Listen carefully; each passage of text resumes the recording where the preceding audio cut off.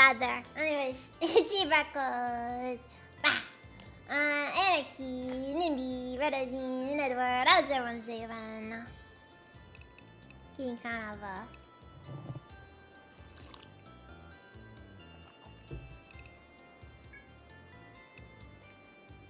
Soul vibes, welcome to the event. So now we're at that point of the game where we don't know what to do.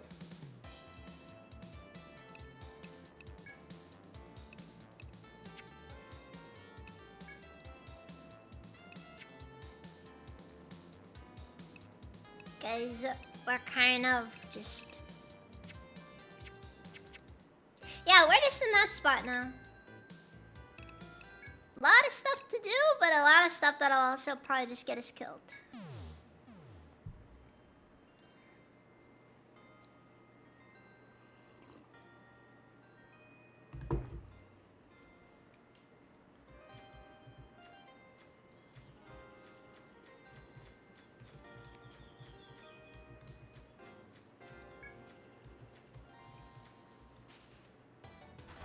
Nah. Okay, whatever. We'll be fine, we'll be fine.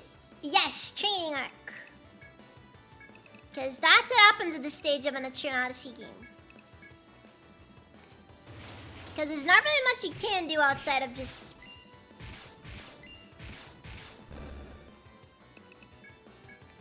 Just keep working on stuff, I guess.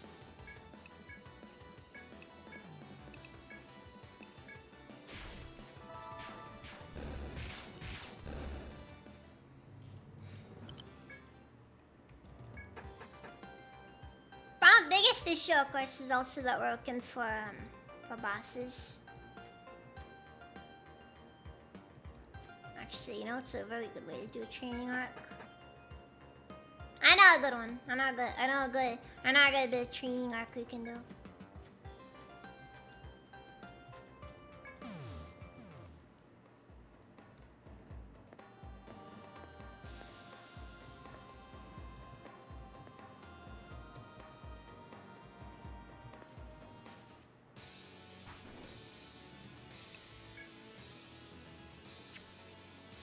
He's strong against electricity. Wait, I'm gonna verify what his drops are. Cause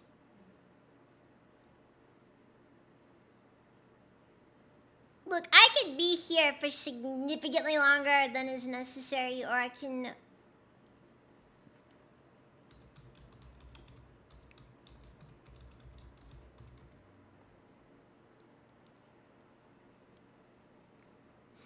do this smart. And just look it up. Okay, kill with curse backlash damage. And it's best armor for ninjas.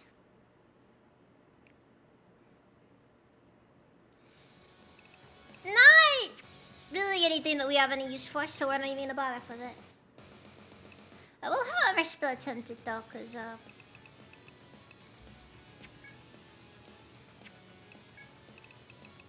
may as well.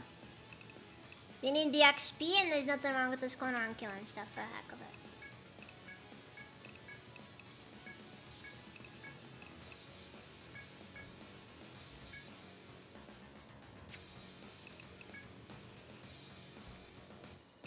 But yeah.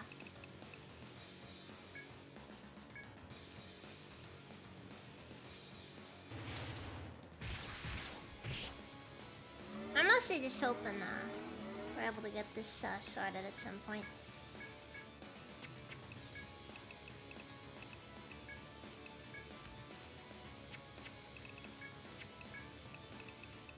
Looks like our AC unit died again, so that's fun.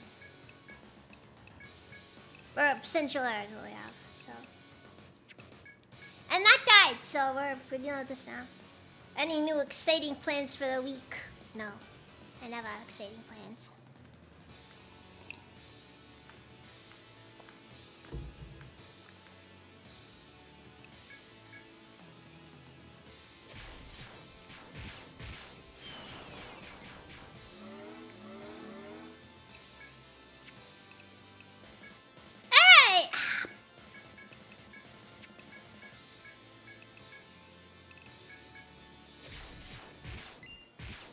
Maybe the sea is just gonna be the best way I can handle this.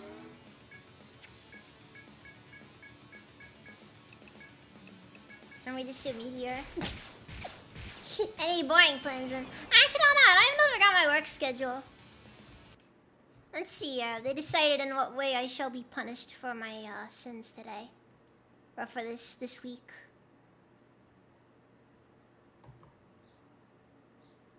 No, I don't even know next week's work schedule.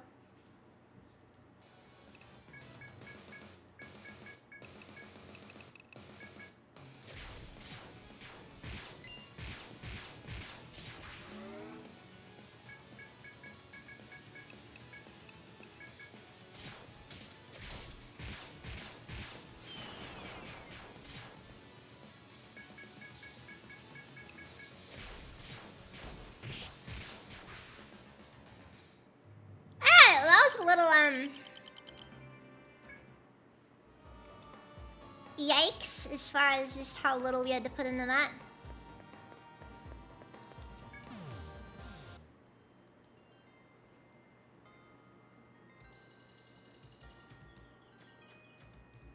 Just Anarchy, look at that 80 stream streak. Just flexing over here.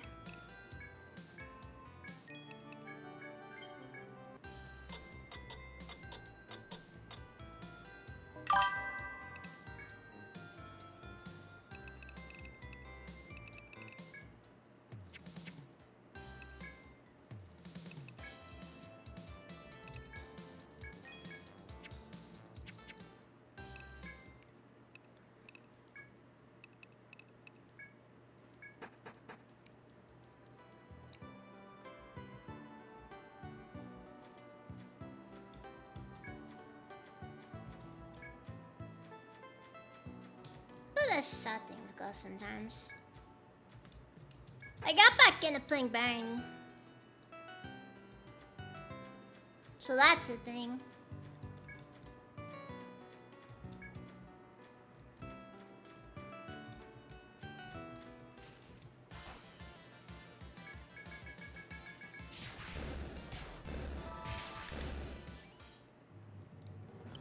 So now comes the real question. Finished with the Minecraft server. I think for now I am a little bit on in the area of just I don't really know if I feel like playing on the Minecraft server right now.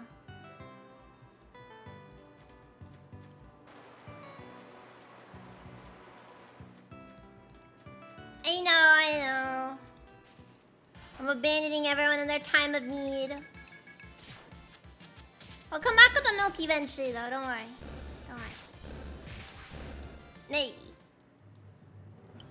Why not? Why not? Am I not? Am I not come back with the milk? Maybe.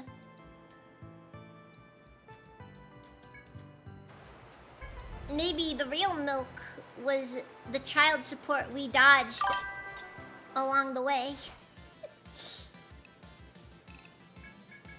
Shut up, Gabby.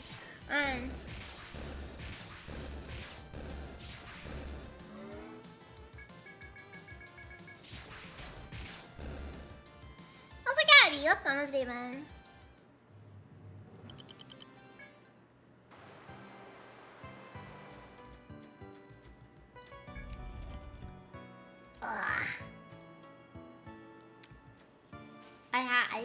I have gotten it actually.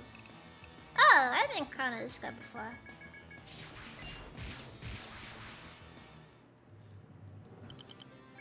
He wasn't ready though.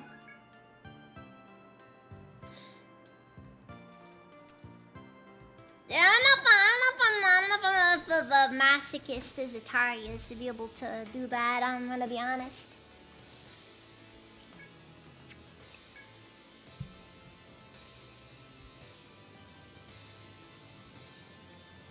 Yeah, dodging child support. Okay, what does an armor drop?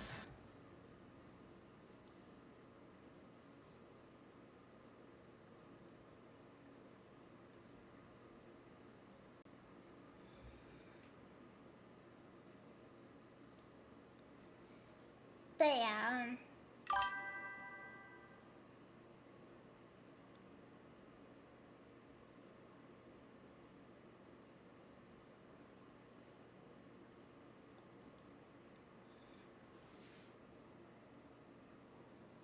one day.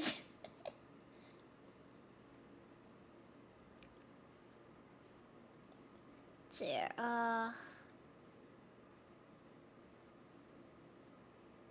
Okay, doesn't look like anything crazy comes out of it.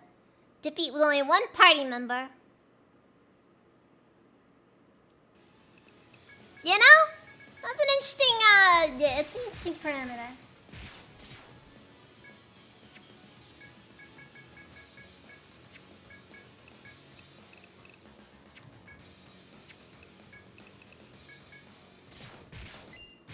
Besides Atari, but, well, come on to the event by the Atari. We need to start playing XCOM again.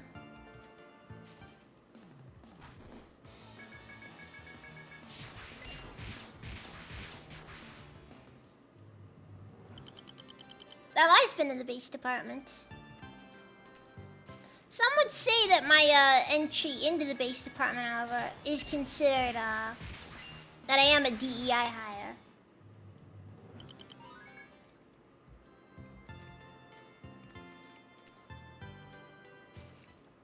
But the important thing here is that I'm in the base department.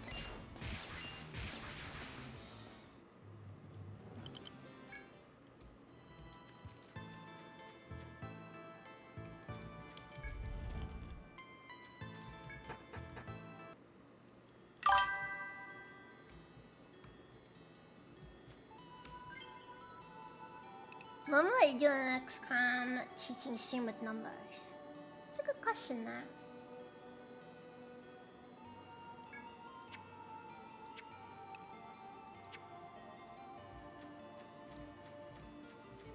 Is Numbers interested in learning how to play XCOM?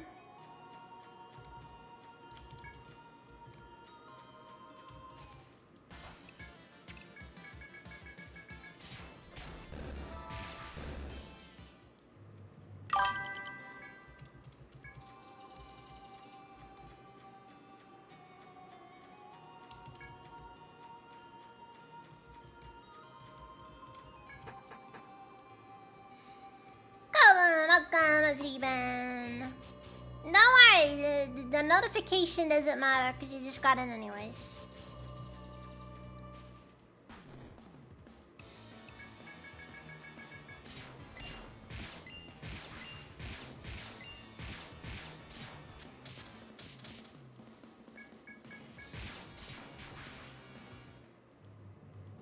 I don't even know how many attacks on their boob just got in there.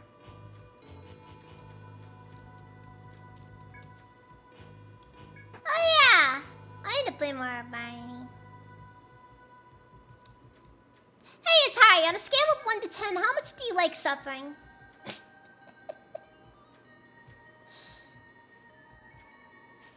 Serious question.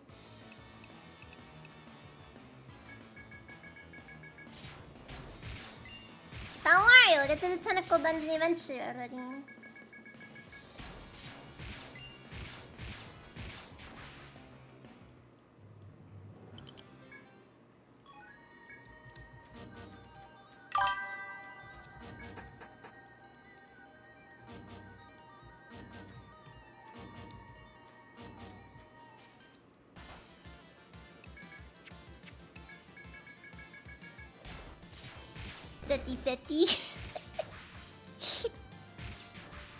I should drag you on to play Barney sometime.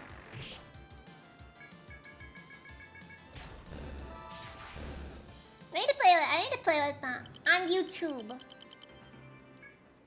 Ty's over on YouTube right now.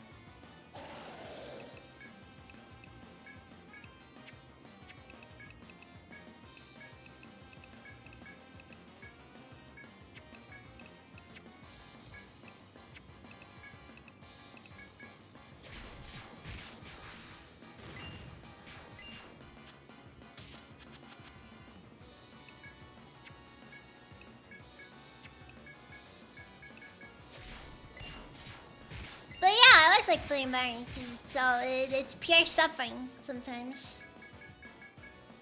And I enjoy it just for that reason alone. Then I like dragging my friends on so they may also suffer as I do.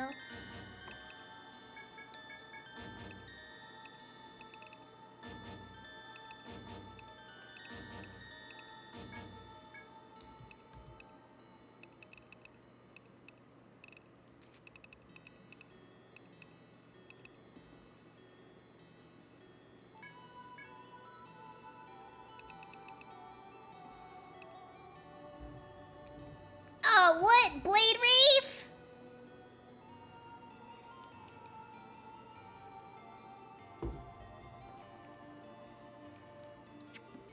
Nah, suffering together is the most important aspect of friendship.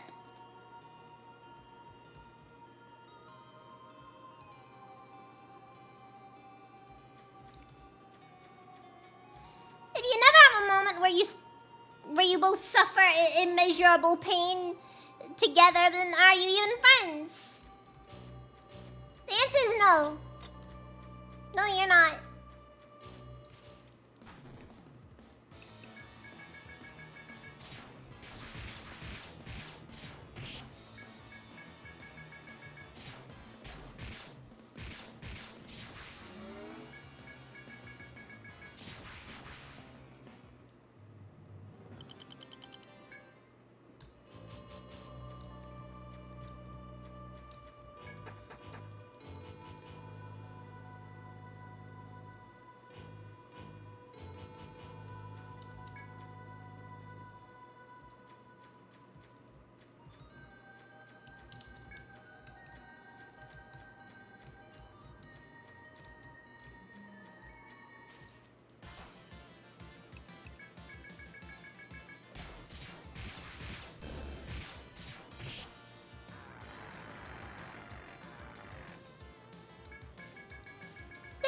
But yeah.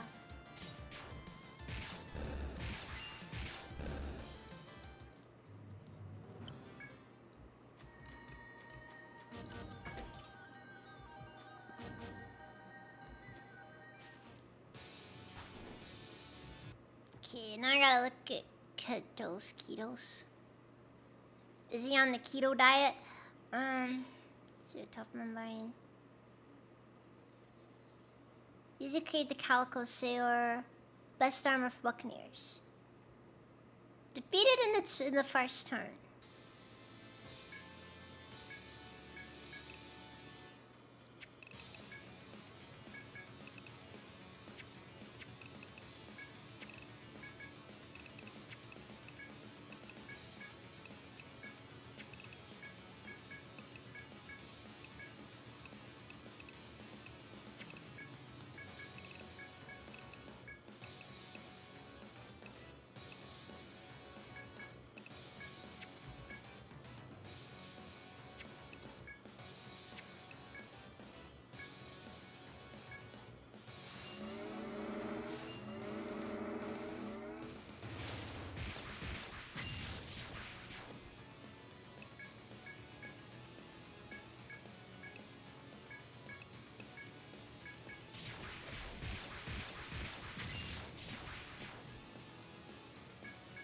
Not that it matters too much because we can't really get the best Buccaneer equipment because Underboob isn't a Buccaneer anymore. So.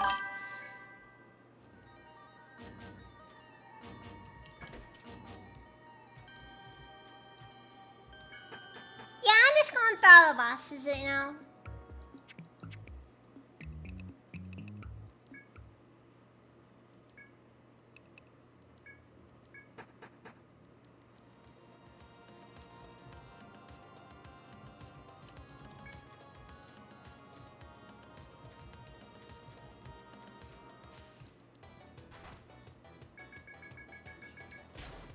Because I need to make sure that I'm getting as much in as possible.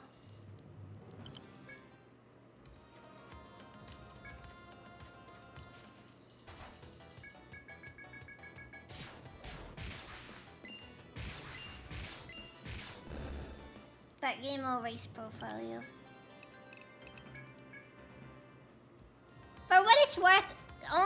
only the great games race profile you.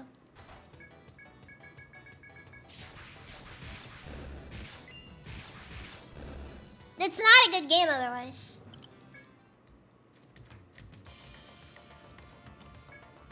No, if a game doesn't like, you know, see you and it's just like orc.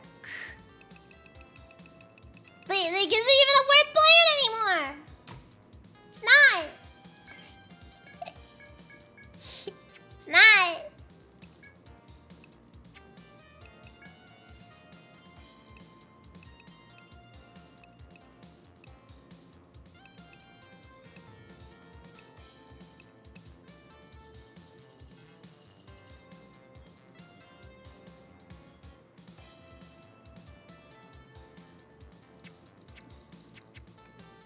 And I forgot how expensive some of this stuff is in the late game.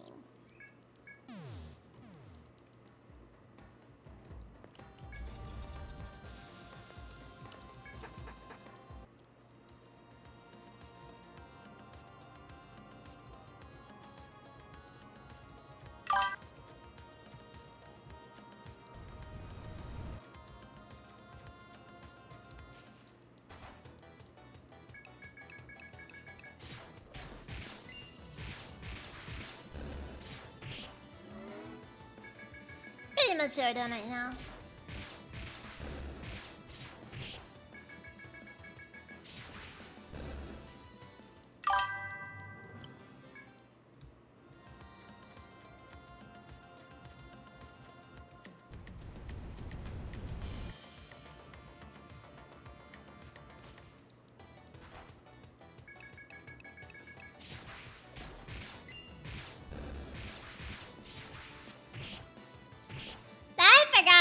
I forgot about the little dragons. They look like they just have that look to them, like they're about to ruin your day.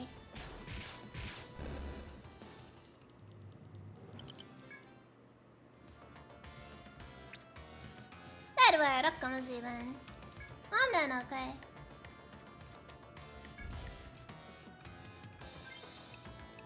No, under Blue isn't Wojciech. She's DPS.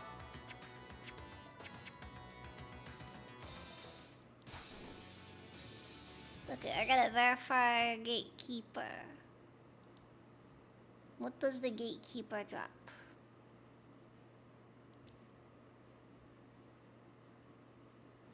Okay, Giant's Core, use create Deathbringer. Crushing Arm.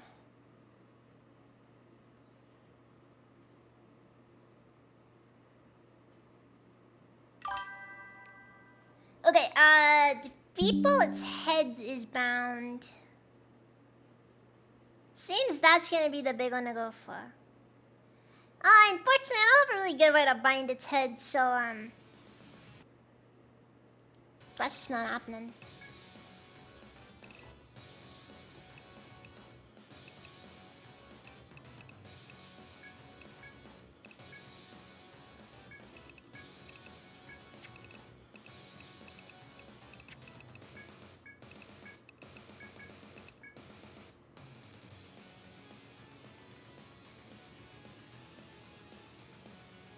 Some of the headbanging you just said. No, I don't.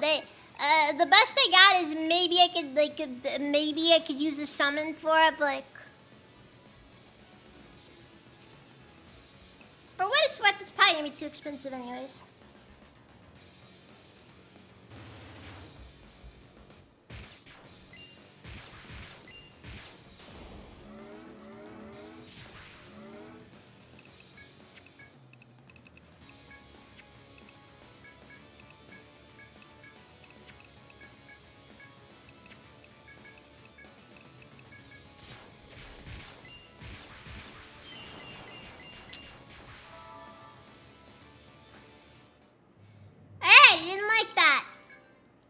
This is notable.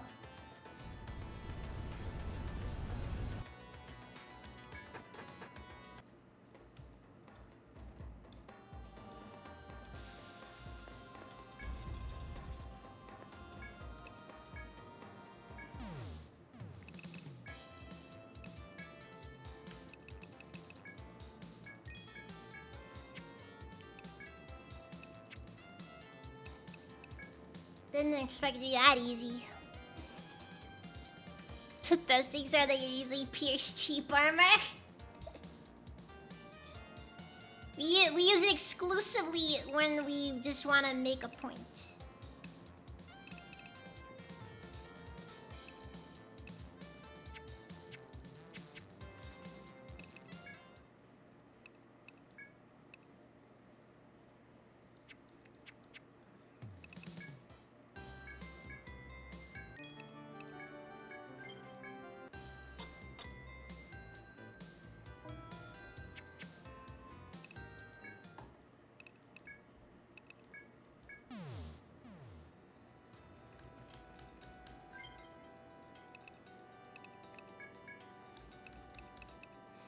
Alright, so I think we should at minimum wait until somebody's level 70. Then we'll start looking into the dragon and fighting dragons.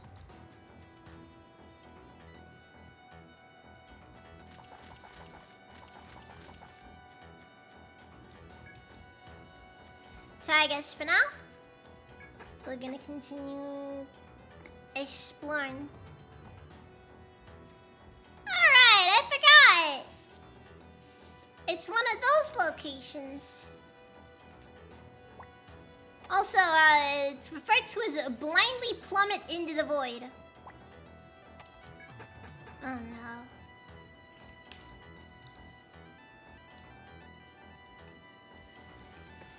I know how this is gonna go.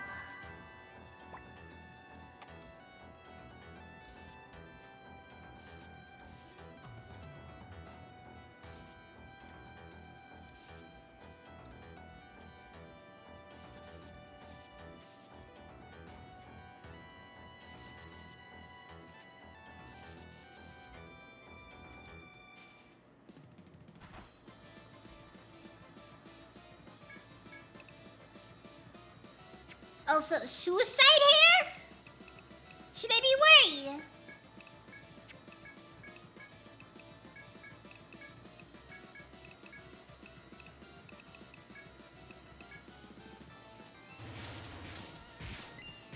But there are some skillets that we're not aware of.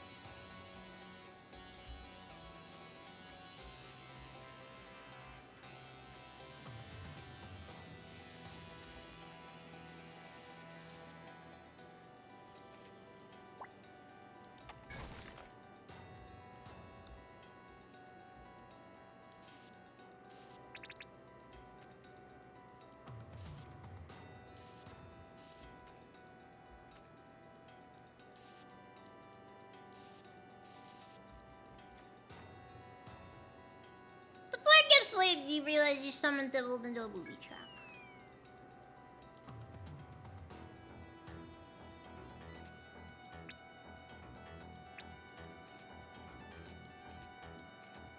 This is gonna be fun.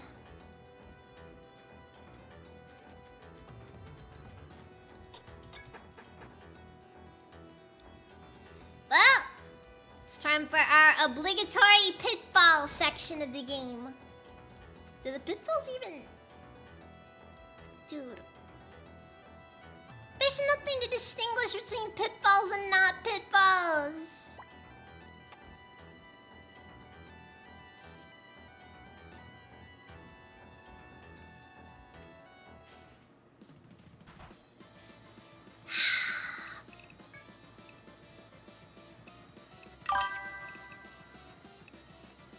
Kanjigami, welcome, Steven.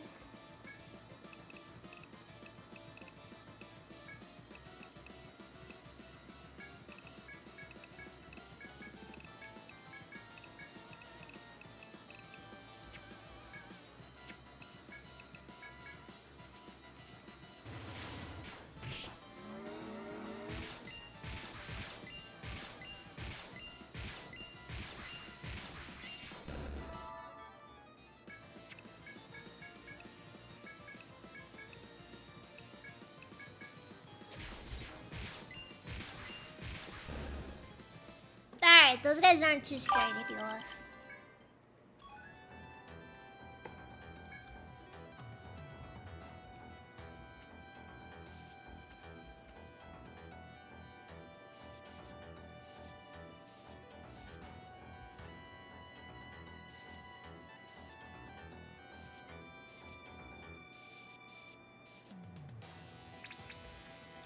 You know, my least favorite floor in Etrian Odyssey 1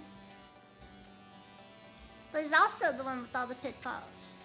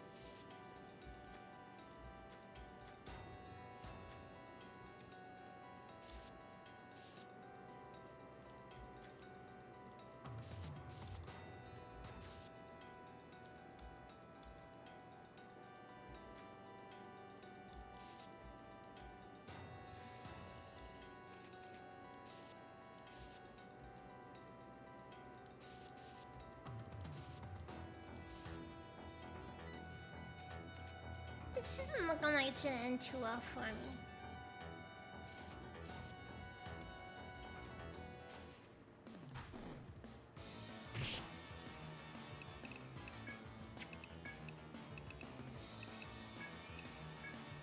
Don't know where I get in the vibes this guy's gonna require me to switch over to a different tactic.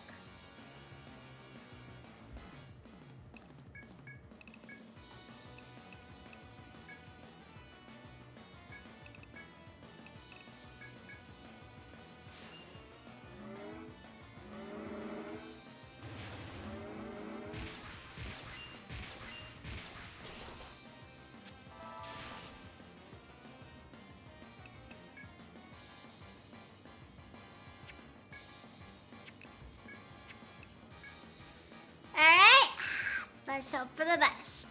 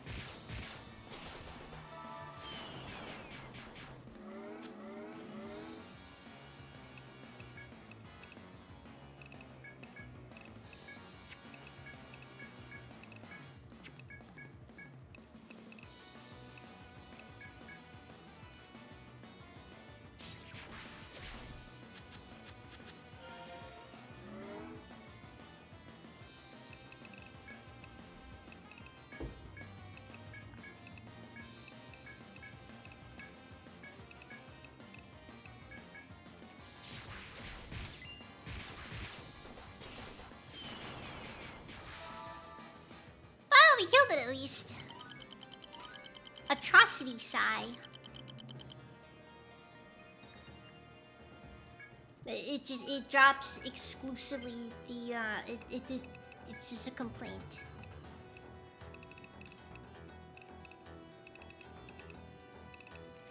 That's all it dropped.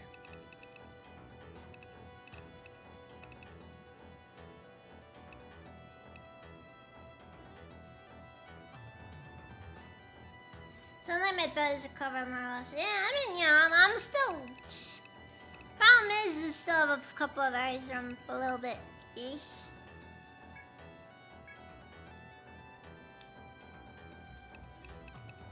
But hey, I'm managing. More or less. More or less.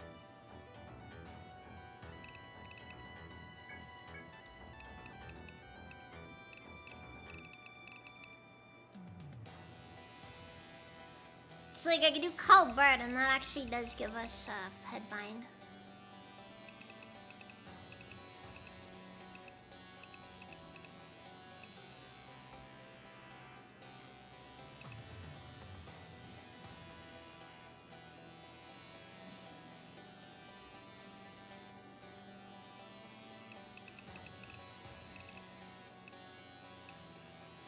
You know, maybe I should get Beast Roar and Primal Drums working again.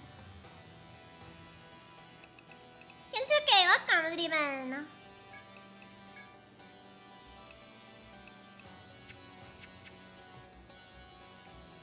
I'll do this later.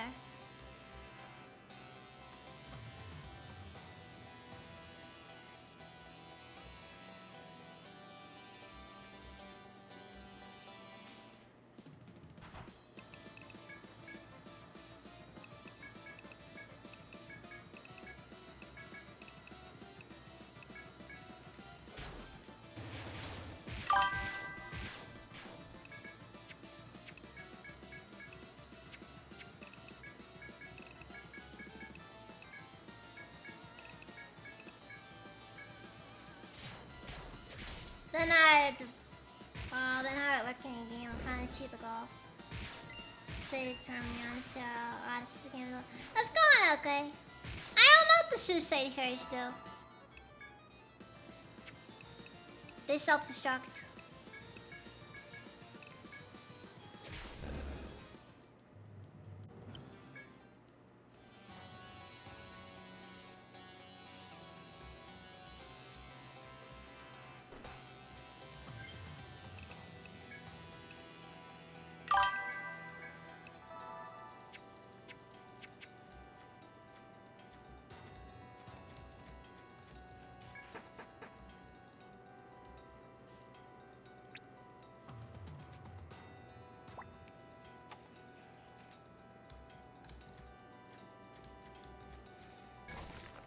We get to go through the absolutely just the most fun thing ever.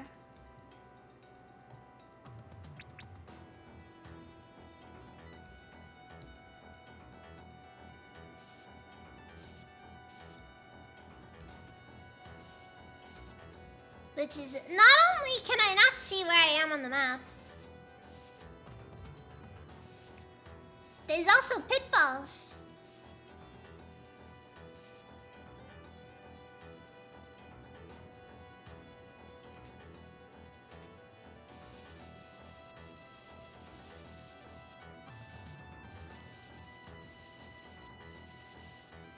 So yeah, awful feeling across the water.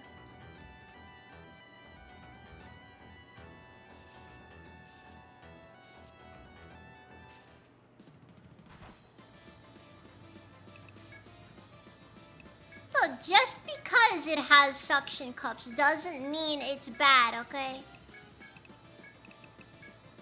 Doesn't mean it's not bad either, but it doesn't mean it's bad.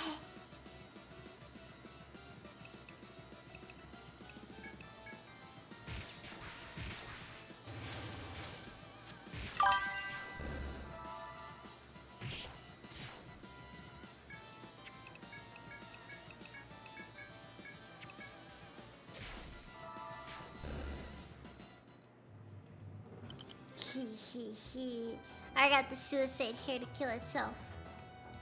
Through suicide.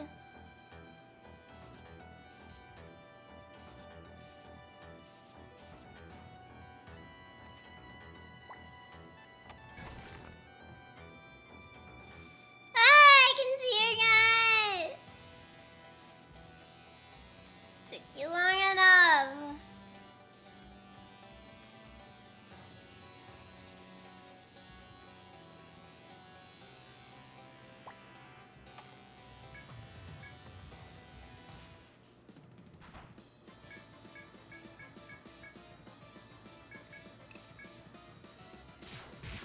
I might have just done a thing that might have gotten the party killed.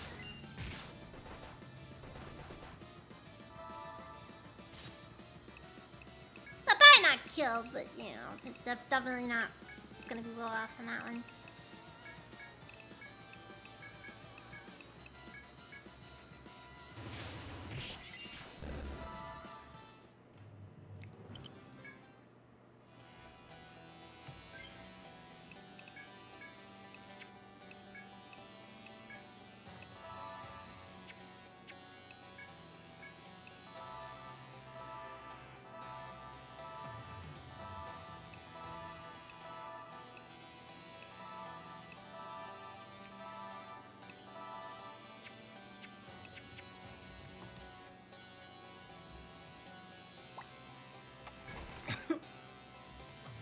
Well, it's nice being able to see where I was for like half a minute.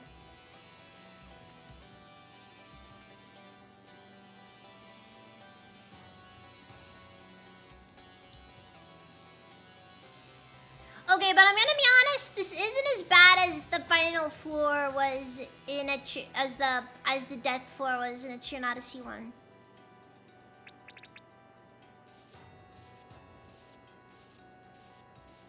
Cause this one at least is a maze where you're kind of given only a few potential directions you can go in. And that one was more of an open room where it's not technically a maze, but it's basically a maze. But you can't see where the walls are, and if you try to go through any of the walls, you are reset to the start of the maze.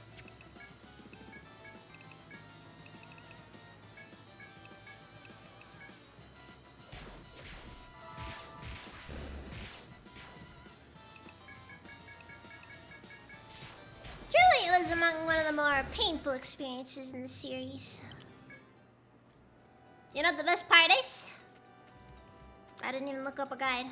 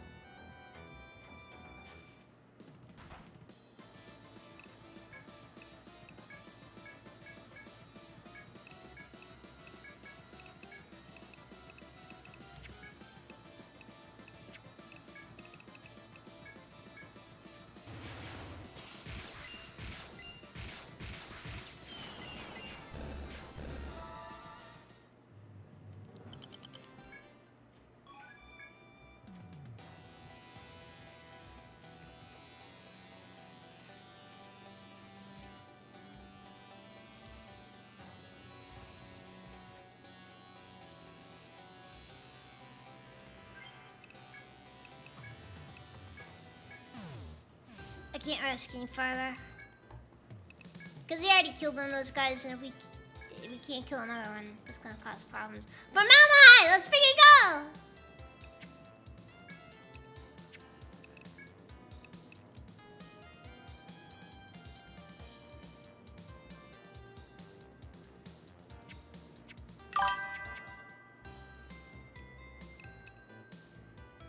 Of course she's a Nexus. Everyone likes her.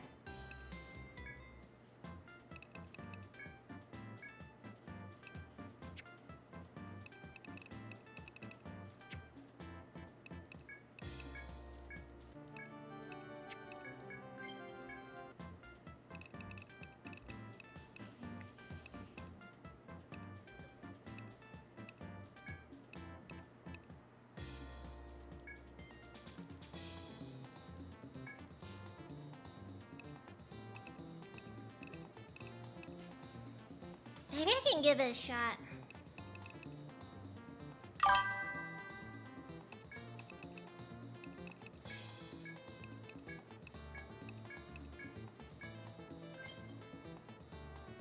Now it's gone.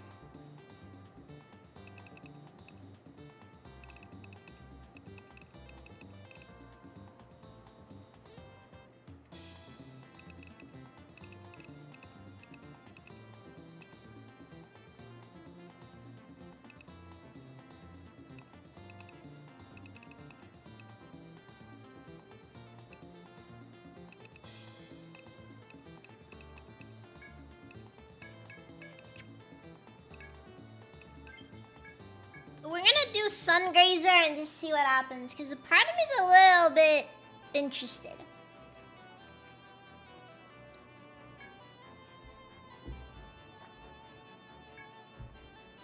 Let's see, atop the bulging mass of the creature is a beautiful one with a tragic expression.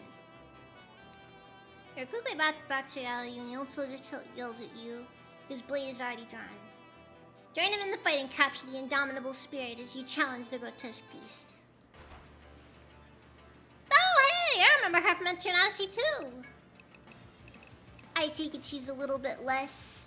Well, actually, maybe. Probably the same person, honestly.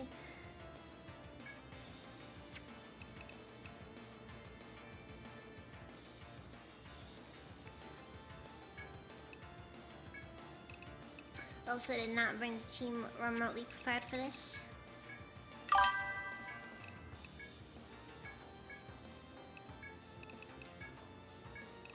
So I just gonna see how this rolls.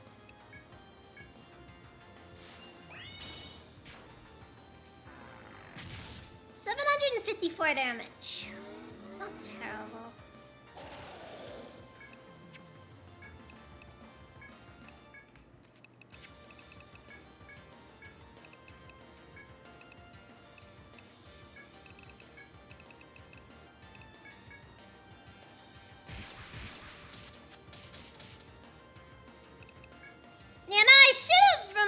The fact that she does do this.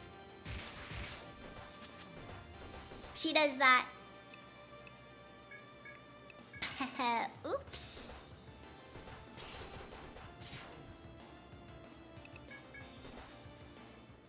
Well, that was a test run anyways.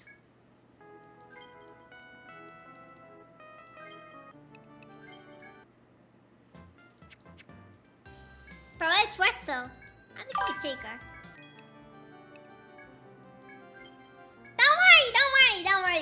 Don't worry. I know what I'm doing. Prevent order is the main method here.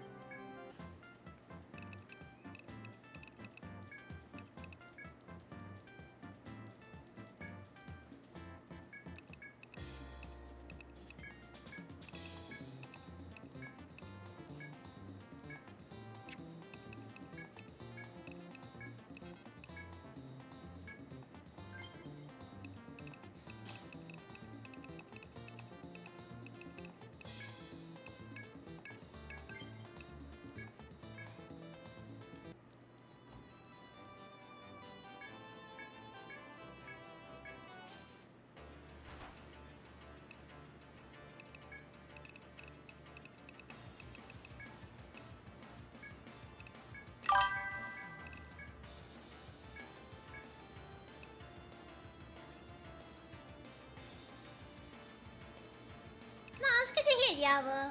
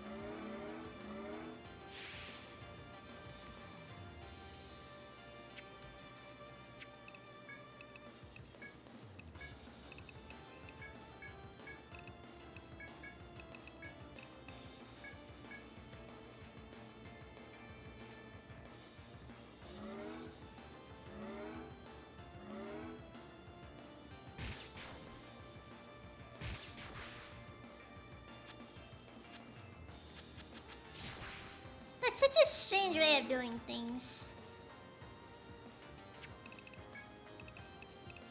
Alright, get Preventora on again.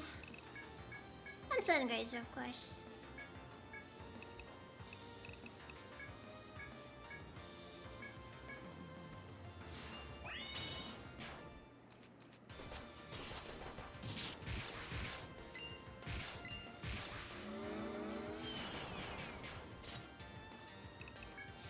And yet, Meteor still manages to do more than Sungrazer. What do I have to say to this, except for... God, what is this monster I have made?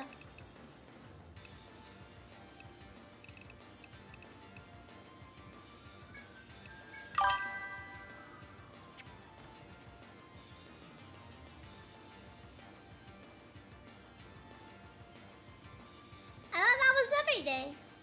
Java.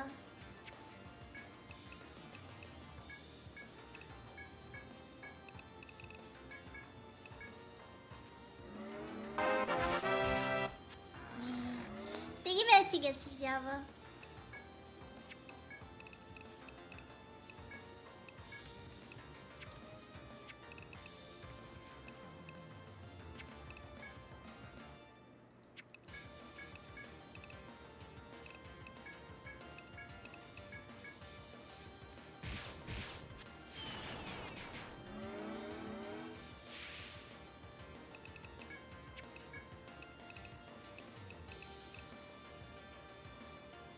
Don't tell me Berserker Val suddenly makes Alana do that much more damage.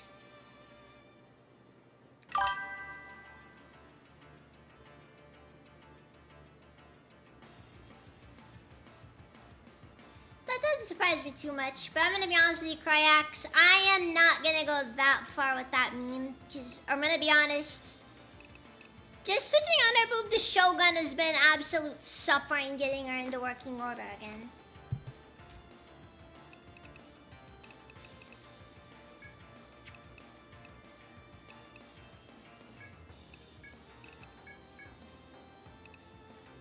Besides, I'm gonna be honest, I don't think this needs to be much more optimal.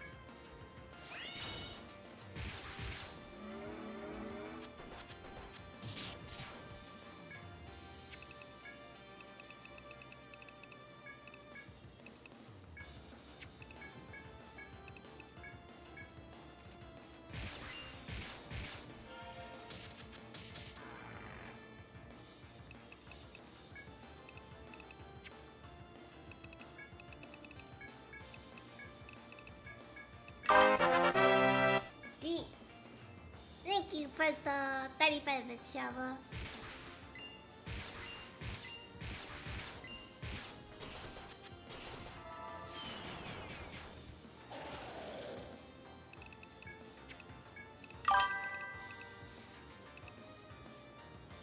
Like an RNG kills the only character that needed to live. Yeah, I know, right?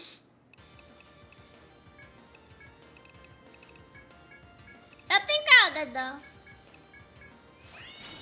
Yeah, we're good. We're good.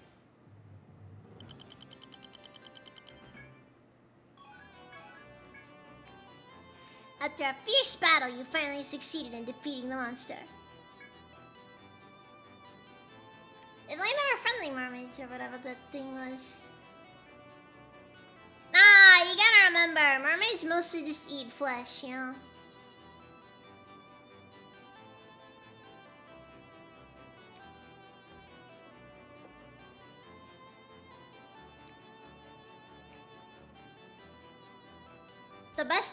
The best description of mermaids is very simple. Pretty lady that wants you for dinner. The old soldier gazes on as the beast crumples into the deep, a tear rolling down his cheek. You're left to wonder why as he thinks you and asks that you set a course for the city. You can plan and make ready to report your results to the Ocean City.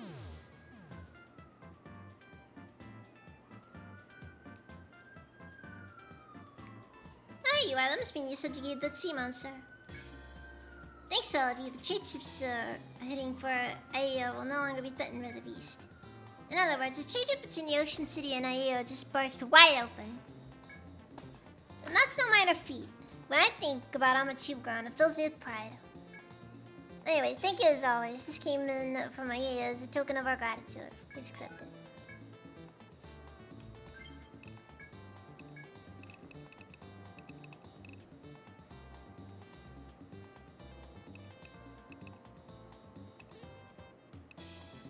Deal powerful non-elemental damage to all enemies at the turn's end.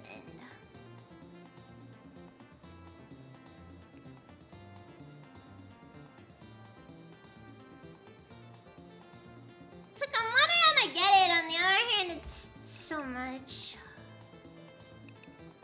I'm gonna be honest.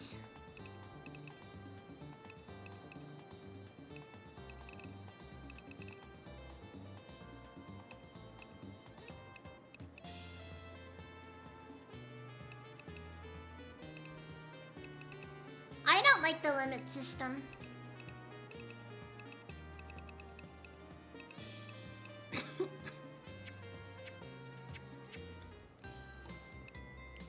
Like, if you want my honest opinion, the force system in Etrian Odyssey 2 Untold was too hype.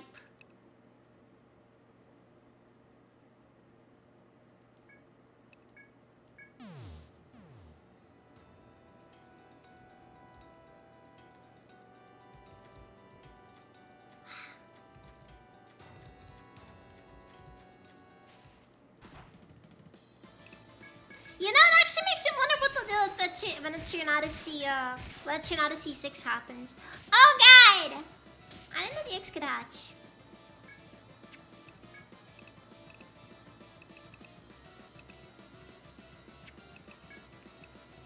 Also nice, the only two characters who I could not afford to have that happen to, happened to.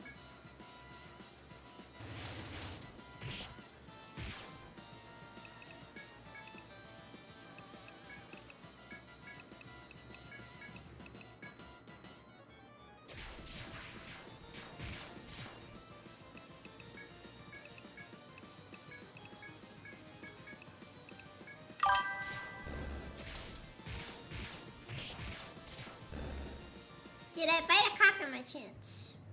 I don't think I bought a Kraken, no.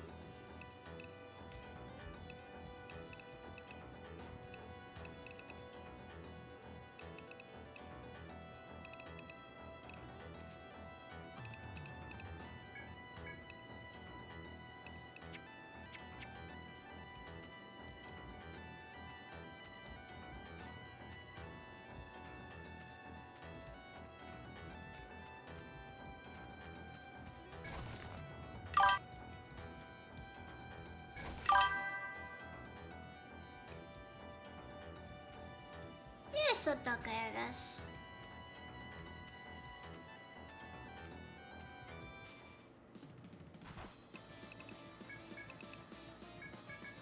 Could have slipped worse at least.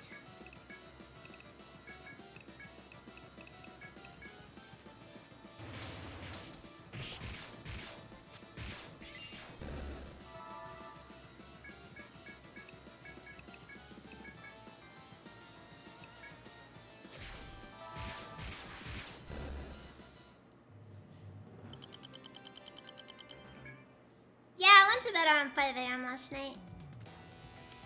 It was nothing. It was nothing. My only complaint now is that I actually did go on ahead after I woke up this morning, and I decided to try to finish that run, and it did not end well.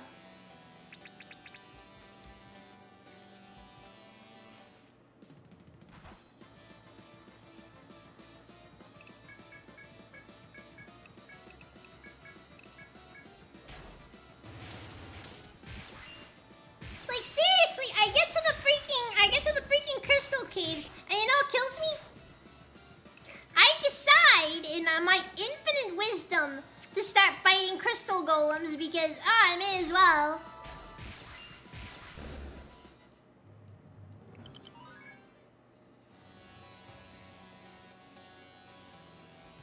Freaking die to a power strike of all things because I'm not thinking. Because the power strike is explicitly designed to kill you.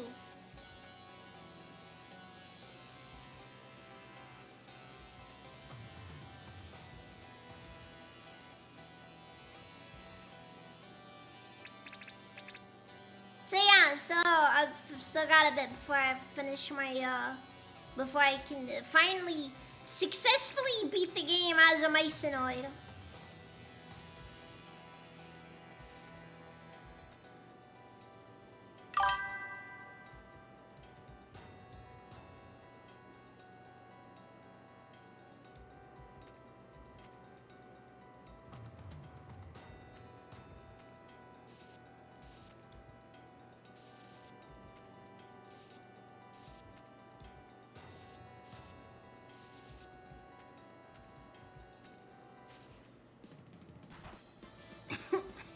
Yeah, no, but most of the really good runs aren't really done in more than one sitting.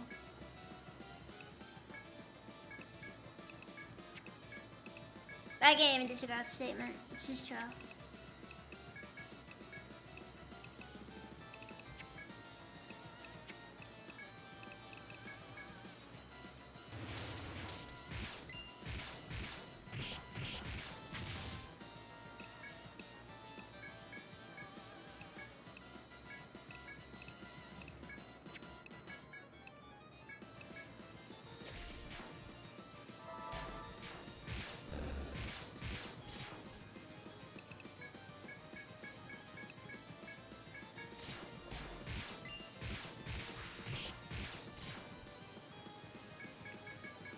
Yeah, but now I'm just kind of like, well, it's just where I am now.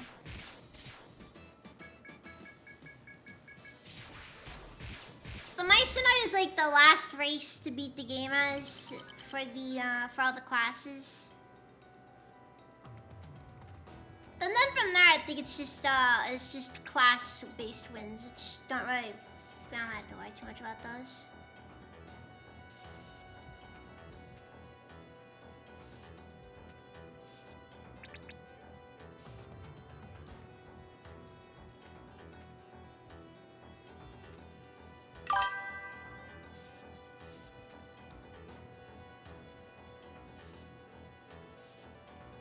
Ah, that sucks insanely hostile.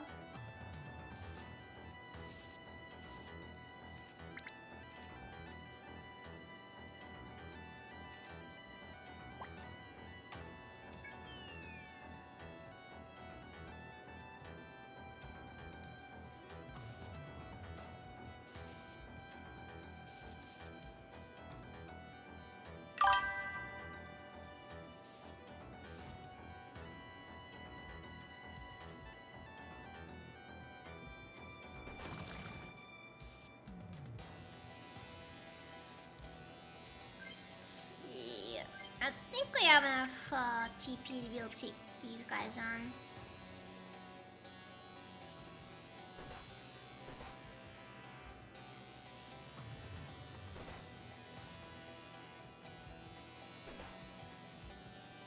Well, this is getting a little out of hand.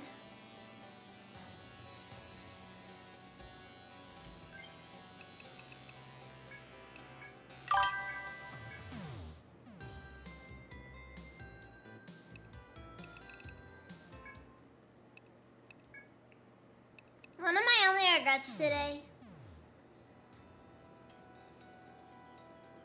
Japanese bathrooms are draining the floor for such situations. Honestly, it's not a bad idea.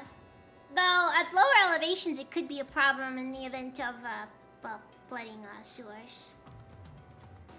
Because then you have a sewage in your bathroom.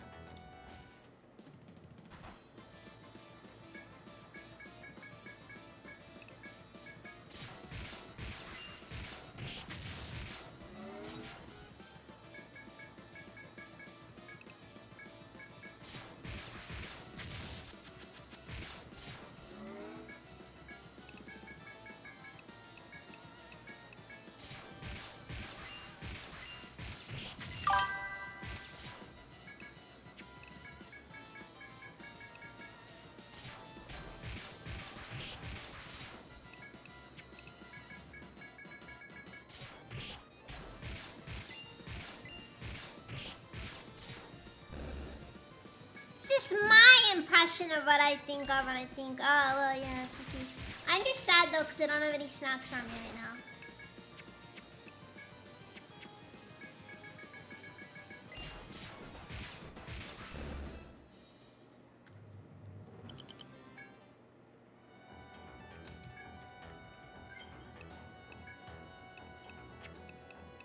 So at some point I might have to break off so I can, I guess, cook something or something.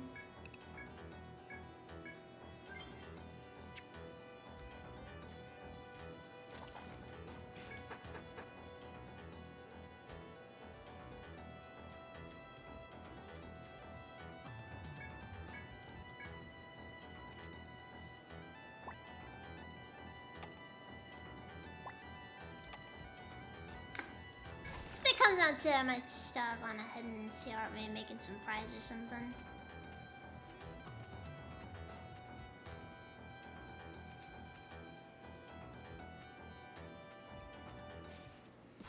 Because the potato is the greatest thing to snack on. Maybe.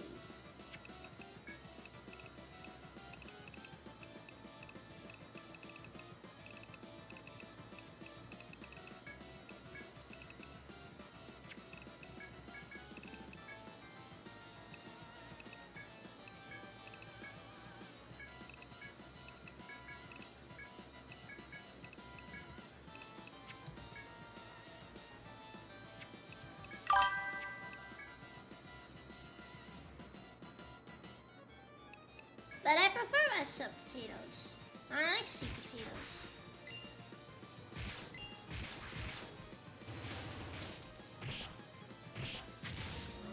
See, unlike most foods which simply demand you be competent, the potato instead asks a much more pressing question. How do you want this?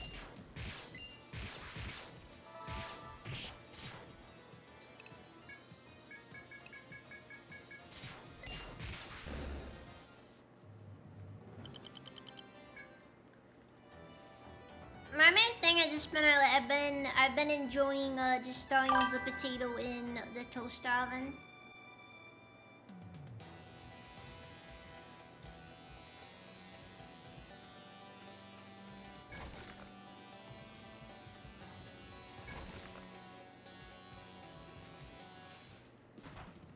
Because I'm being lazy and I'm doing it wrong. Yeah, we're back in the hot star baker. And not a fan personally.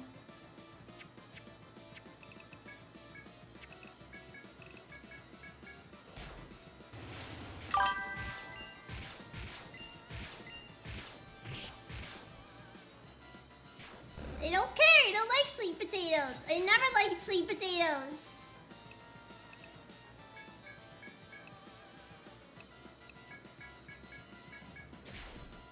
Hey, 22nd and 23rd.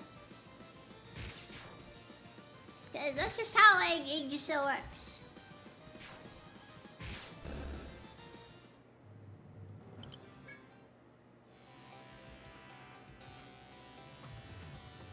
Because it's not an Etrian Odyssey game if you don't have at least one section of the game that features a lot more than you want. Just that one section where it's just like, oh, by the way, this is 2 floors.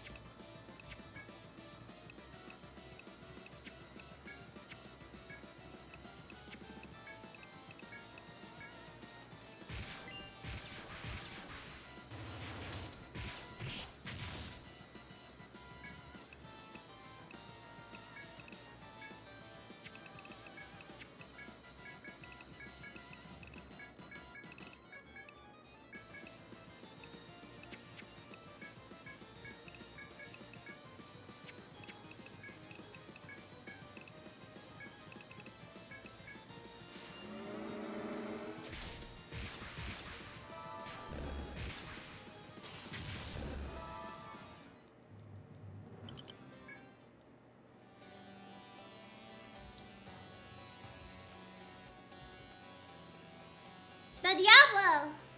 I don't like where this is going.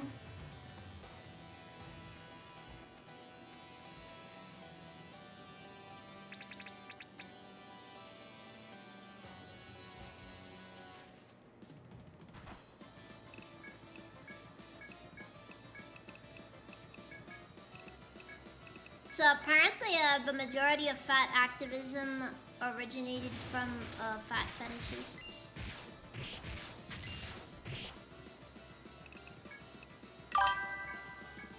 This is kind of a weird thing to think about.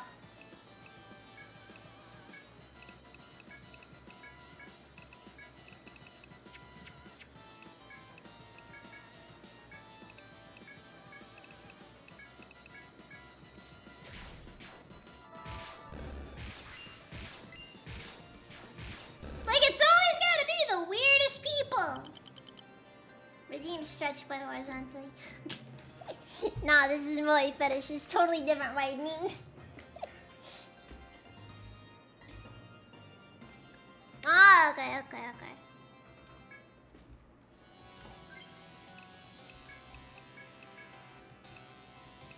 There's no such thing as two Moe after all.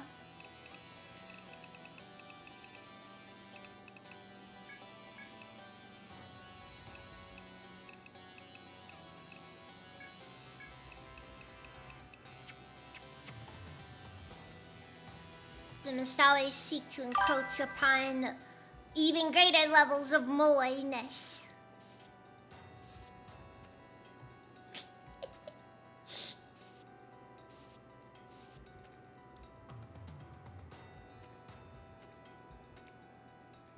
I'm gonna be honest.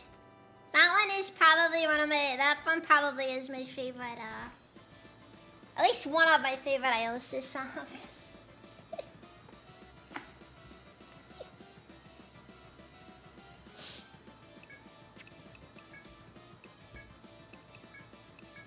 That's another very good example of my classical music taste.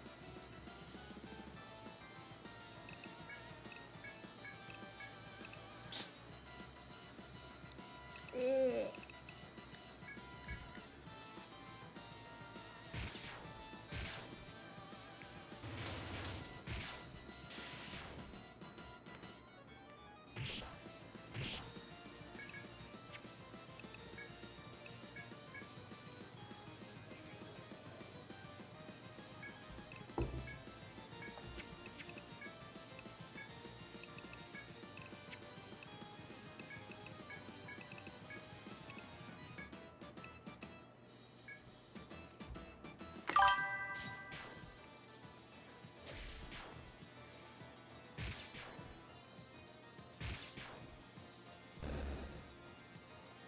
Redeem cover the famous patchouli knowledge song by Cool and Create. I don't know what that is, Diablo.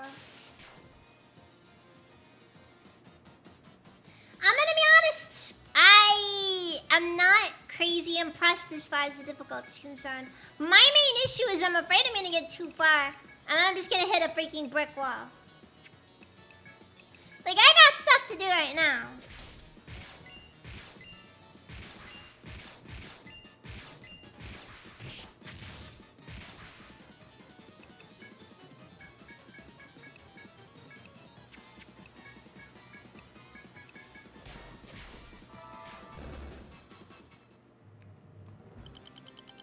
Like, I'm afraid I'm gonna run out of stuff to do as far as, like, gaining XP goes.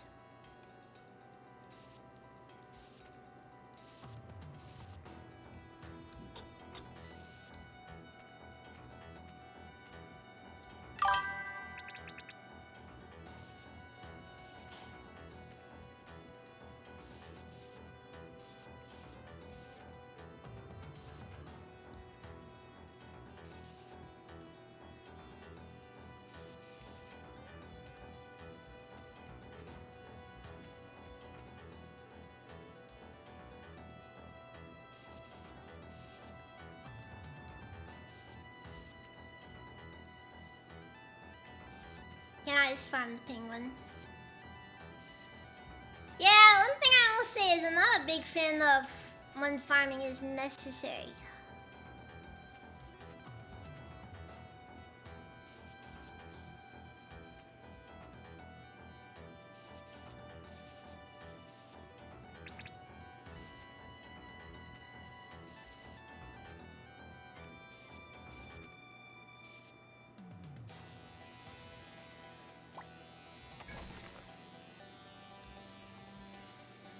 Sheesh!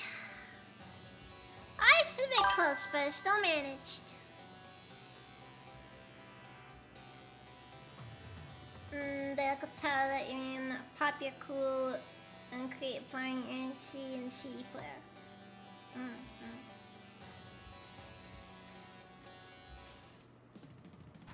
Nobody owns CD players anymore.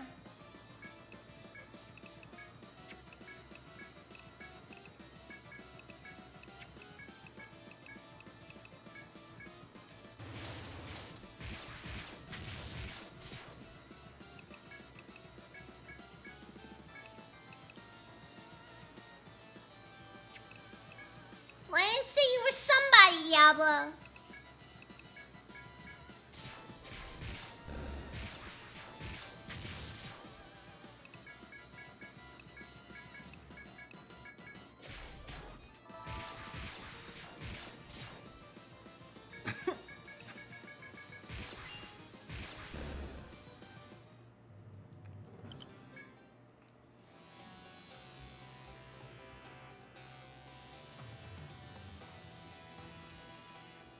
One of my favorite tropes has been when people are going over and they're just like, "Yeah, look, guys, young people are interested in old school tech. Look at this."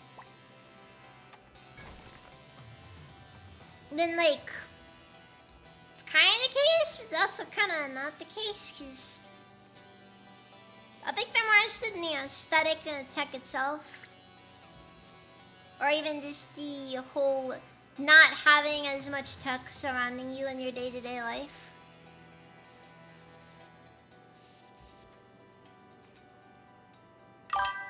Like, I'll be honest.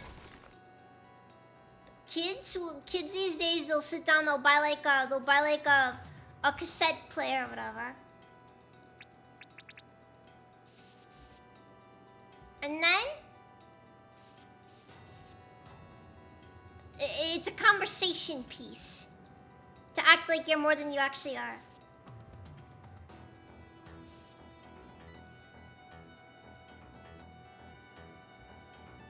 Diablo, I have no clue what you're talking about.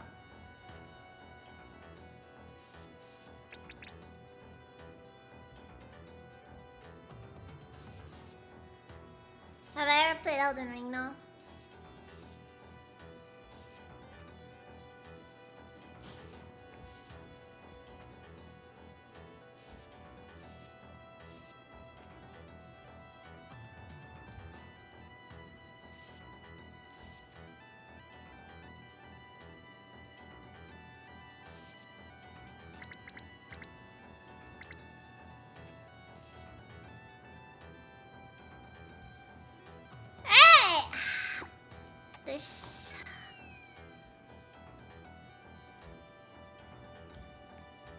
the direction this is going in.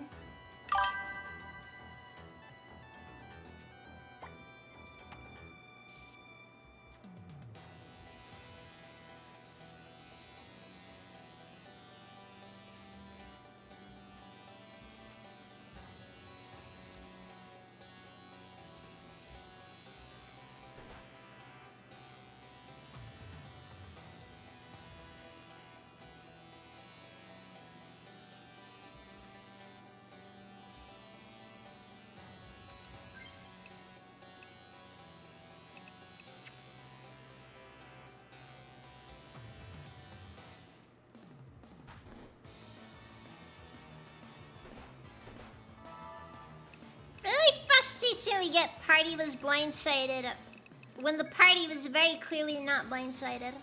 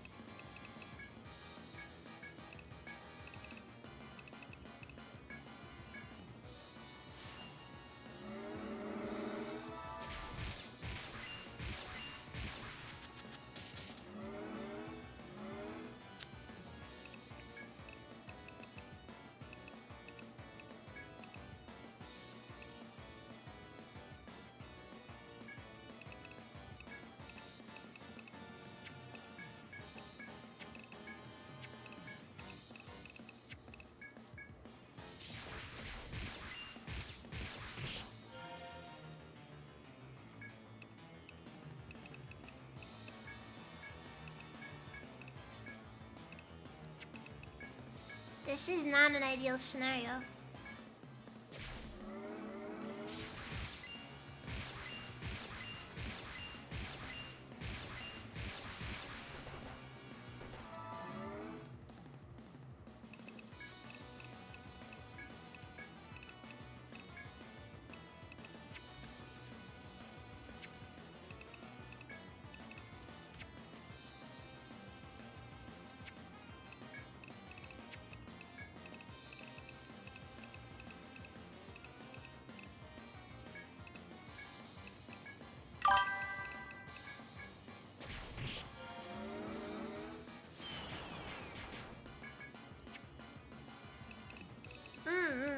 Okay.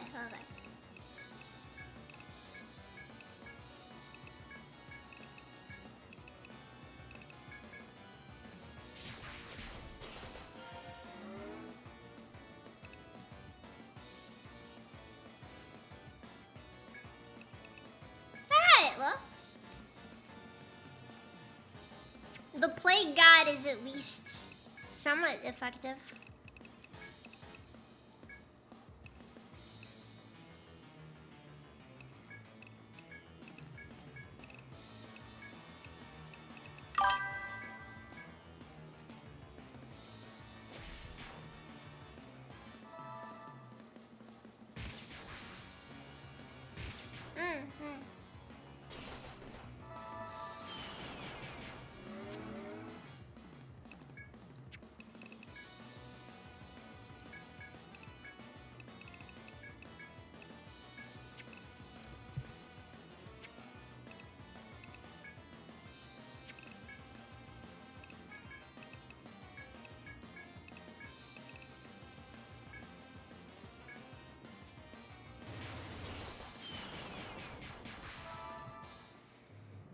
We killed it. Unfortunately, Underboob didn't survive though.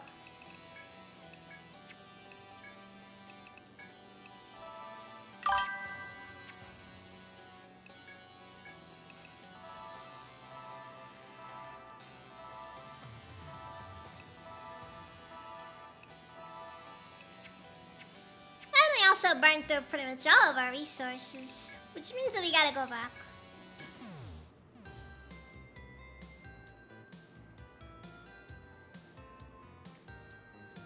caught up on the whole.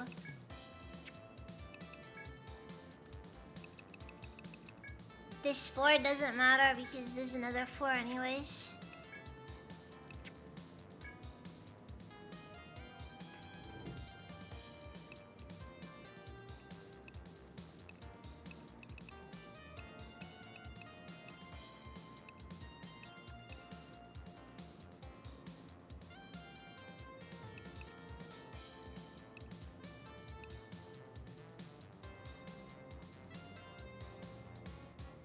I don't know what the ice thing right here is made of.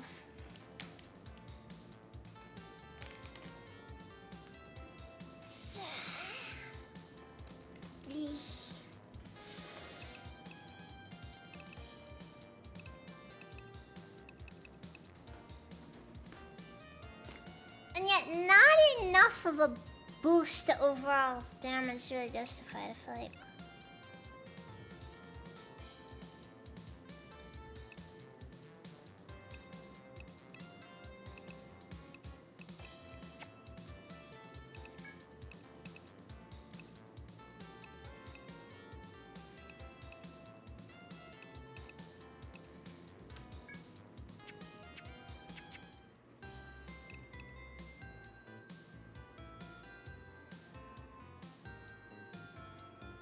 Party ignored the large glam bomb and acted surprised and it turned out to be ill-intentioned. What? I forgot to grab water.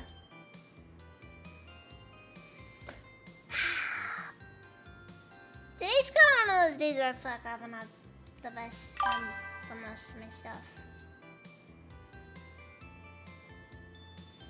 Alright. I'll go restock then.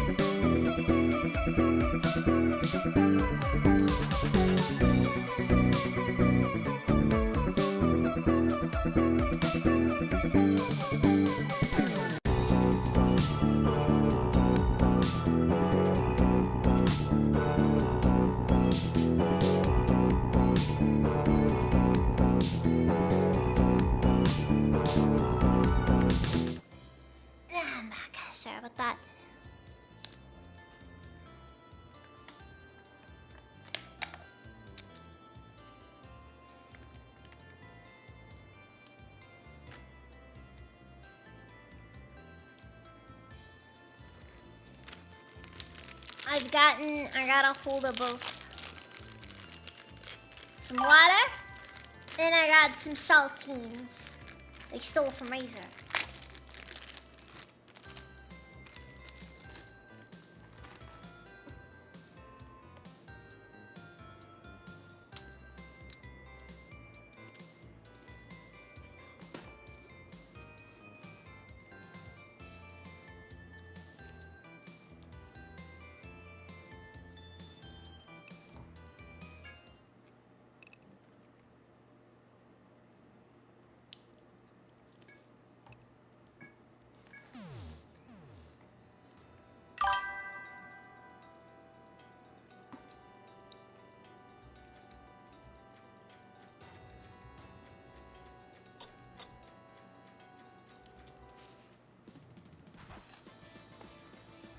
Oh no, a pack of hostile eggs is attacking us!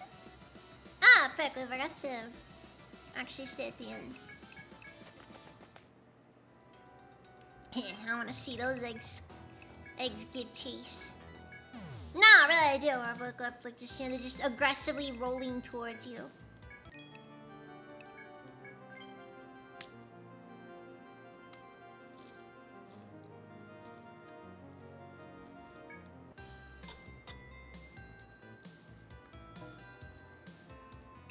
Don't worry, Diablo, I'll be fine, I'll be fine.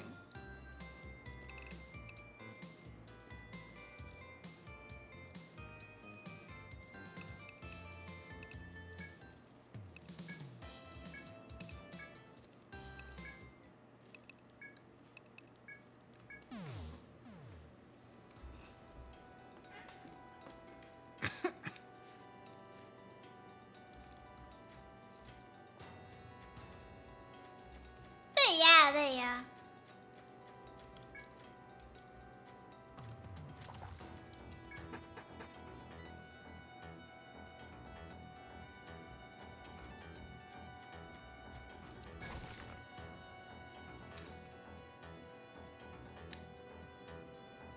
I used to eat these all the time.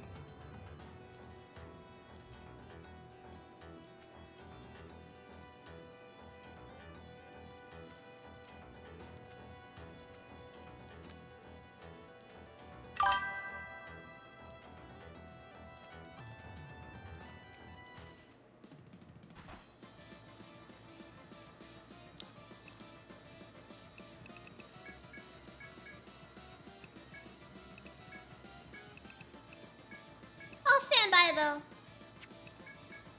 The saltines were better back then.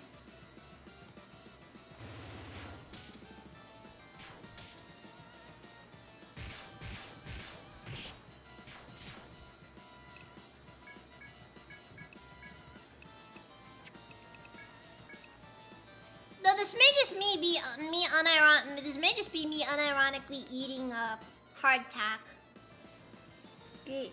Para Kanzo.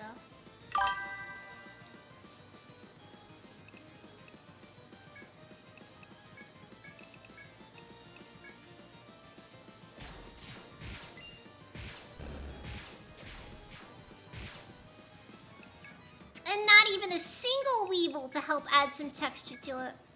Tragic.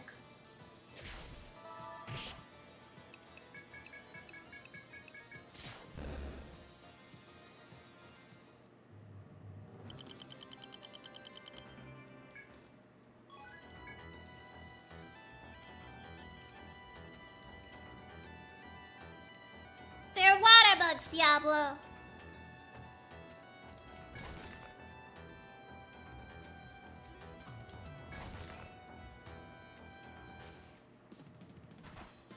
Everybody always says that, and I'm just like... And that's supposed to make me feel much better.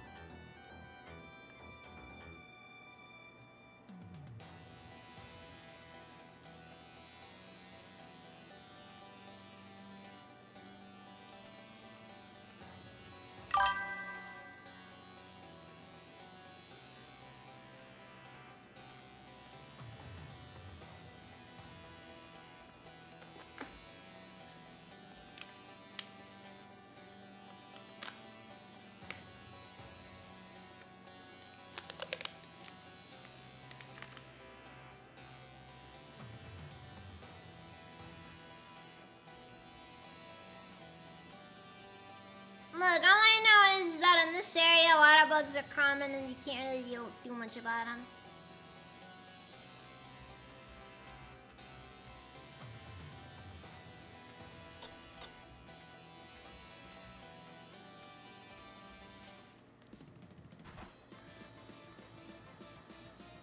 My manager isn't too worried.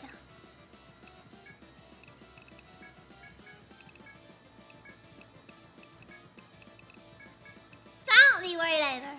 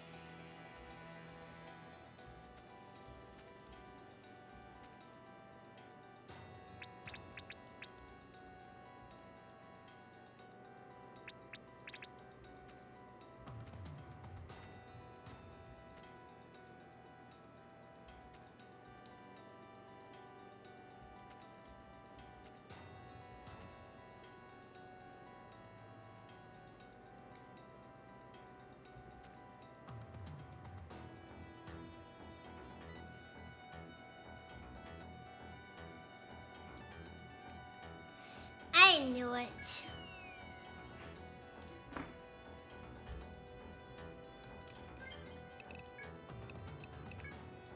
This is me not paying enough attention to where I'm going.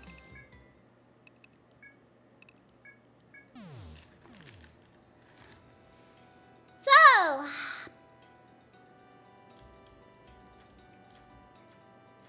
I think I figured out one of the main issues that I have with Helldivers. I know it's very off topic, but I think I figured out what the biggest issue I have with the game is.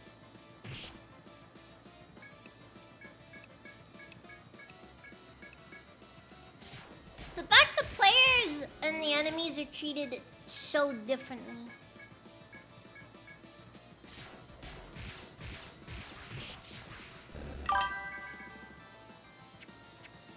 It's the fact that the players and the enemies are treated extremely differently from one another.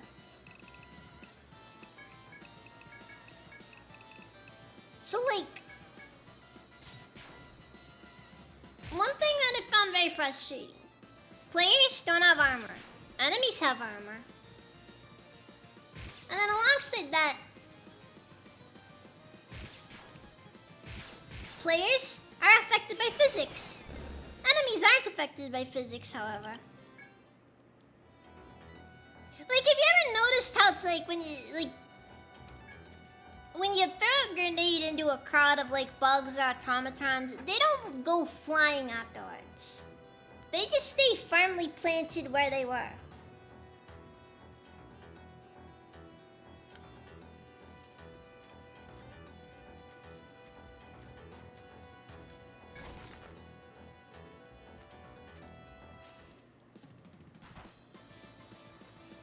It's kind of just like, when you think about it, it's actually kind of frustrating, honestly.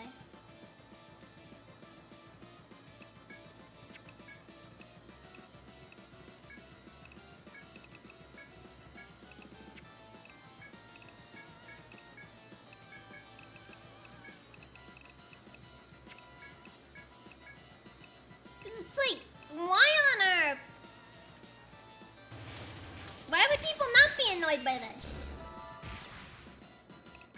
Enemy vehicles don't have to worry about toppling over at random.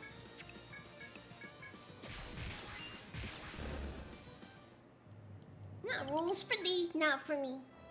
Tails all the time.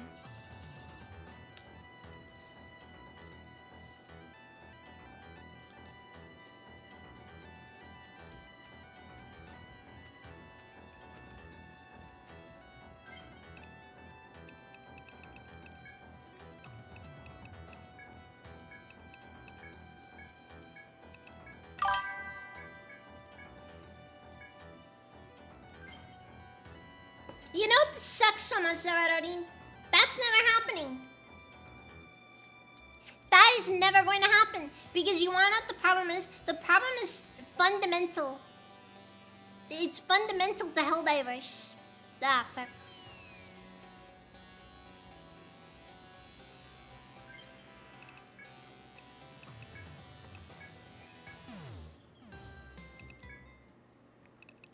The game was never built around the idea that bugs could be ragdolled. Bugs don't get ragdolled. Nothing gets ragdolled. You can't throw like say like a like let's say like an impulse grenade or something at at like a Hulk or something like that. And then have the Hulk actually get knocked over. Like, that'd be cool, you know? And then the Hulk has to get back up, same as you do. There'd be counterplay to that.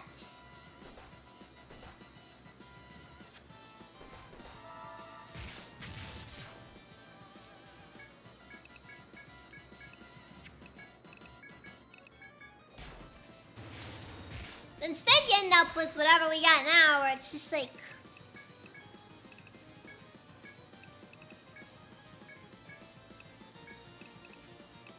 It's just very obvious that it's a video game.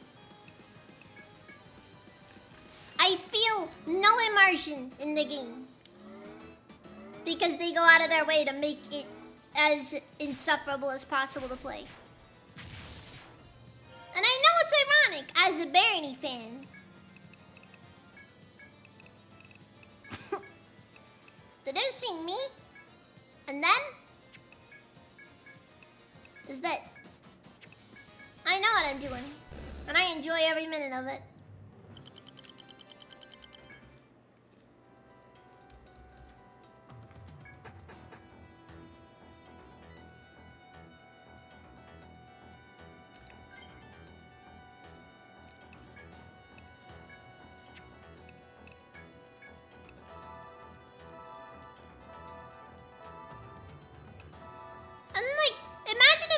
Penetration also affected enemies' ability to attack players as well. And not just vehicles.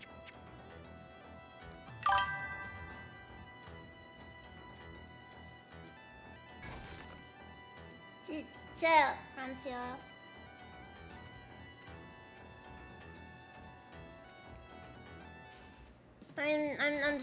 I'm saying important things here. Right wing, look on the demon. I'm just my point is, Helldivers 2 could be better. Could have been an incredible game, frankly. But in all honesty, I think it was doomed from the start.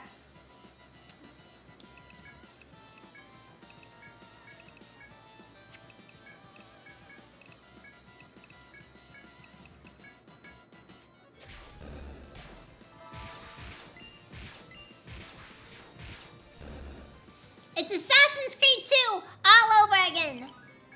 If they just added a crouch button back then, the series might have been saved.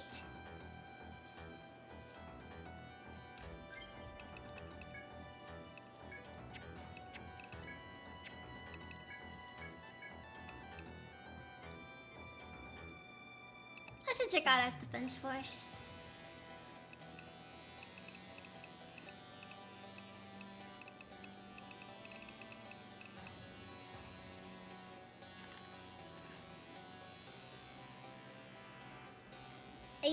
Yes, asymmetric game design. I'm gonna be honest, it's garbage. Because one thing I like about Barony, for example, Barony's a really good example. The game very rarely has scenarios in which the enemy can do something that you can't do.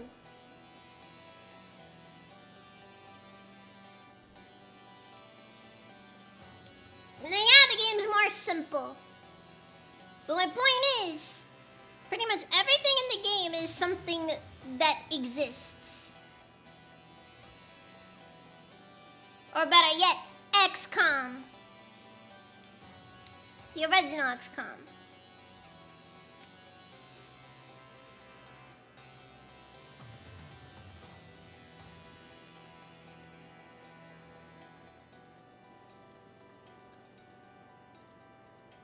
It's asymmetric, but the asymmetry is primarily aesthetic.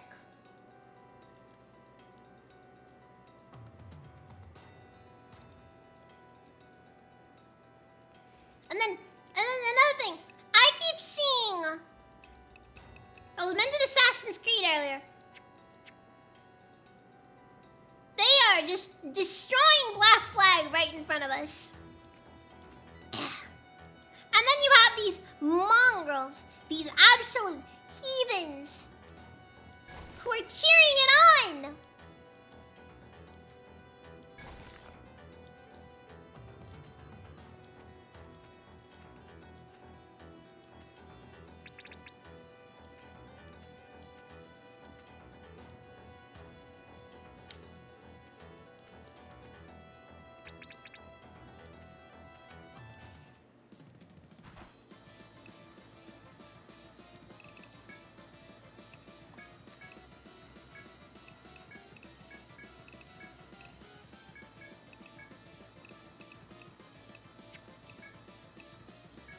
I understand why they removed the modern day, why they're removing the modern day stuff though.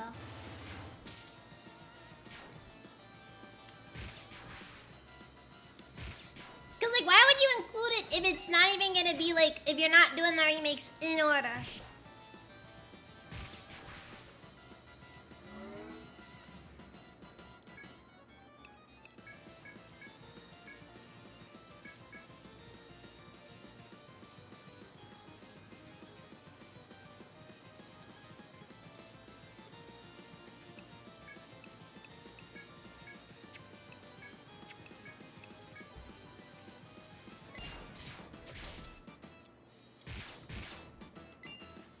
Wait, they're bringing back Firefly? The one made by that guy named Josh?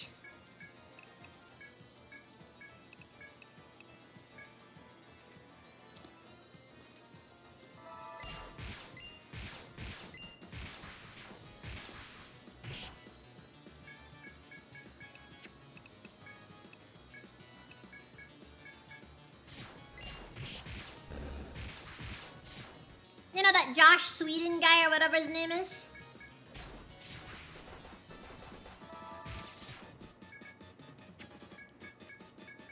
I remember a friend of mine really, like, he absolutely insisted I watch Firefly. Did not get into it.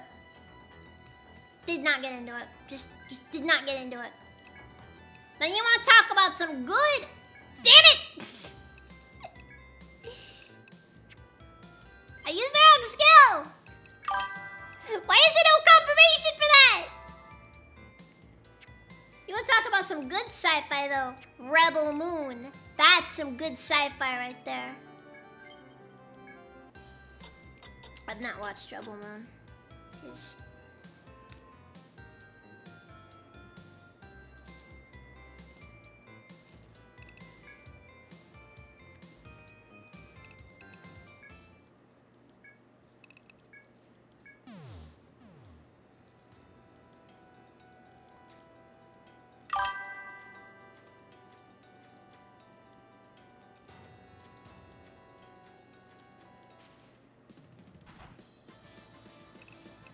Have we? Are they making a? Are they making a?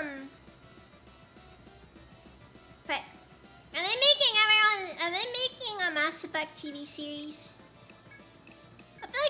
kind of also in the... I'd be surprised if it doesn't happen camp, because...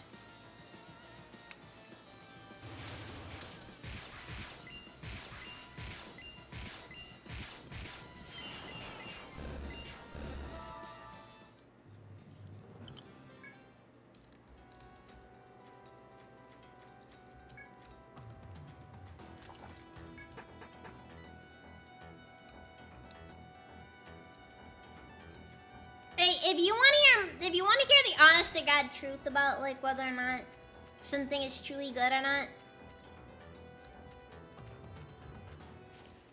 or I guess if you want to know if something has any actual merit, having haters is a sign of merit.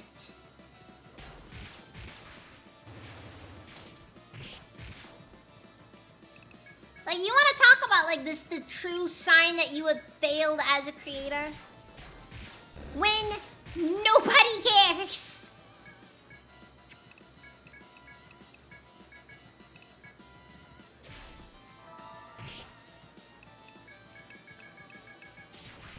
Because remember, kids, apathy is death.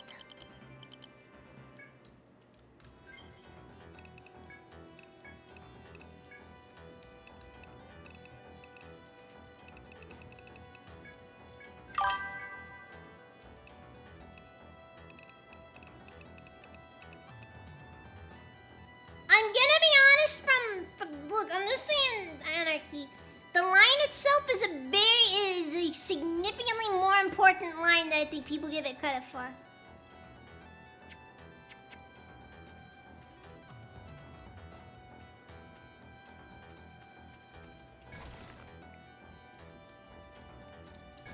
Like, I think people kind of tend to like forget, like, you know, it's a funny line in context. But like when you actually sit down and think about what exactly apathy is death is supposed to mean.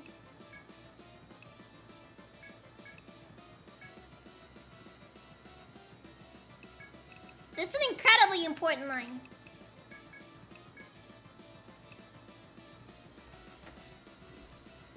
Loli Baba Creo.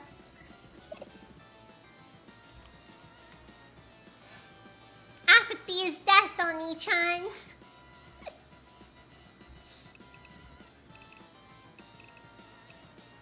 Worse than death, because at least the corpse can feed the insects and the beasts.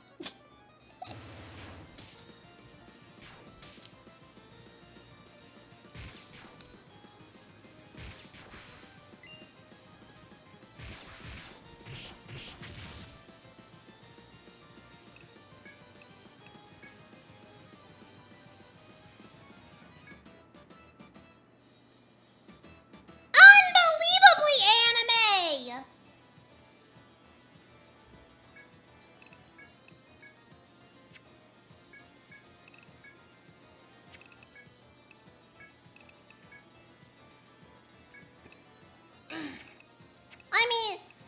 I mean, seriously.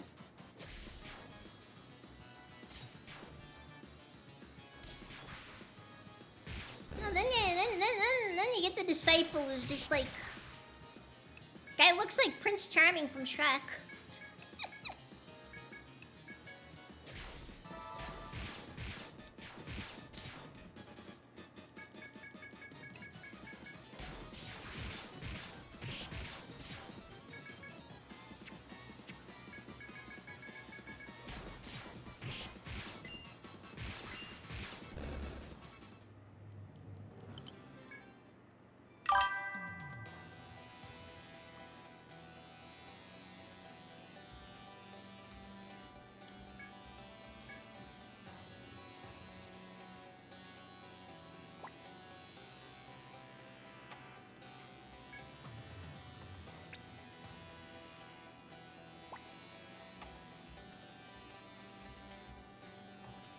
Yes, but I think the main takeaway here should be, I am not a fake fan. I am not a fake fan of KOTOR. Because I understood what Kreia said.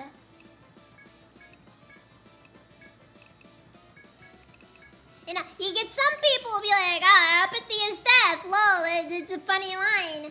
Especially when you get HK47 popping in there and making a spooky ghost voice to say, ooh, apathy is death, or whatever.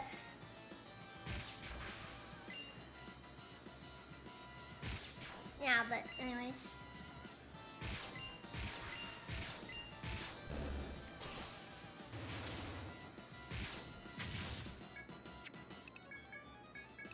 I'm kind of just in that camp now where, like, as somebody who might have once called themselves a Mass Effect fan, I'm loving just watching the series just crater.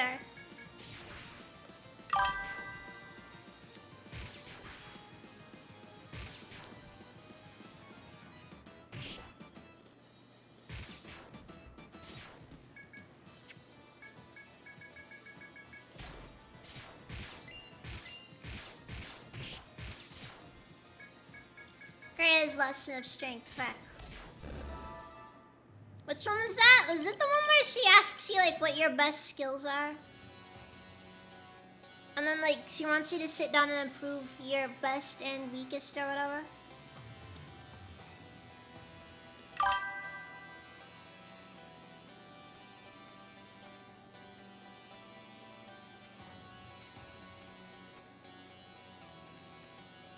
You know what's funny about that? Now that you mention it, Mundir? I just don't like Hanhar.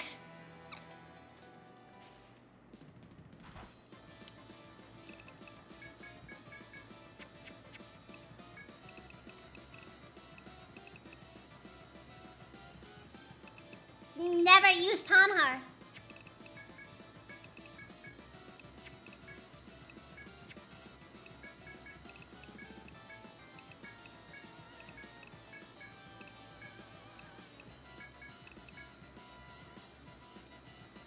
He's just kind of boring, honestly. Then again, I just think a part of it is just I don't like Wookiees.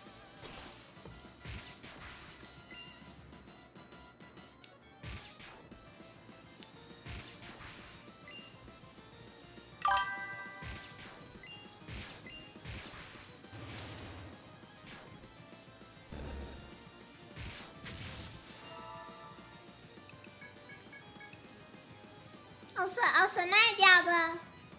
Also, Kanan, Nakama,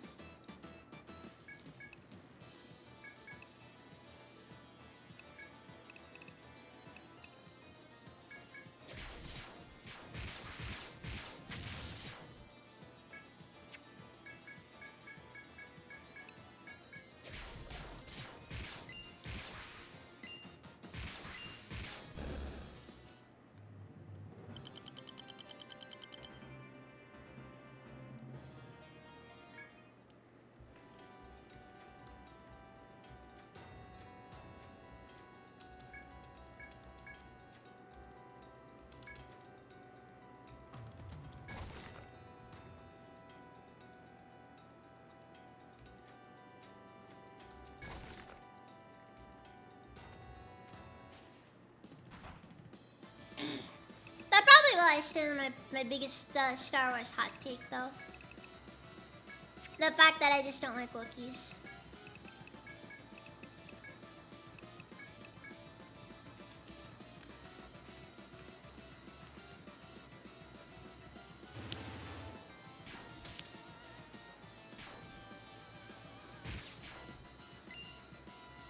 I think they're overdone.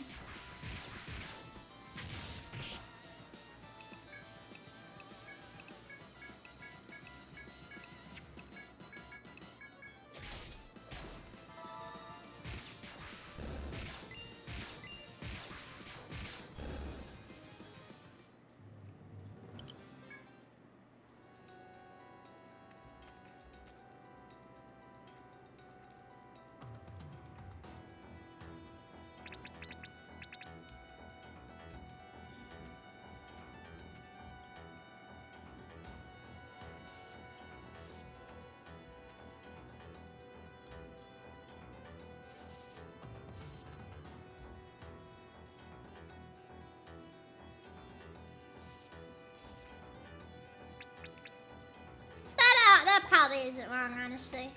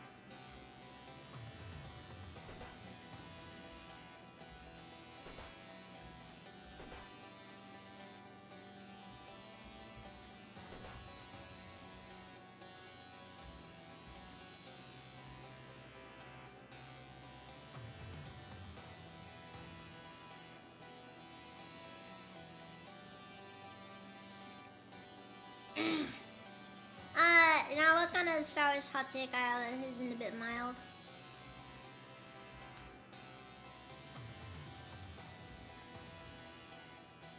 I mean, I don't know what the usual consensus is though. Regarding Wookiees.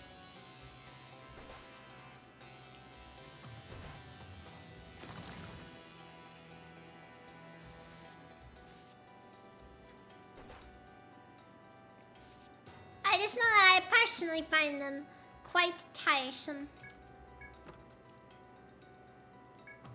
A Robo script. Let's freaking go.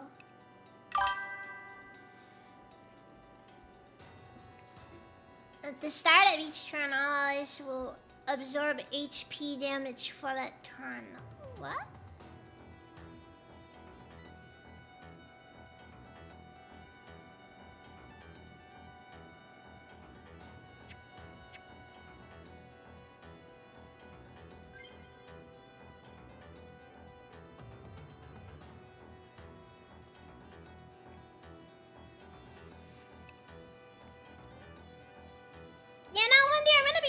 I actually don't really blame you for that one because I'm gonna be real with you. Yeah, no, what they did with KOTOR after 2, frankly, it was just terrible.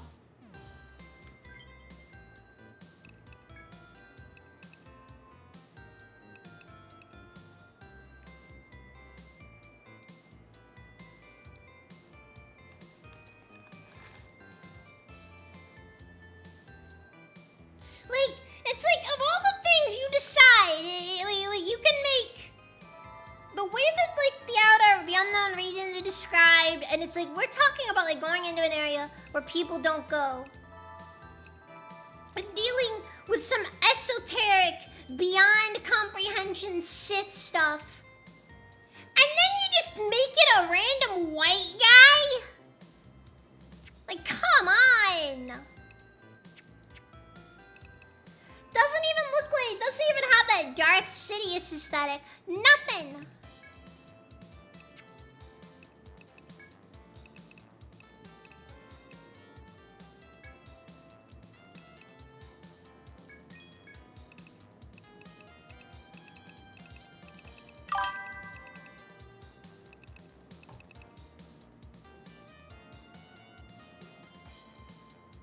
Nihilist, but without the drawbacks. Like, that's like the worst freaking concept I've ever heard. Because Darth Nihilus is such a cool concept for a villain. It just ends up turning into the classic Star Wars mentality of, we gotta make our Sith as cool as possible because we lost the freaking point.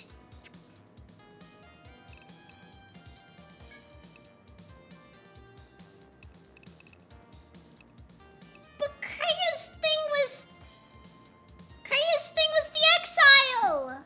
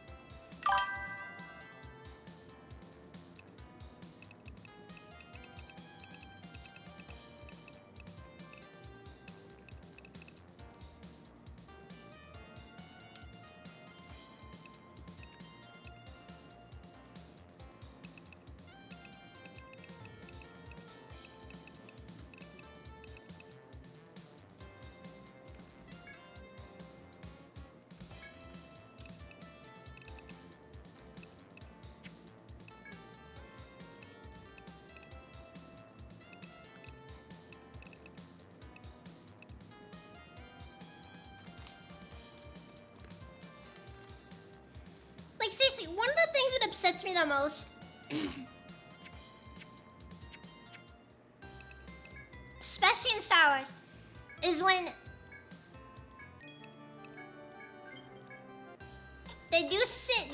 they make a Sith Lord, and it's just none of the drawbacks of the dark side. You know what I mean?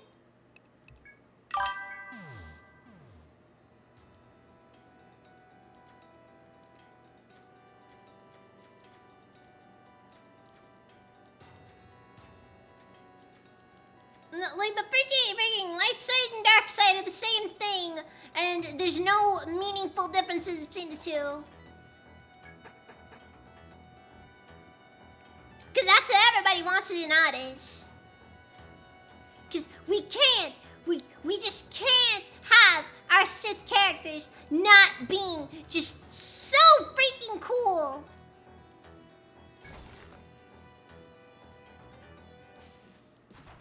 He's gotta be just so cool.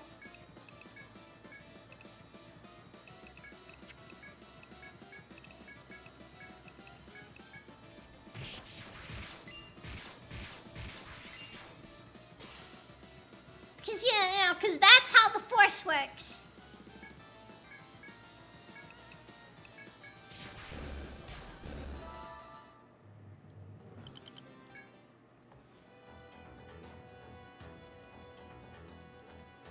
Because you're not allowed to have any drawbacks to it.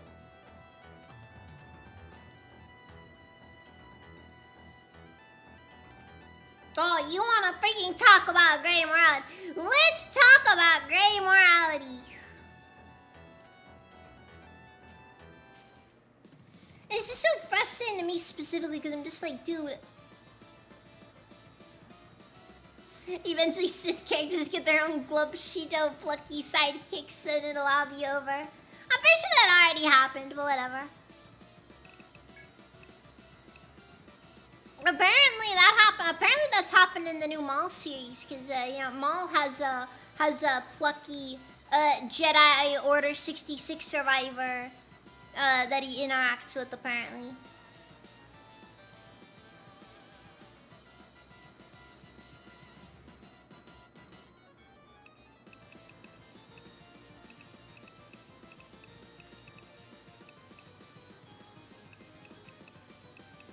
And here's something that's probably gonna be like the most lukewarm take.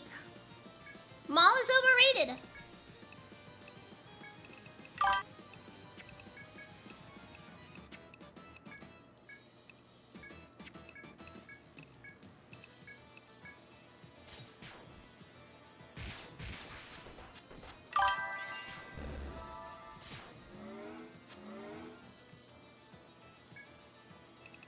Also, I'm getting tired of Vader as well.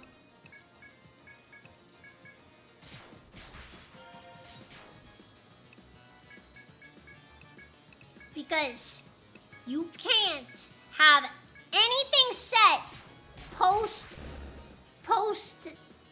prequels that does not feature Vader at some point.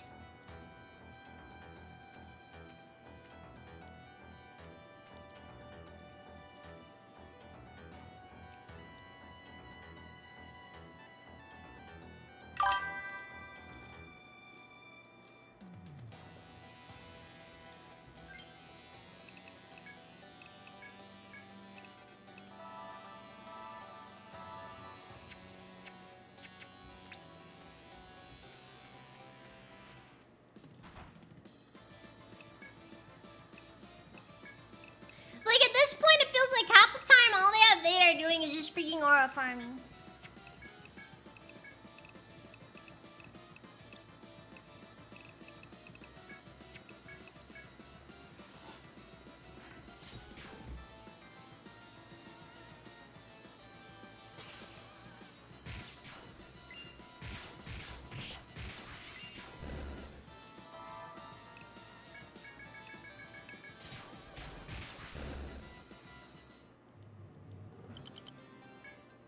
Vader's just standing there aura farming, not doing anything meaningful.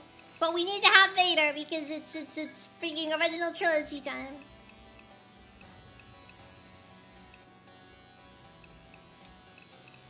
Can't let Vader freaking breathe for 1 minute.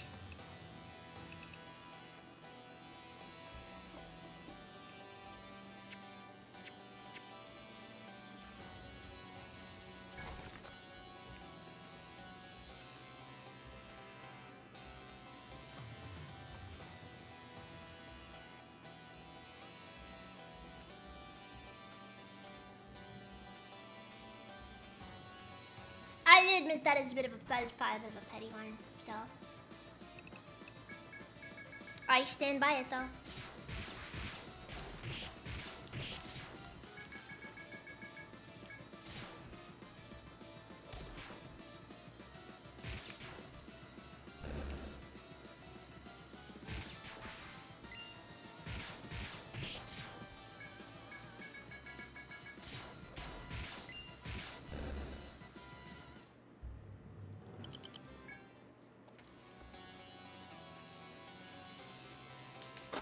Thank you, Xenomorph Club.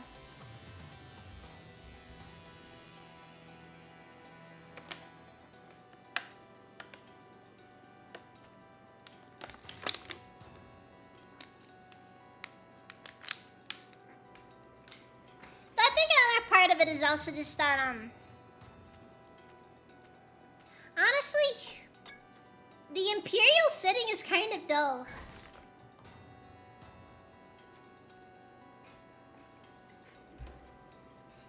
Stage.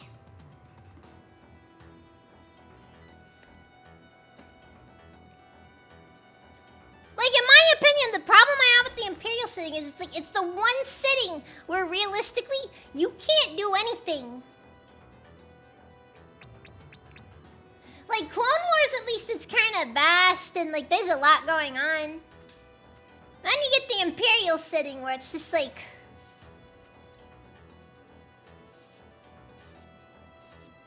we kind of already know what can and can't happen in this given time period.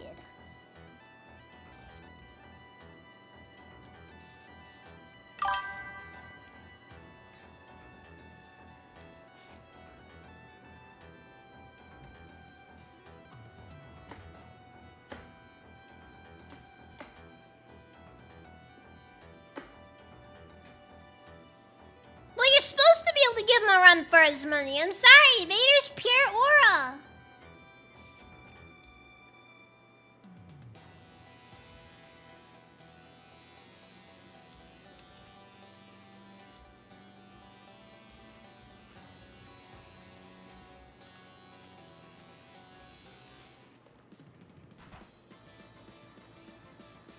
Speaking of aura, dude, this pumpkin guy is so chuny.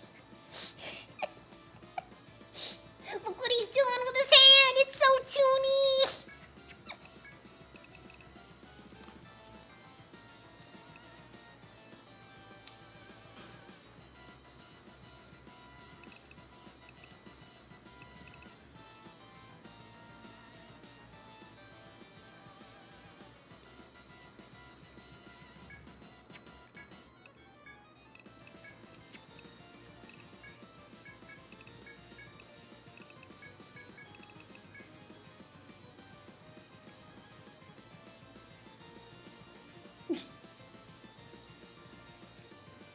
Someone get him an iPad. Like, seriously, he's so chuny.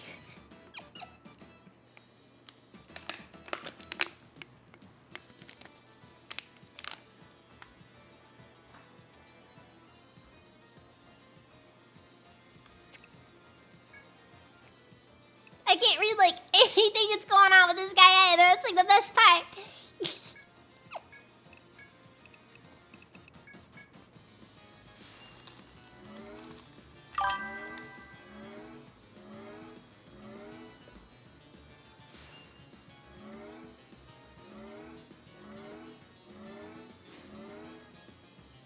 Well, it's like this. Vader's actually kind of weak in the grand scheme of things. Like, you know, back before his injuries, oh man, he probably would have taken on pretty much anybody without too much issue, you know? But like afterwards, it's just like, you know, not really much discussion.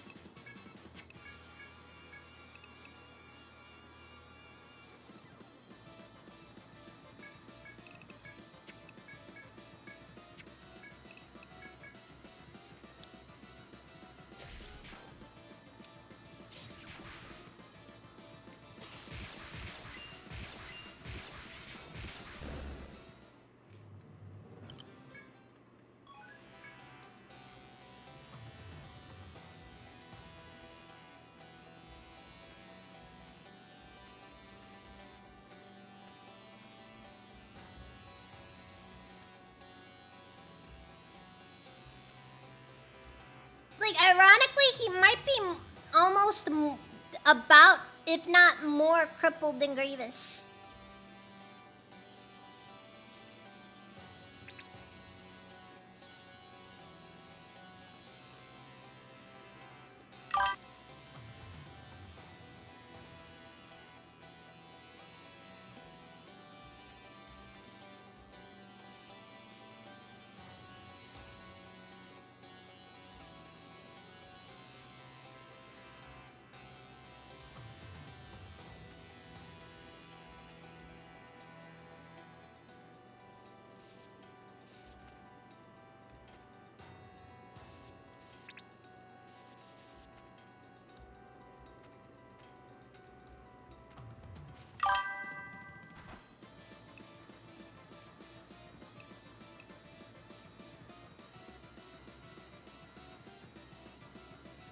People take issue with Sith spirits existing.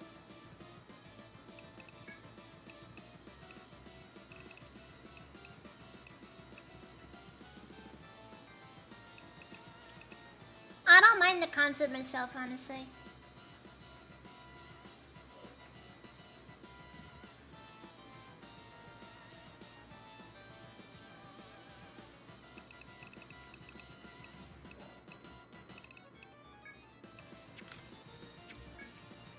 Yeah, I guess I'll also have to disagree with Lucas on that one, because honestly, it makes sense that they would.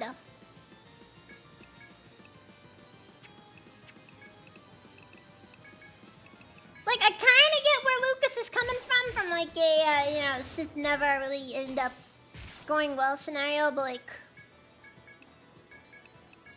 I mean, it kind of makes sense that the Sith would be, given how the Sith tend to be very, like, you know, invested in that whole, trying to avoid dying stuff. I mean, it makes sense that they would just, you know, that they would at least work on stuff like that.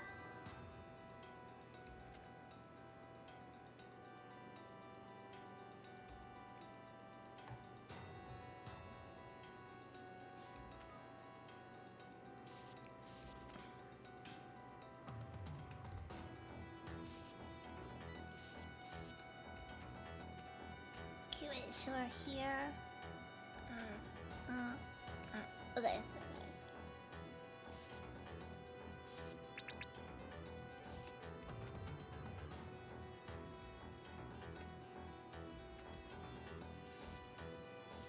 I mean, that's basically what Dark Nihilus was.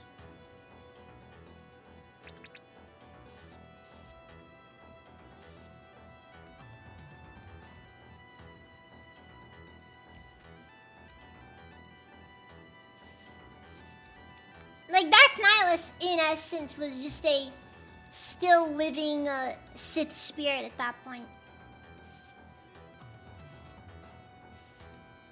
And I think it works just fine, honestly. He no longer has a corporeal form, he just exists now.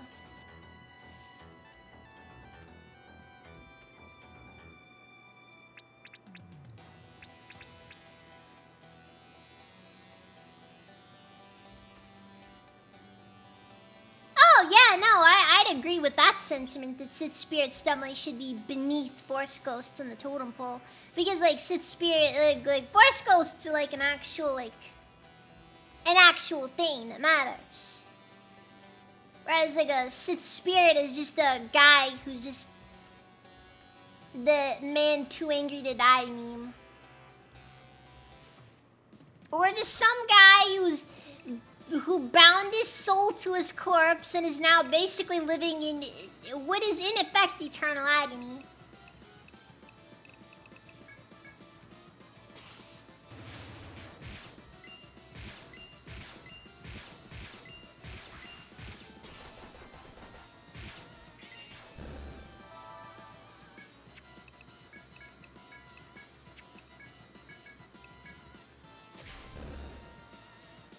Because let's be honest here, Junta Paul was not having fun. Okay, he did not have a Nintendo Switch in that tomb.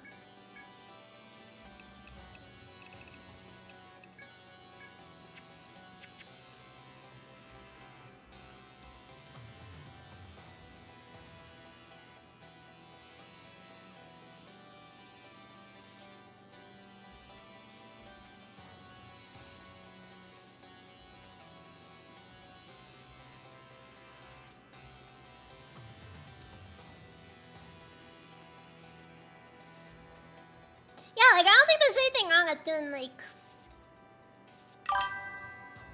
having it just kind of more or less be just, you know, yeah, no, I mean, you can, in theory, cheat, like, dodge death for a pretty good bit of time, but, like, why am I not surprised?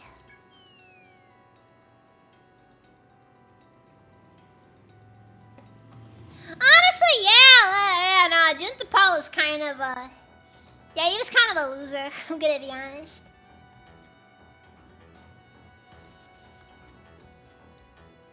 It's like, you know, you get all these Sith Lords, they just own it, you know? And then you just get a Juntapal who's just like, he's been seething and dilating for like thousands of years at this point.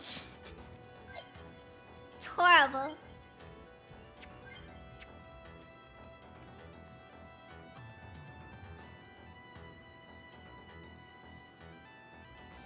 Also, Vonda's soul to his corpse sounds like a metal song.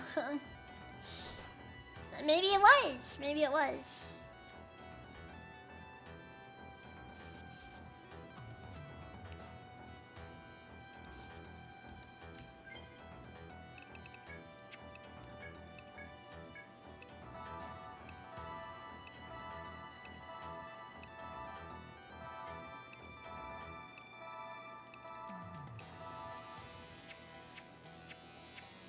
Because, I mean, like, you also have to remember another detail as well when it comes, like, the whole thing. Or, like,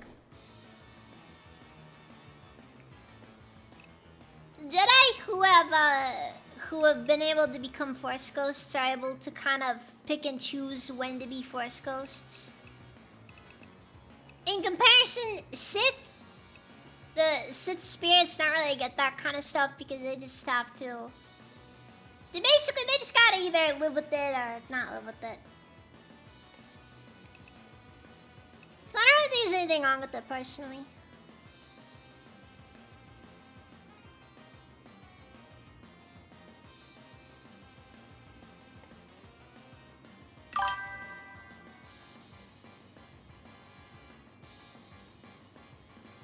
Could have had the entire thing been Obi-Wan focusing on his training.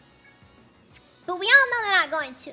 Because you know something that they do not want to do ever? They never want to show anything.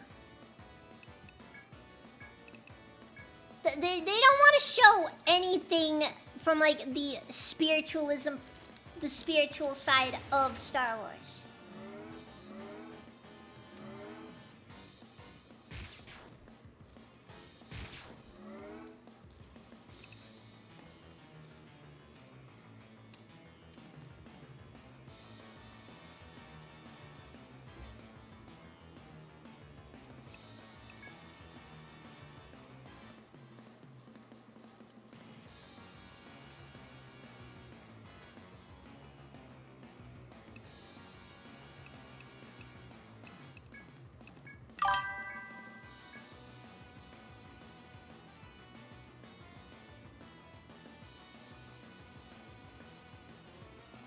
Oh God.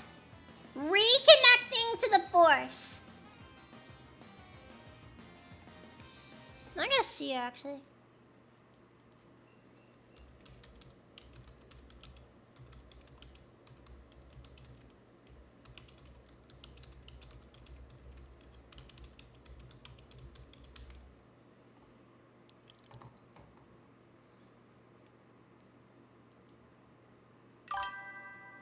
There.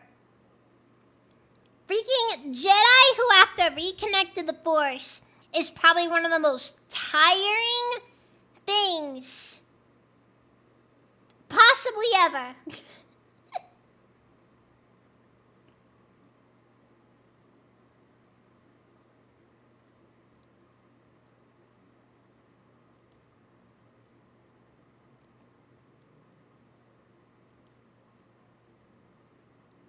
Like, we're talking like freaking Knights of the Old Republic 2. Freaking Exile had to reconnect to the Force. Freaking, Kyle Katarn had to reconnect to the Force. We're at this point now where everybody who has been a Jedi at some point will just have a massive crash out, be like, I'm done, and then stop being, and then they gotta reconnect to the Force like 10 years later because now stuff is happening and they gotta do it again.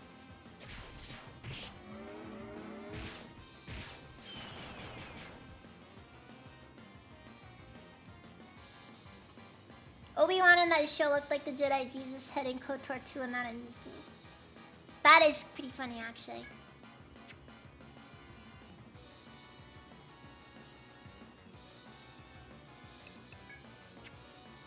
Like, do we have a definitive list of every single time the Jedi has had to reconnect to the Force? I'm just curious now, because it's just like, God!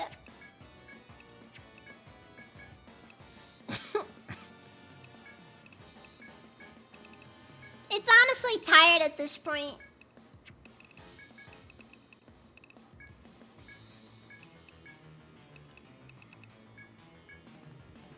Because it is at that point where it's just like, every single time. I'm pretty sure Ram Koda had to do that at some point. KOTOR 3 Revan gets amnesia for the second time. Wait, is that for real? Did that happen? Please tell me that didn't happen. Please tell me they didn't give Revan amnesia twice.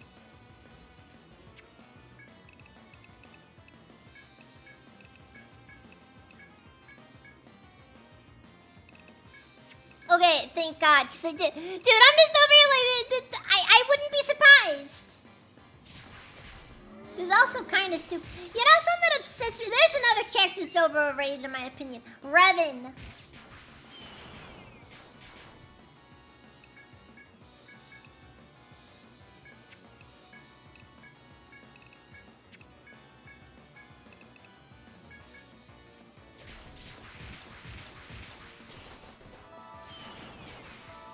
I'm sorry, I don't like Revan. I think Revan is overrated.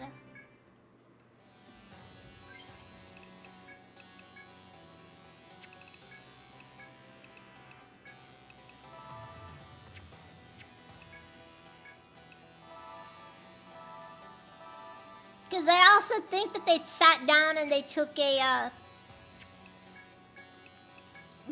plot about redemption. And they made it just so just kind of dull in comparison.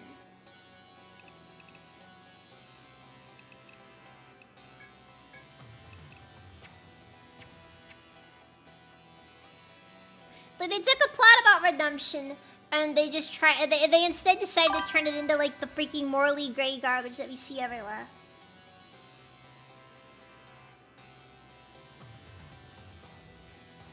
Avalon has yet to reveal how Revan beats Nihilus despite teasing it for 22. How the frick does Revan beat Nihilus? Wasn't like one of the original pitches to be that Nihilus wears Revan's skull as his mask? I know that's not how it is, that's not how it ended up, but I'm pretty sure that was in the original pitches.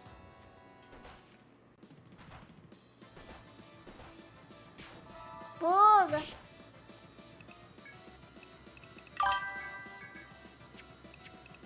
Amanzi Boog.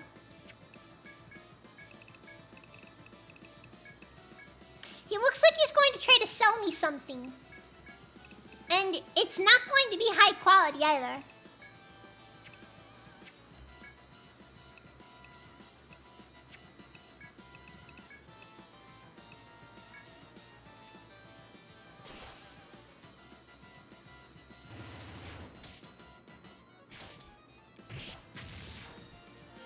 Oh yeah, didn't that really upset Avalon too? Cause like that fundamentally goes against the entire concept of Dark Nihilus.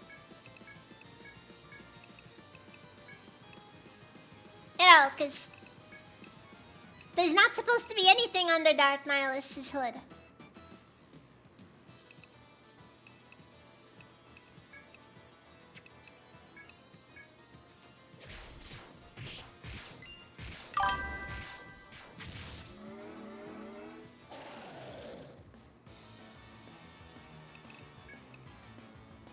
I don't think I should try to fight this.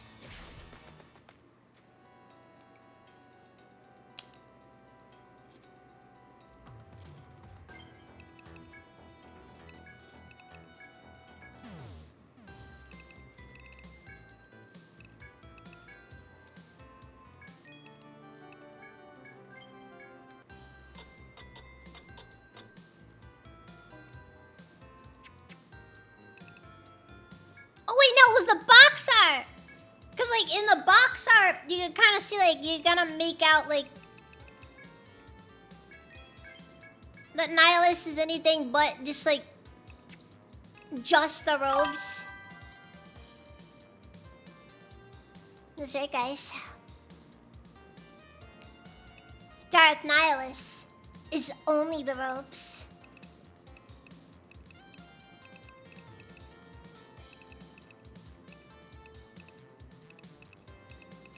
So lewd. So lewd.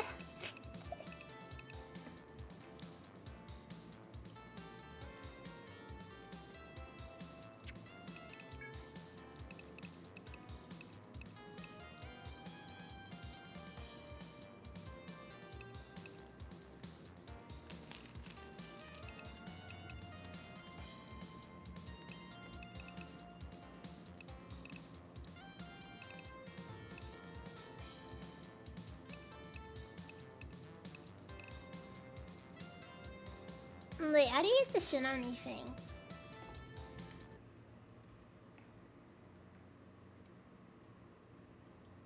Is that a boss stop or is it just...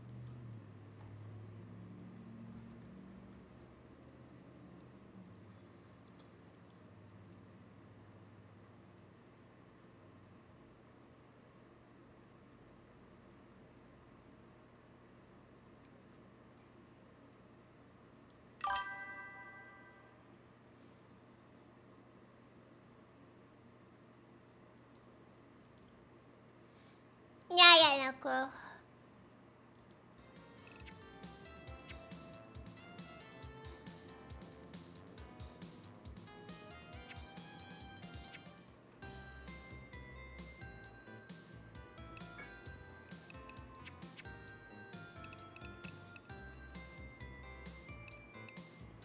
For what it's worth, I think in hindsight, they really should have just made the mask have full coverage. Like, if they were gonna have Nihilus be just nothing,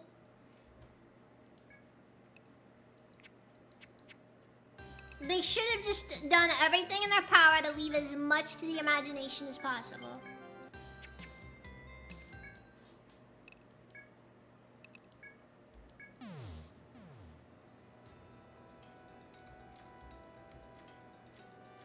Of course, naturally, when they inevitably remake KOTOR 2 after the KOTOR remake sells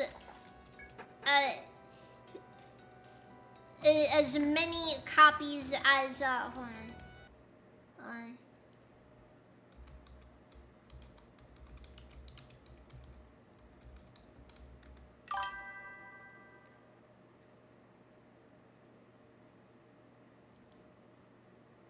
Alderaan only has 2 billion people?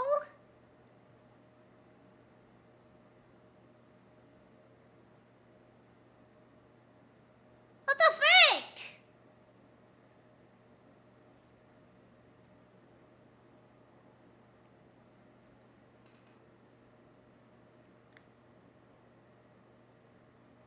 Freaking kind of just weird to think about.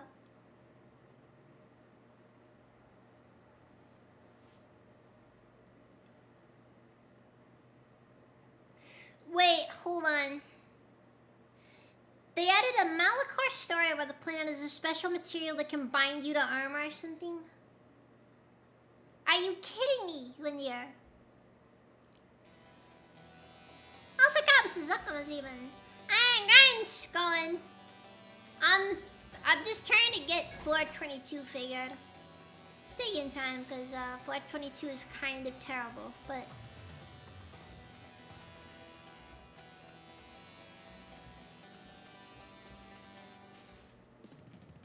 I mean, I agree.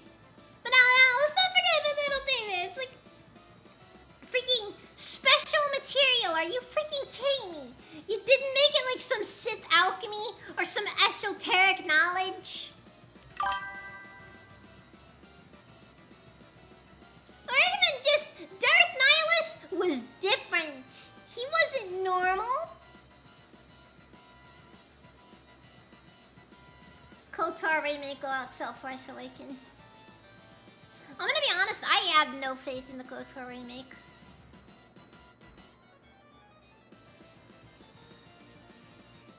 You know why we've been getting so many remakes lately? It's because it's an easy pitch to make, and people want to desecrate the graves of those who came before. That's why remakes did. That's why we see so many remakes these days.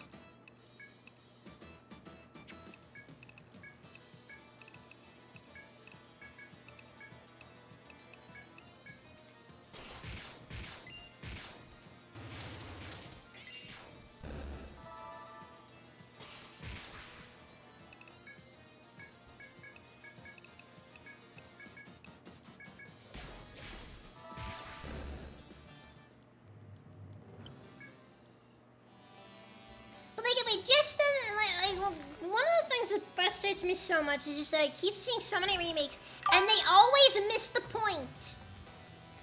Blackbeard isn't scary in the Assassin's Creed 4 remake.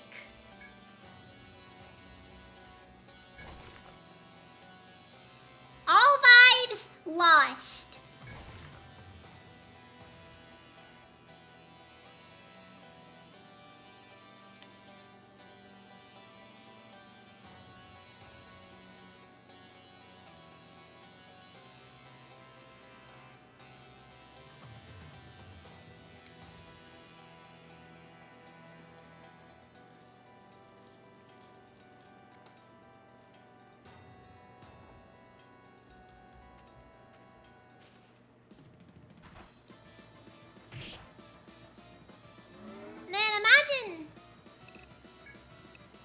Imagine you're just trying to be a good Sith Lord. Bring honor to the Sith people or whatever. Or whatever it is you Sith do. And then just like you open a holocron one day and Darth Nihilus walks up and he's just like, man, you ain't bad! You ain't nothing! I'd probably just end it all right there. I don't even know what the correct response is in this scenario.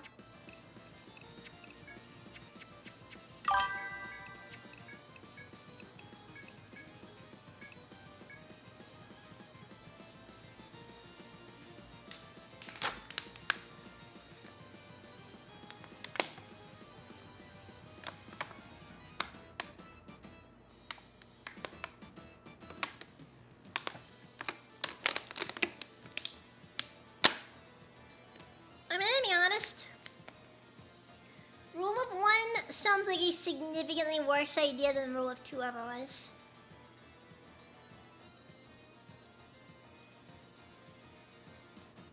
Like, being brutally honest, Rule of 2 was kind of a bad idea.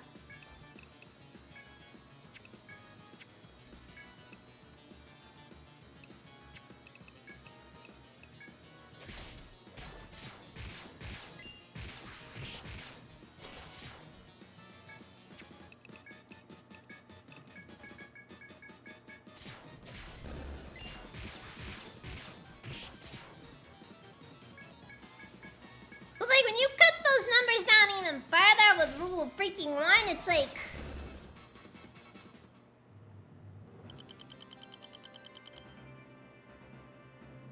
To be fair, when was the last time you saw made a good game design decision? Yeah, pretty much. Like, I'm gonna be honest. A lot of historical revisionism. I will stand by the position. Assassin's Creed Unity isn't suddenly good because they fixed the bugs.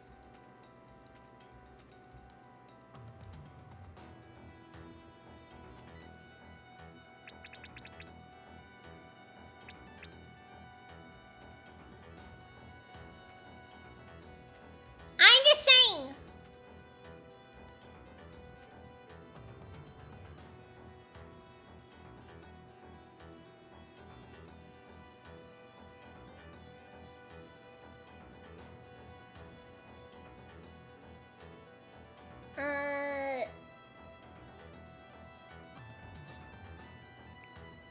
See, I disagree with Lucas, not on the grounds that the Sith are incapable of making a society. I disagree with them on the grounds that society is the problem.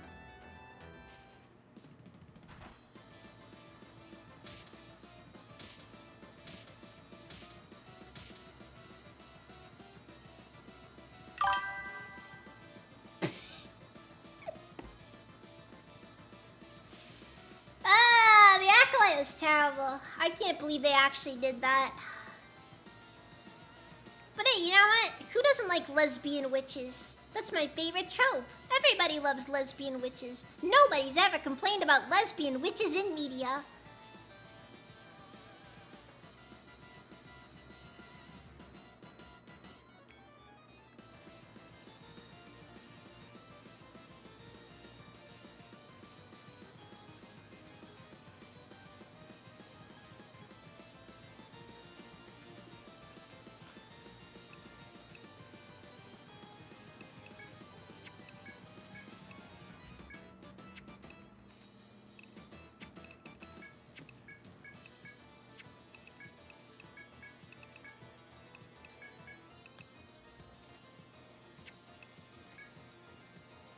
I like how the wildling doesn't even need, even if their head is bound, they can still call animals in.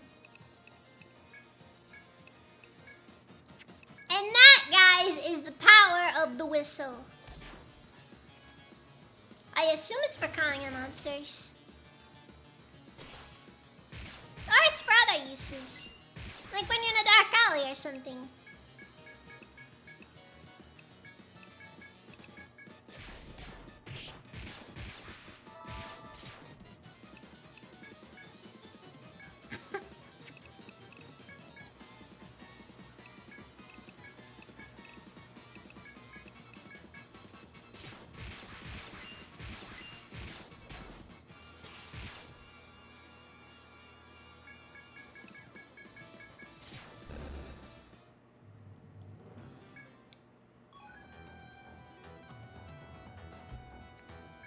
The problem is the lesbian witches aren't making out erotically.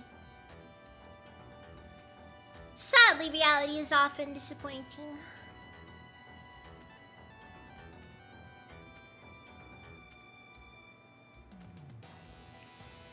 They're always just larpers anyways.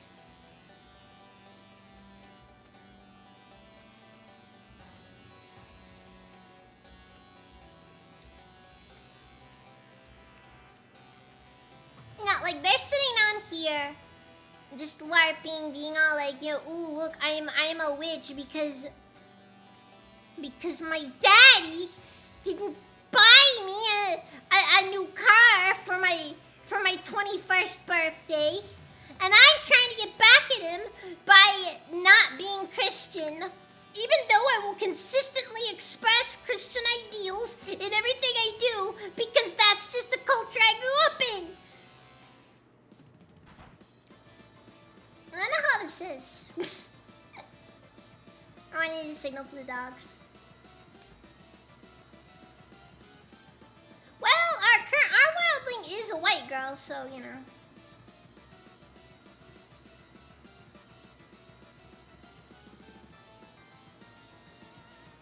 Well, actually, the problem is that throwing in lesbians in a franchise where the main character doesn't have a canonical love interest is ridiculous.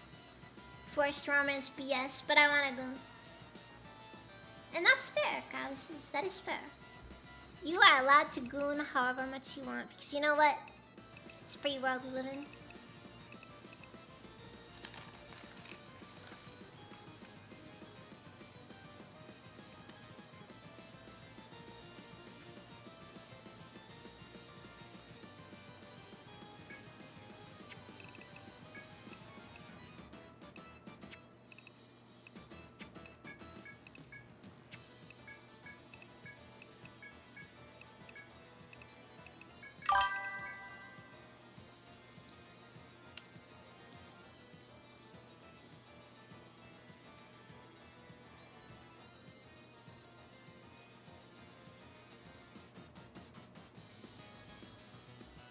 Anytime I hear Daddy, you know, I think of that stupid mixtape clip instead of dumb sex jokes I miss the old days. We really are living in the dark times, India.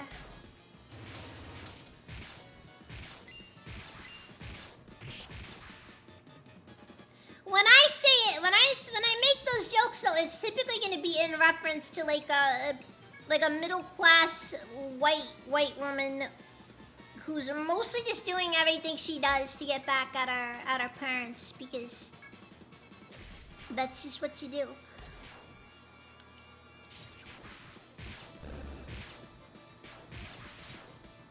I saw an extremely good video recently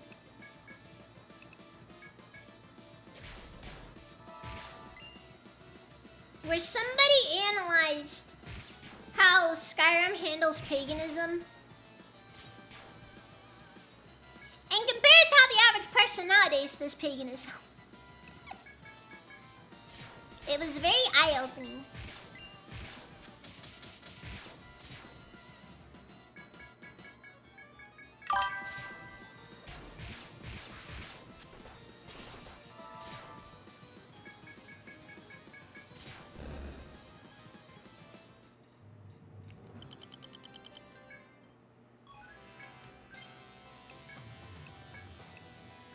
No, but it's like one of those things where like you see it and you're just like, now you're kind of gonna just see that everywhere you go. It's like, wow.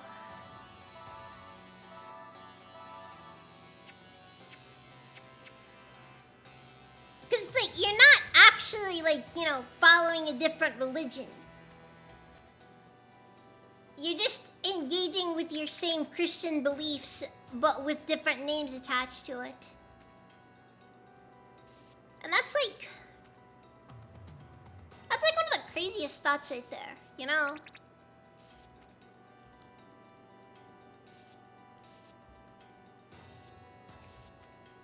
It's not wrong, and that's like the part that really makes it kind of like, geez, you know?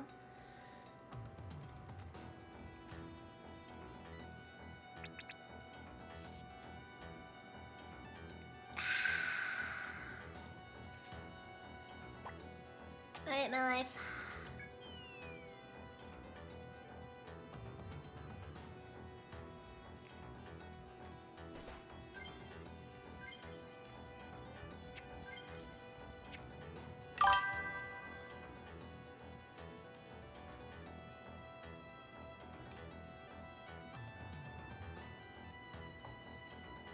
I mean, I don't really think it's necessarily that they're, it's not really that they're mean or anything so much as it's more of like, they're just kind of indifferent.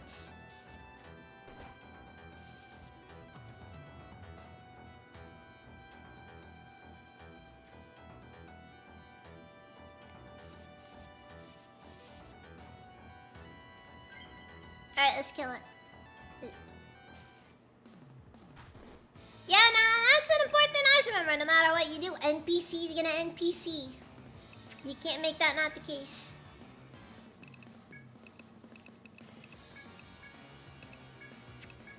But yeah, I'm not even really here to sit down and like, you know, discuss paganism with anyone, because it's whatever. I don't really follow it. I don't really care a ton in the grand scheme of things. It's just more like a... You're trying really hard to do... You're just doing it to be edgy. Okay? Zeus does not love you.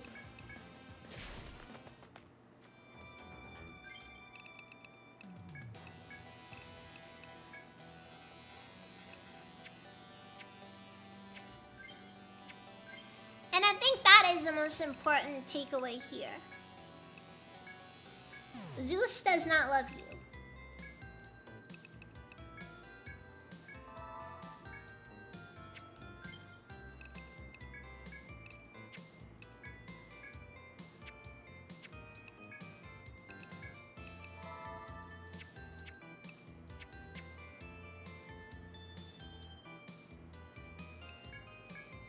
Yeah, exactly!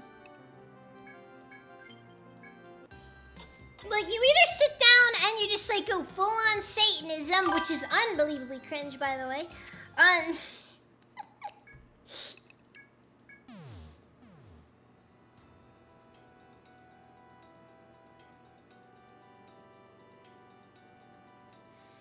it's just an excuse to get back at your parents because you grew up white and middle class and you had to deal with the consequences of that.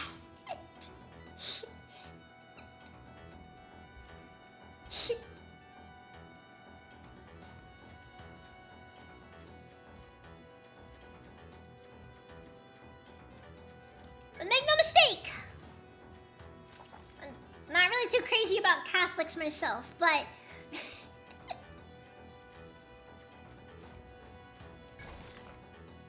there's a lot of losers in the front though.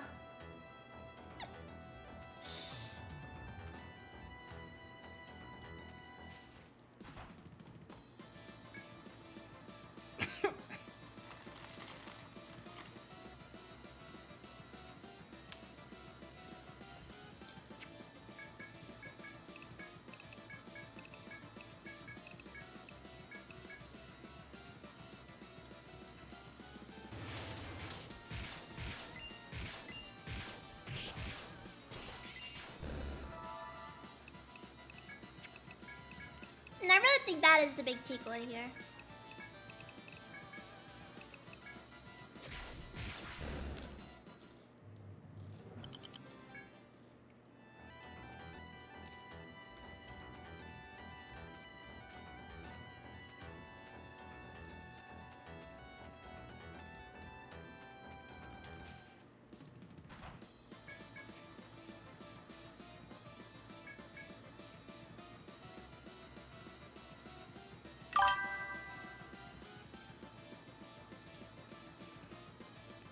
Converts in Norse mythology treats every god like he's Jesus and he loves you.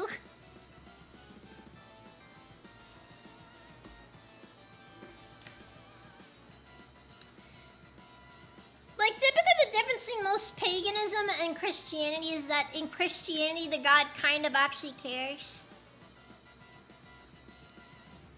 In paganism, the gods are kind of supposed to be more of forces of nature, something to give reverence to, because to not give reverence to is to potentially opening up, invoking their wrath.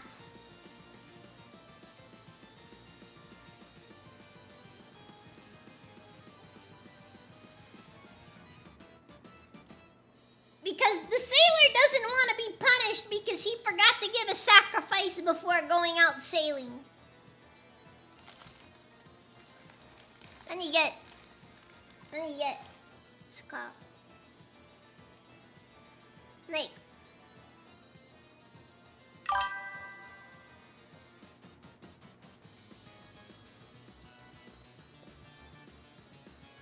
also, if you do weird sex stuff, that kind of ends up killing your religion, in my opinion. Like, in my opinion, nothing, and I mean nothing, kills the legitimacy of a religion for me. Like throwing in weird sex stuff.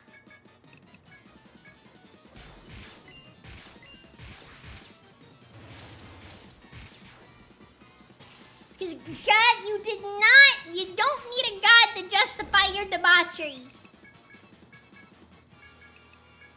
Why do you need a God to tell you it's okay? Rip Sanguine.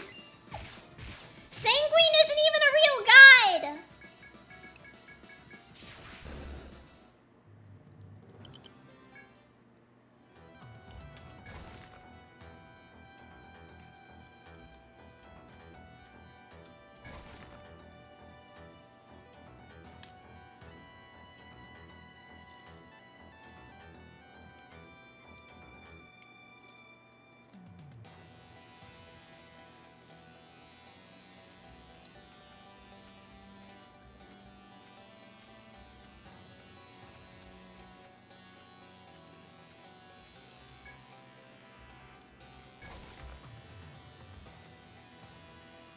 Because here's another honest question.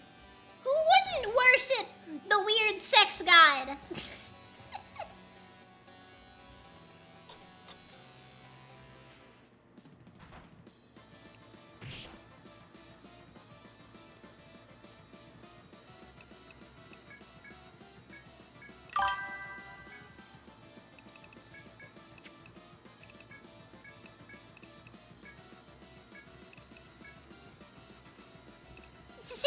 honest question. Who wouldn't?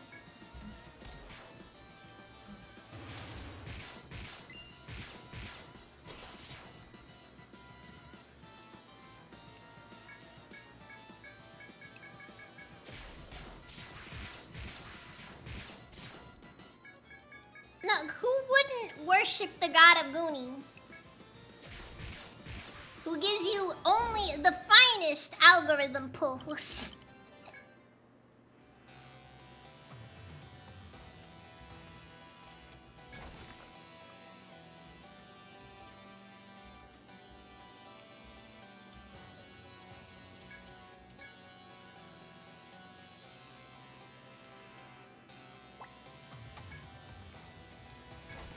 Okay, I found one of the potential things here.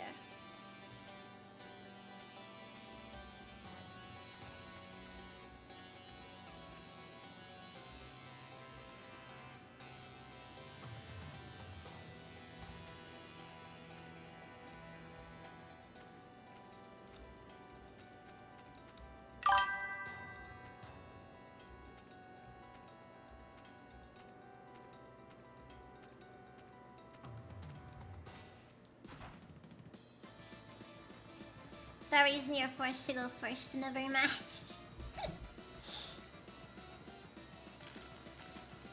Dang, you're just gonna make me the worst thing ever, huh?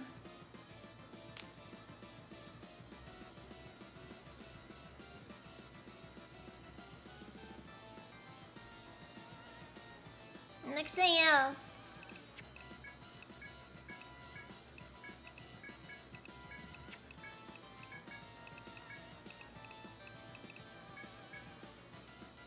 You just walk up to the person and just be like, if your god is real, why is PP not big?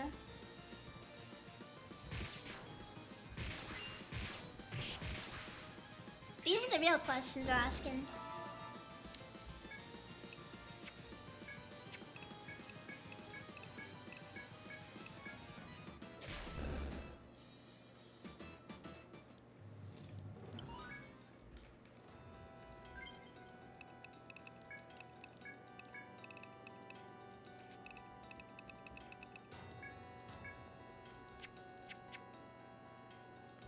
No, that just turns into a real account. Dang. Freaking got me.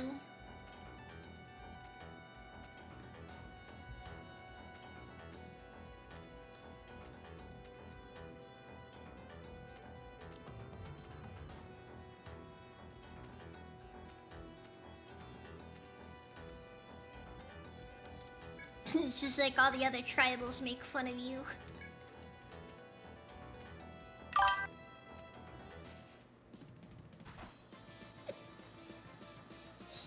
All the other tribals just make fun of you.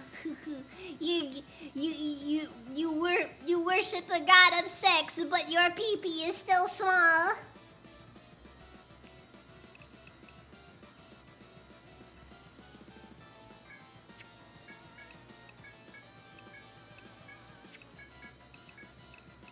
Tragic. How very tragic.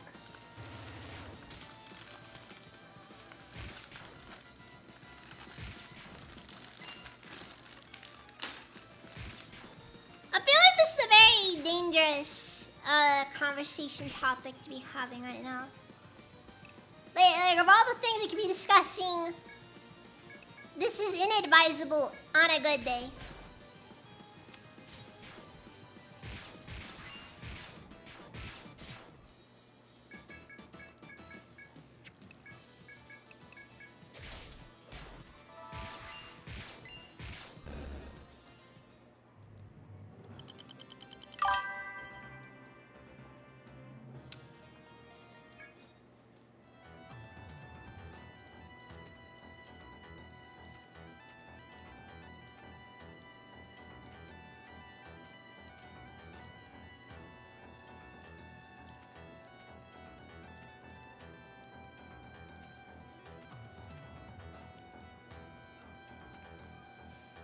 Average pagan Selwyn. When his god doesn't give him a big pee-pee.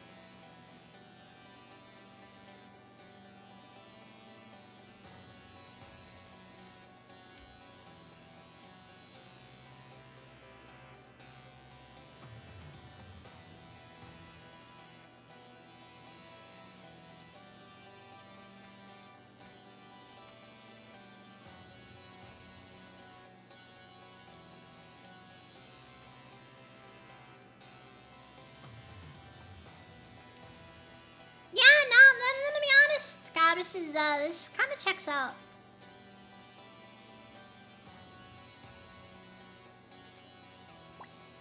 Why am I not surprised?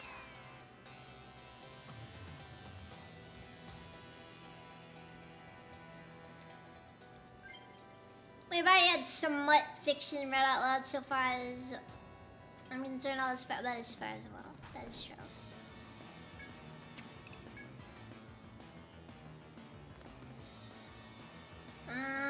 He says as he's being ritually sacrificed for Quetzalcoatl or something. Yeah, no, that's how it goes. That's how it goes. Did I pronounce that right? Quetzalcoatl or something like that, or... You can only dinner bend one god who... Oh, I don't know.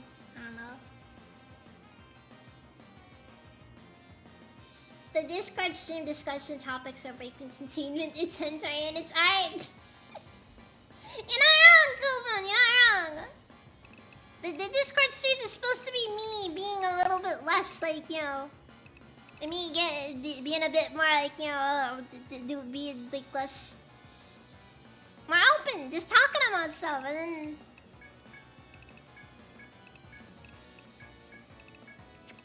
Now I'm here, though. Now I'm here, though.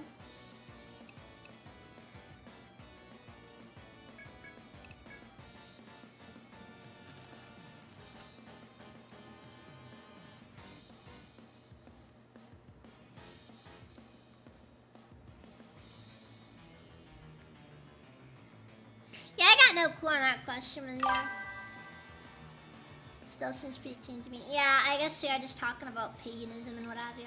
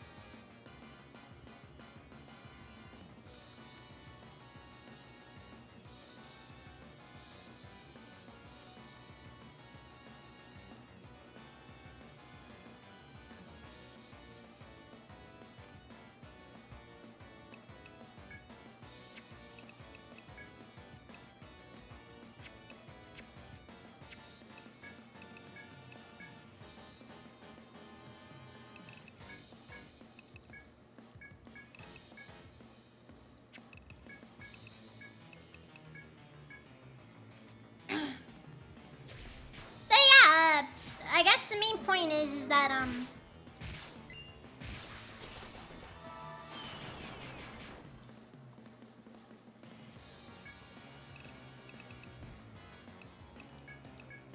this brings into doubt the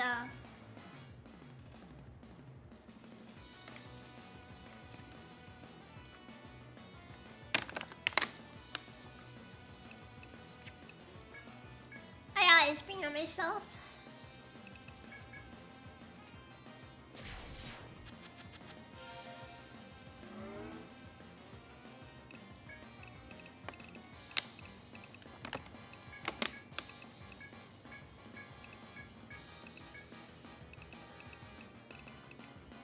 The main point is that some people are cringe and their use of religion is also cringe.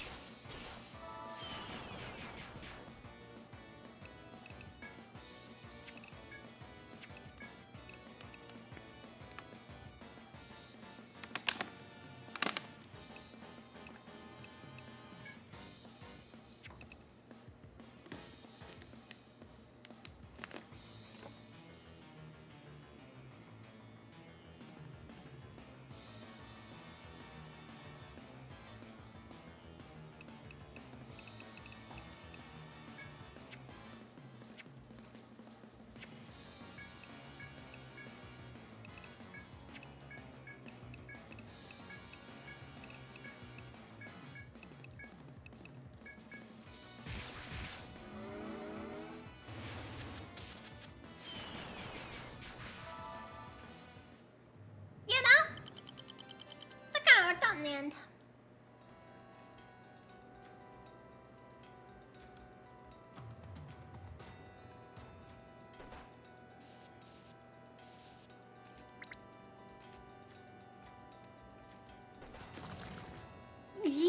That kind of jump scared me.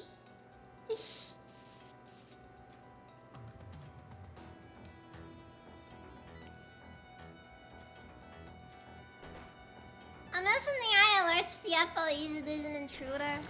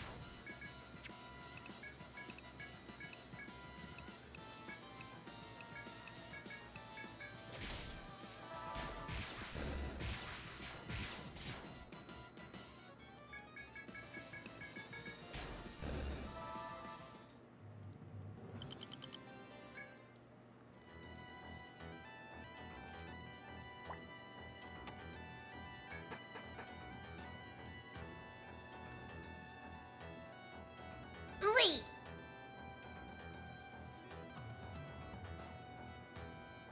Wow, I'm freaking blind.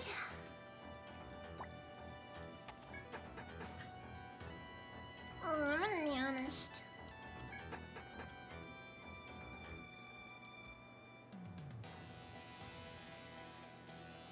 Something about this cave makes you feel uncomfortable. I can't really explain it, just kinda does.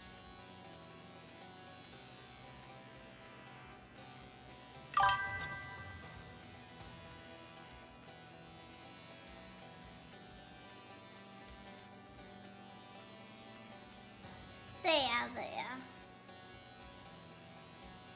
I'm just trying to be a bit,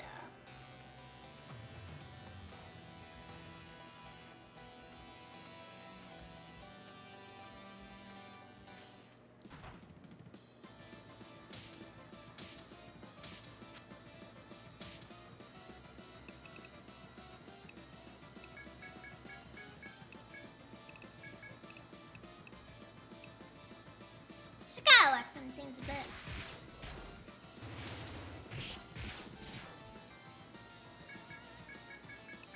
Man, now I'm back to the regular grind again.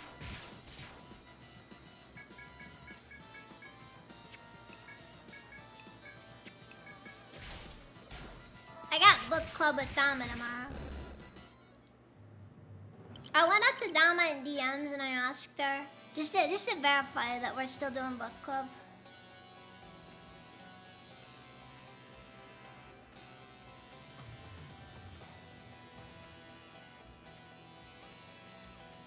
Dama's response was, unfortunately, yes.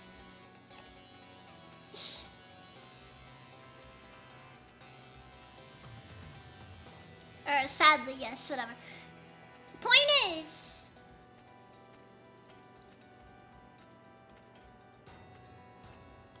not looking forward.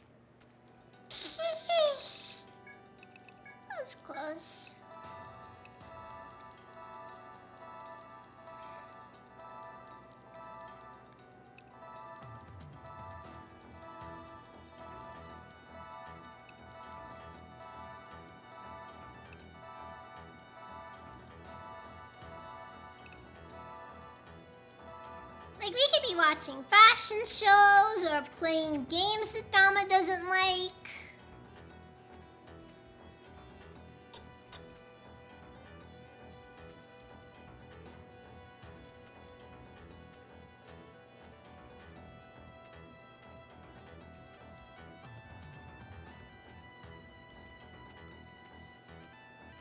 Instead, we're just gonna be watching or reading this garbage.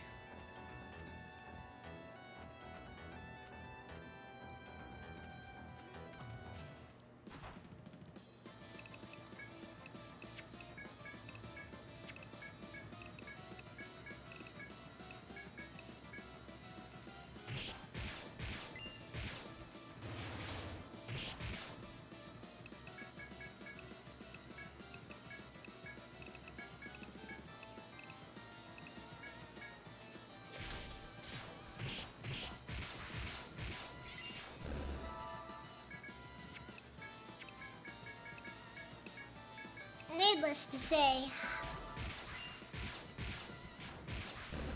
just looking forward to a fun time, you know?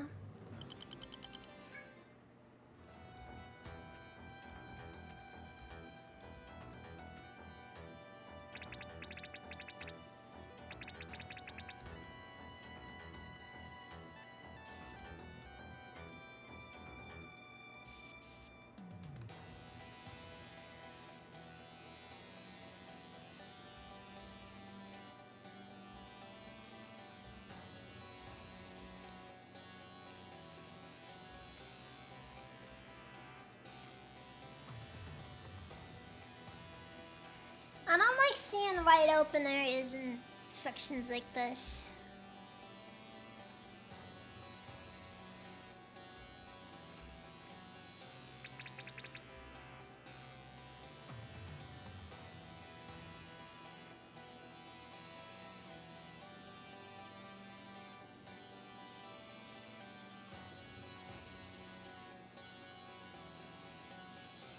It's because she doesn't know how to handle money.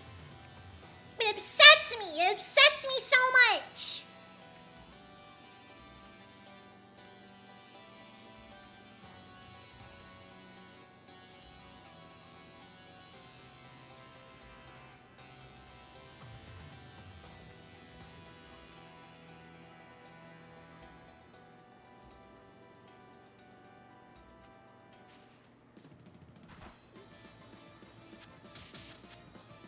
Like, seriously.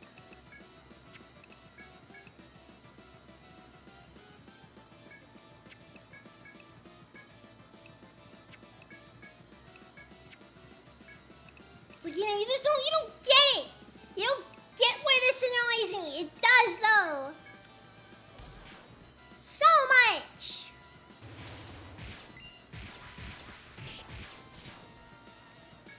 Alright, as a poor...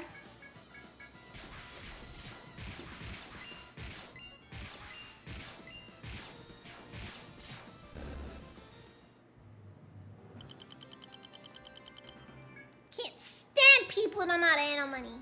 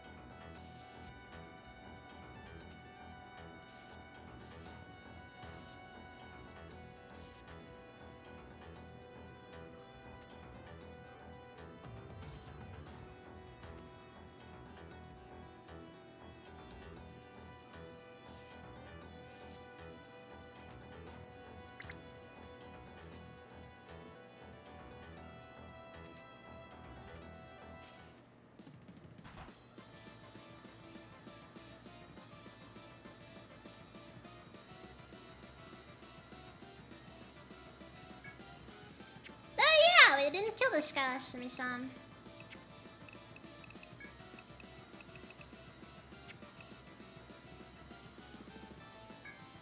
Awful.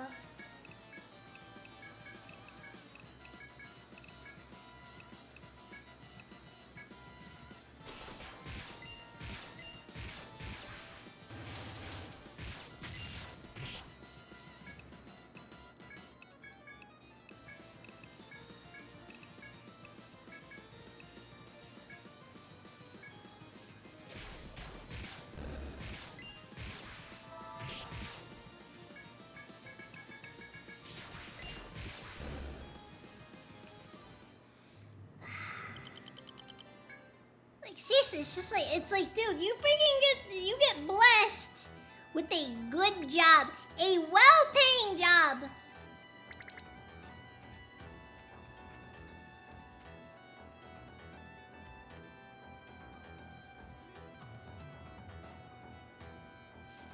And you blow it.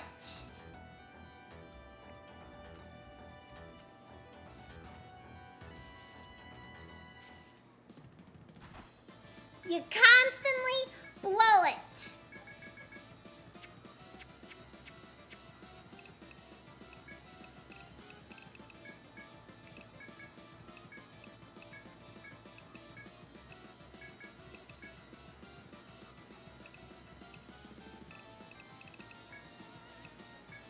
Like, I'm just gonna be like, look, if you're gonna... Bites tiny mushroom. What?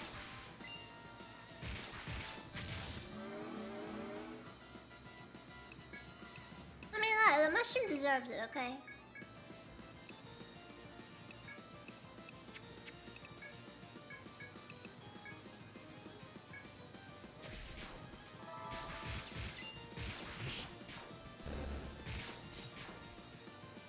Alright, listen, he gave somebody his card once. And it said on his card, he's a fun guy. And then, somebody went to a party that he was at. They found him frankly dull.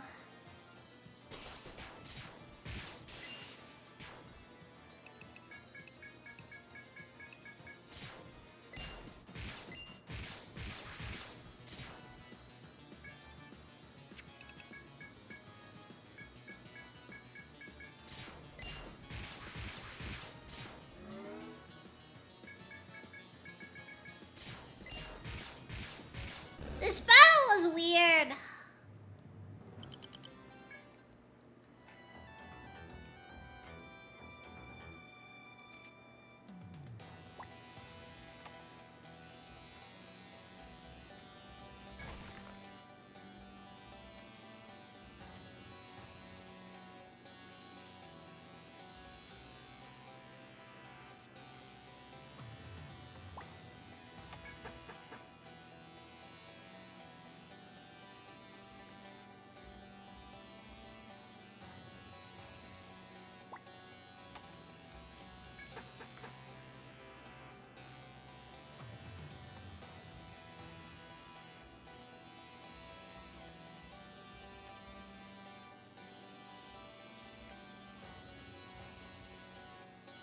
So yeah, and then everybody's just gotta go bullying me constantly.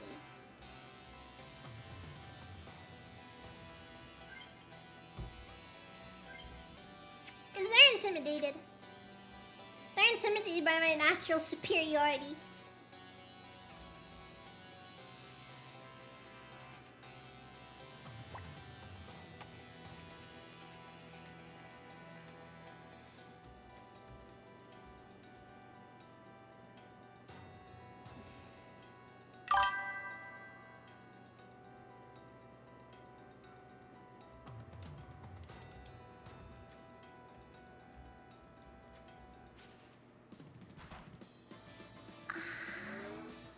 Let's go!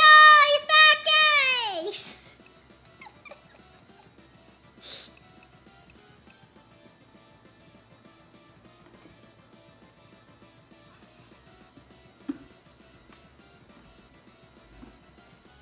Mamma mia, look almost even. Yeesh.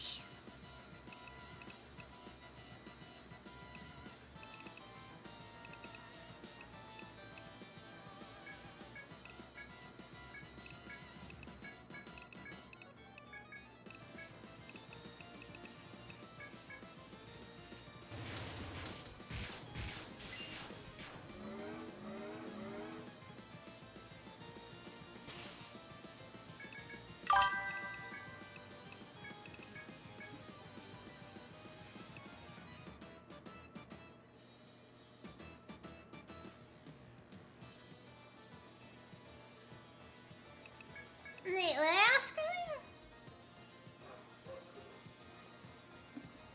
Oh wait, oh, did I miss you coming in earlier? I guess. Did I forget that you're already here? Oof. Looks like he has a stomachache.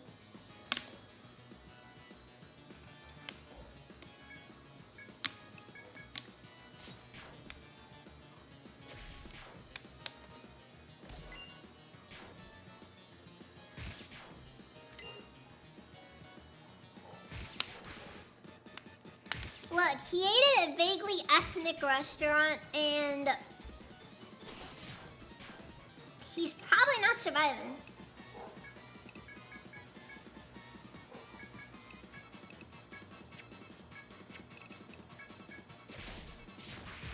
Like, I'm sorry.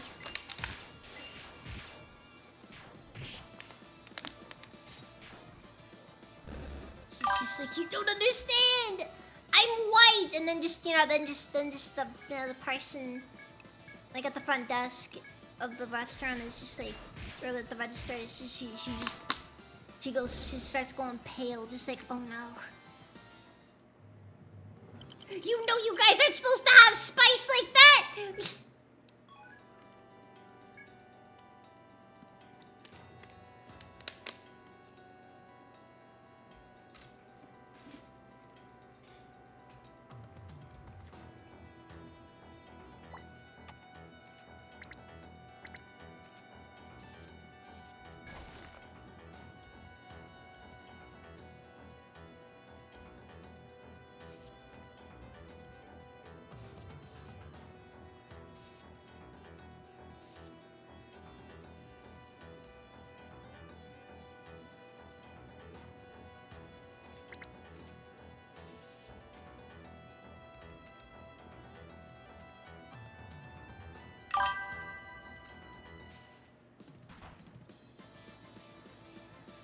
I'm not really much of a spice person myself.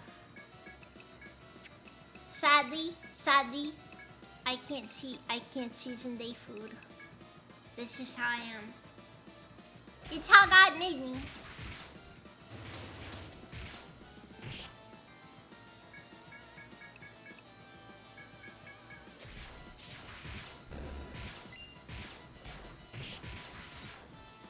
No, because if I start seasoning day food, it's gonna kill me. It's gonna kill me. Thank you for hydrate. On the sheet.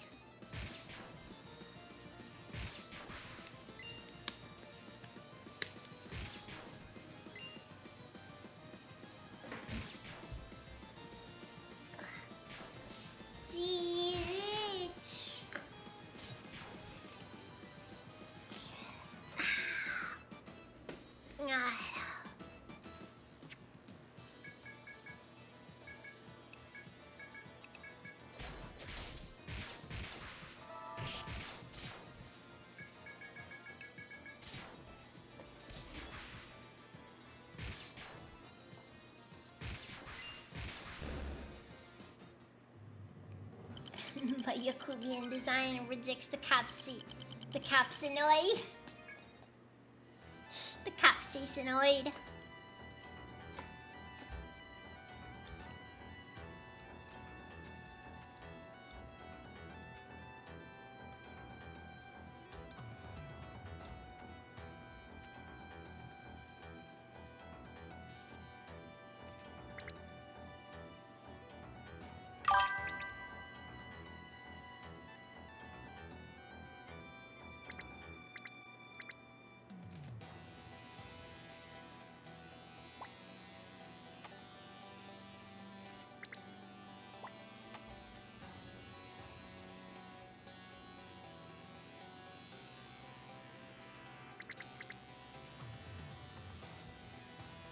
Wait, no, okay, yeah, this is accurate.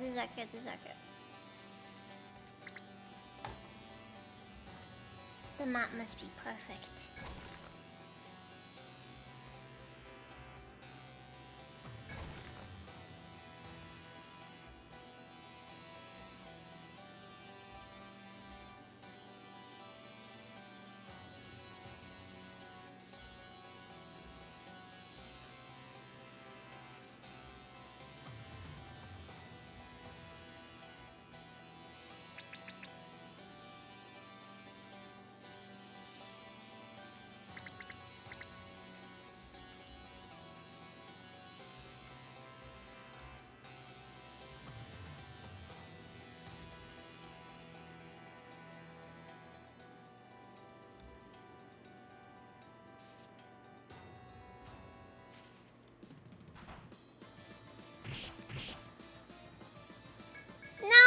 Shadow Boss is it now?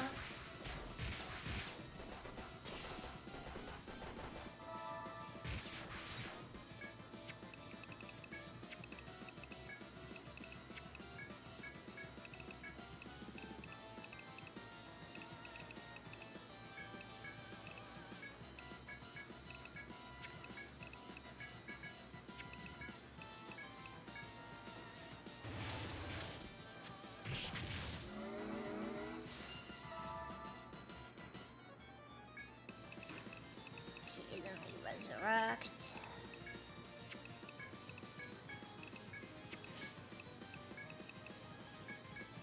Now I should feel good. Linnea, you know my opinion on these things. It's disgusting. It's horrible. It's evil. I hate it. Why would you ever suggest such a horrific, disgusting concept?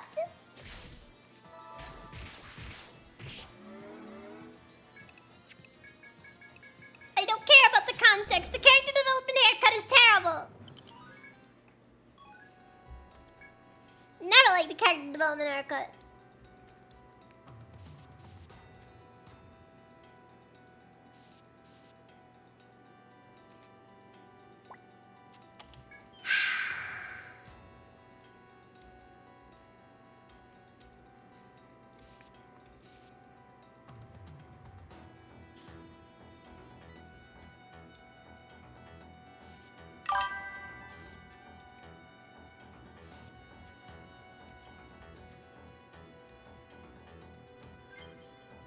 Alright. It's time for us to leave.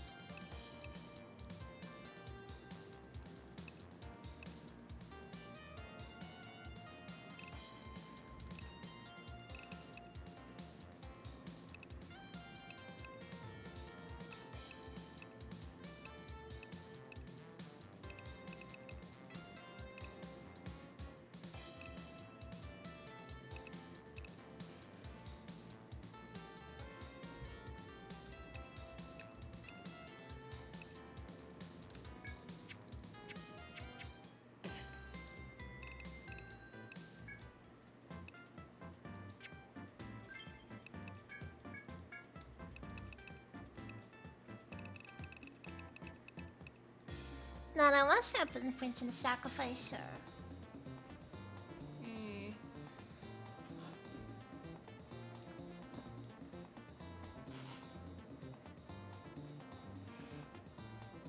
Eat a little black pepper, eyes turned red. Yep, basically.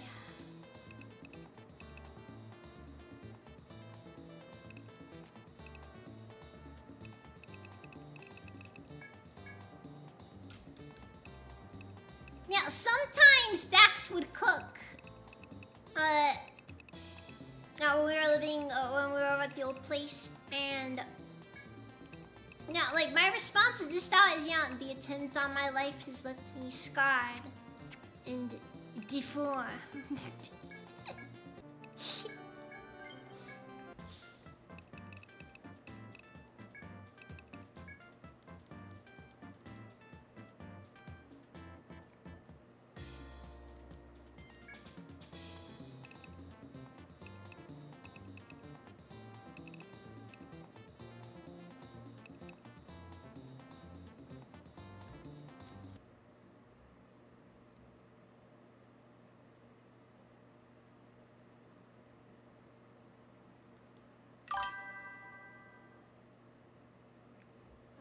Di puoi piccolo come si ven.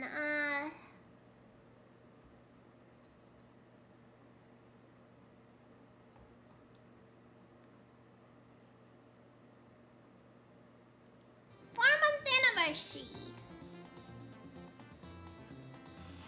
Got any ideas? Thinking Arby's.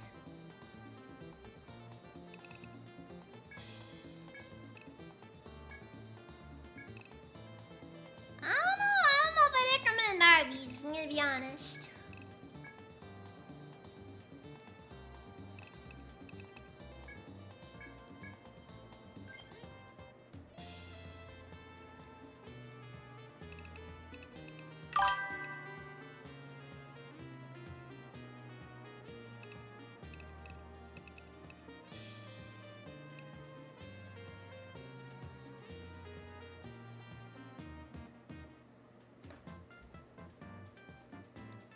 Not bad about it, Oscar.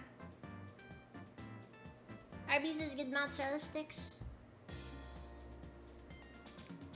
Yeah, but it is a fourth month anniversary. So it's kind of like a bit of a. Ugh.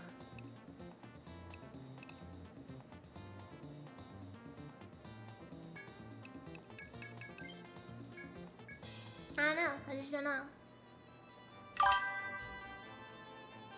Let's see. After picking the clan from Override's port, you begin sailing toward the ocean sea. But you spot a gigantic shadow approaching your ship at tremendous speed. That's no ordinary fish. The figure that leaps from the water is none other than the sea dragon from Ugarit. The lion steps forward and levels his spear. He looks as though he's been ready for this whole time. Following his lead, you draw your weapons and dash towards the sea dragon at the bow of your ship.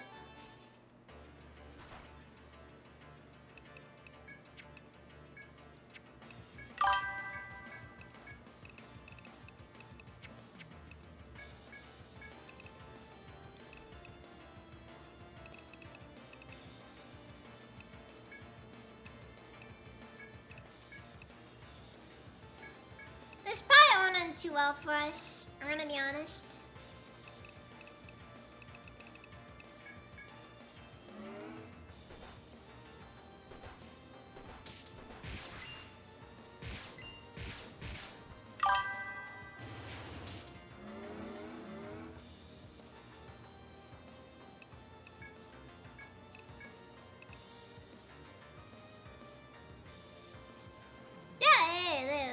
The Dread Pirate Captain Underboob.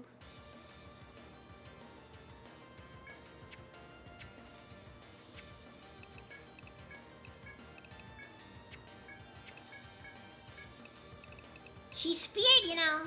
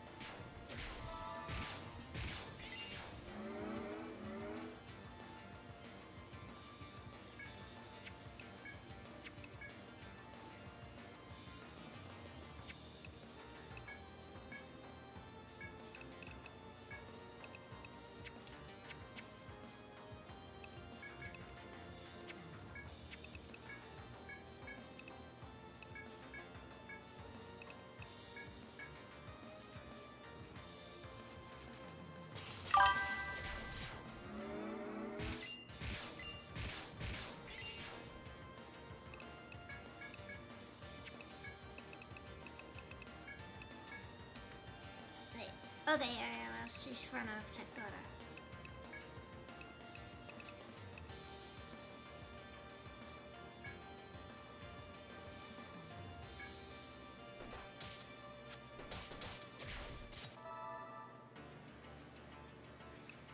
Alright. Good thing I'm better.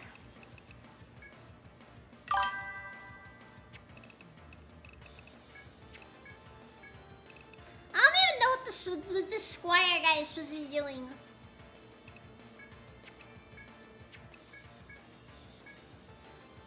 Also, yeah, he just stuns. Constant stunning.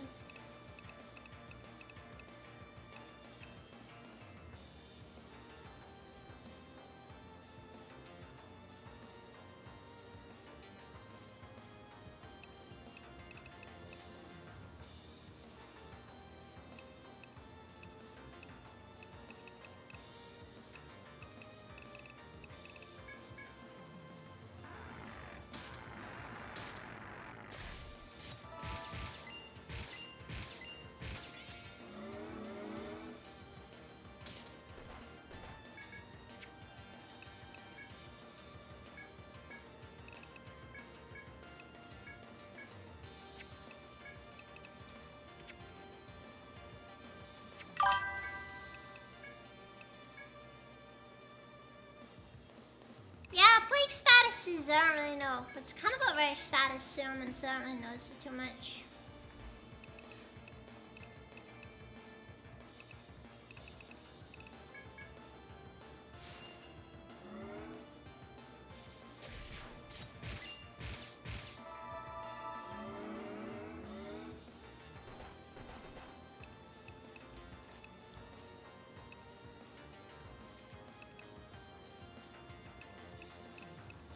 Accuracy loss.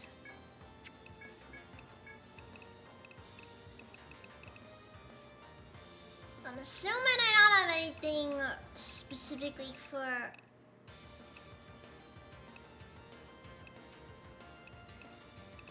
Yeah, I guess you just gotta roll with this.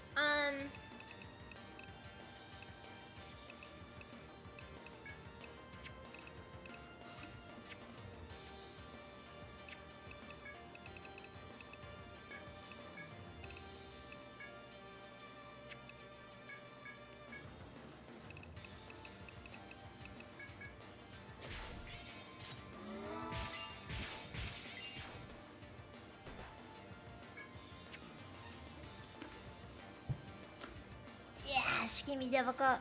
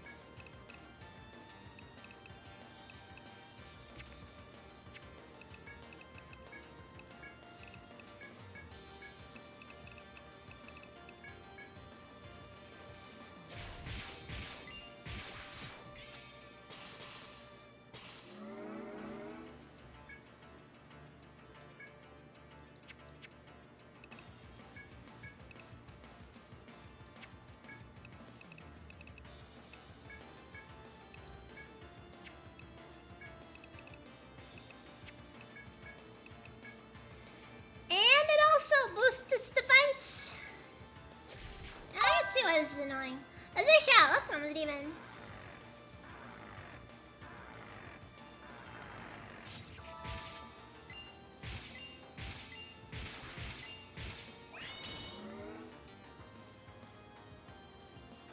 Yeah, boss fight, boss fight. Okay, so Ouroboros Scardalas, one turn and it will absorb all incoming damage. So how's that any different from the Aegis? From like the Aegis shield or whatever. Yeesh. Yeesh.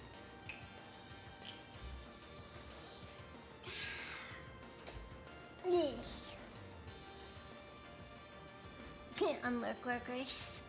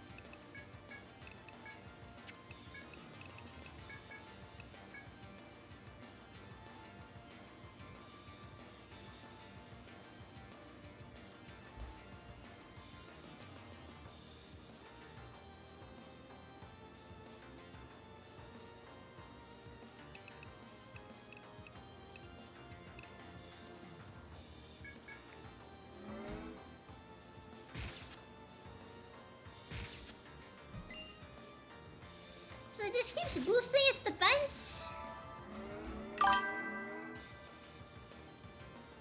Oh, nice.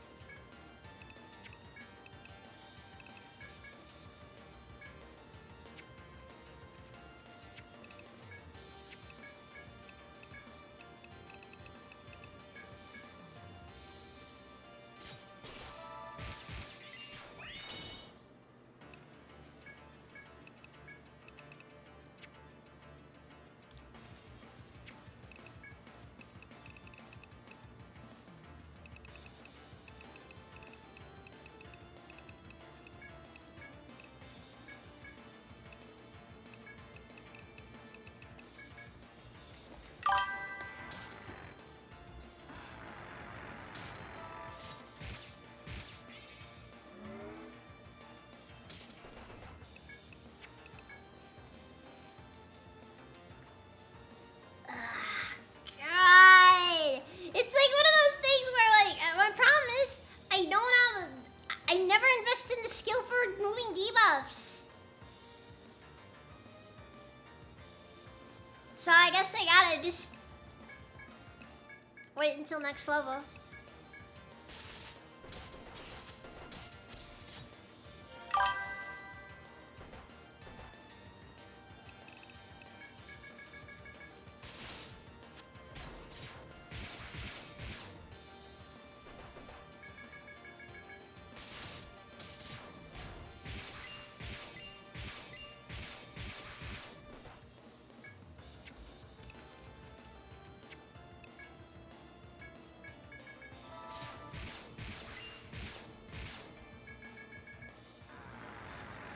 Next time I definitely will have to add Mr. Lion first though.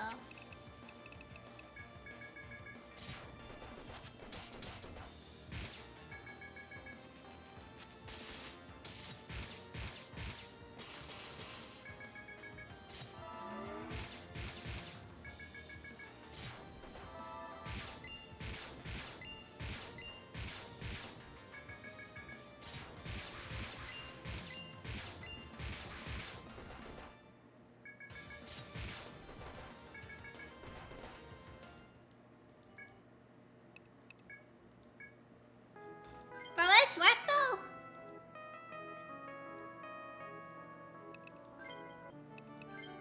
Oh yeah, you're right. Hold on. Yeah, I might actually have the setup for this.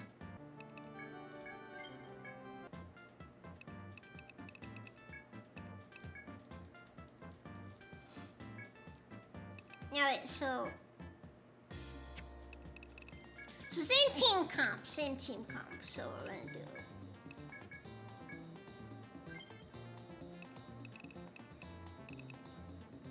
Let's see here. All allies recover HP and status elements for 5 turns. That's not it.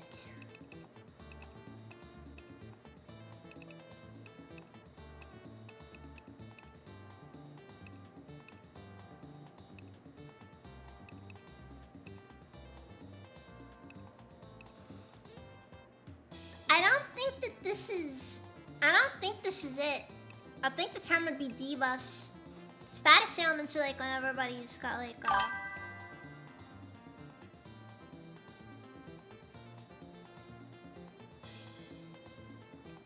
Now, the way Under Boob works, she's basically guaranteed to keep going for basically ever.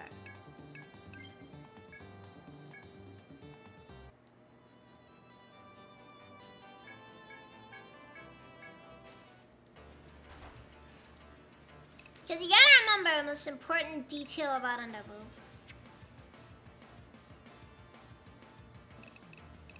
I built the team wrong.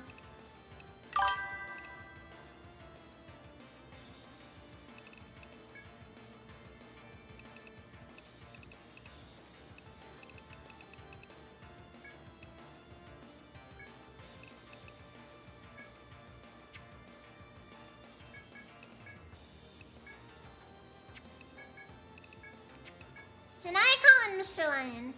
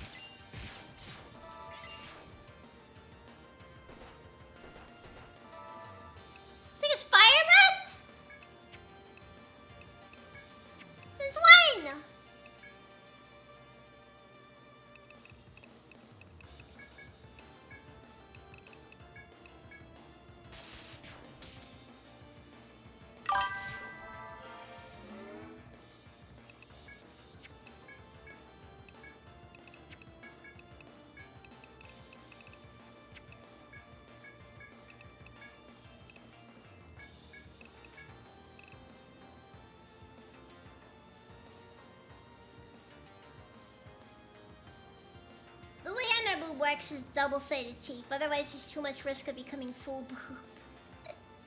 I mean, not wrong. Not wrong.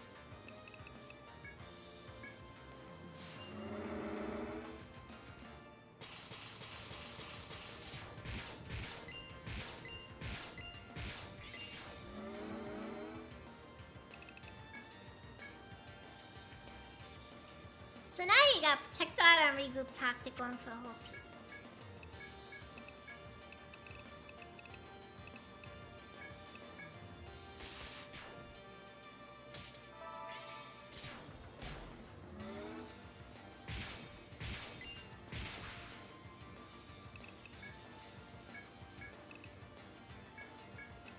And we get another Regroup Tactic going.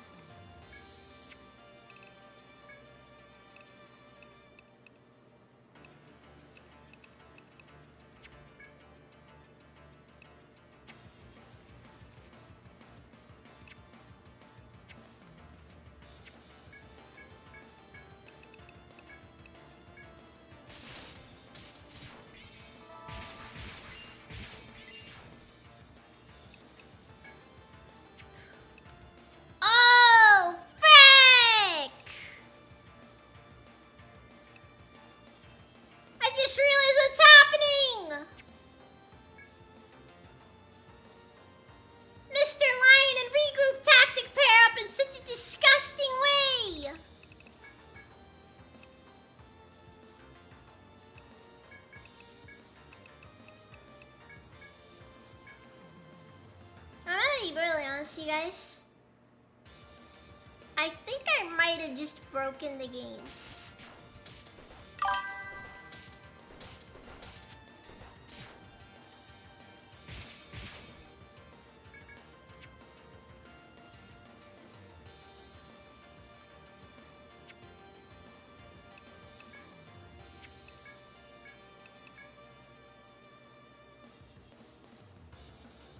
Yeah, the lion isn't crazy hard, but the point is that his sleep status keeps getting removed.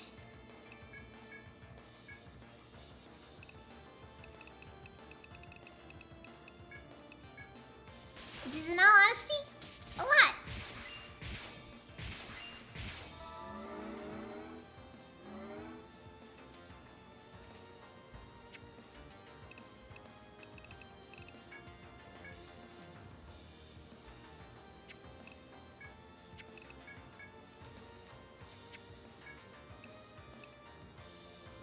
Also keep in mind, the lion just gives a flat chance to stun.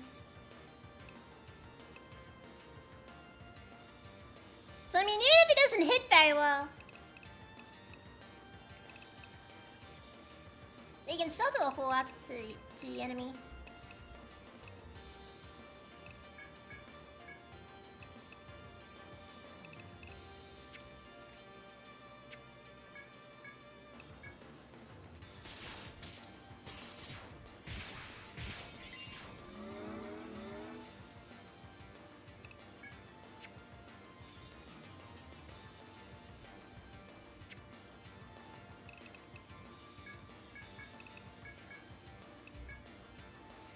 Because I can basically, and because of the way Under Boob works, she can basically keep regroup tactic going infinitely.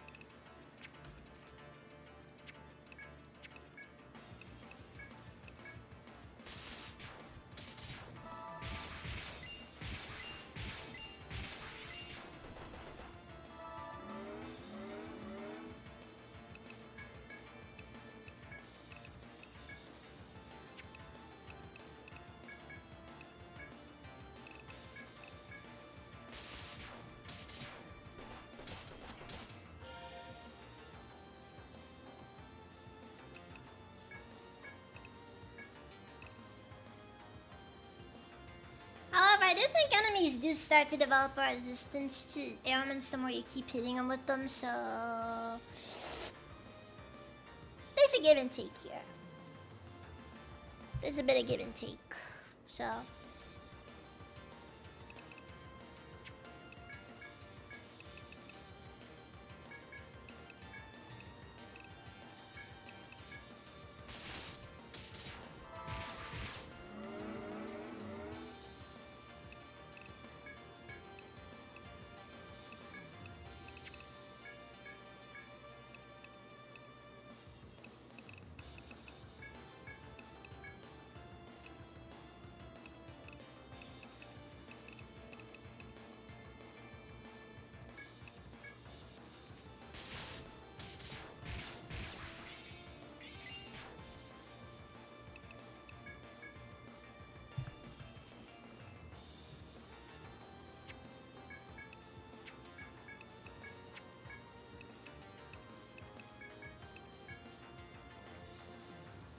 Provided the thing isn't capable of a full team wipe, I'm gonna be honest. And this is a level 1 lion, by the way.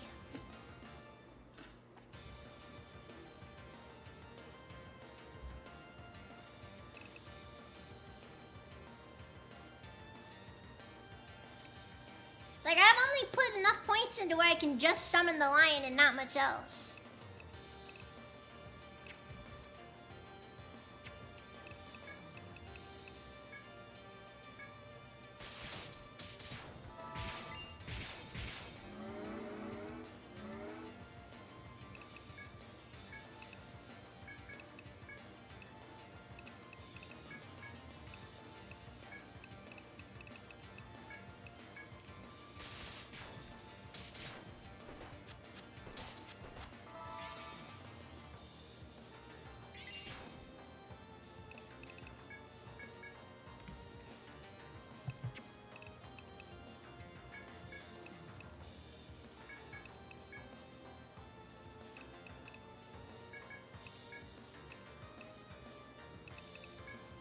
I don't think Phase Arm works on Mr. Lion.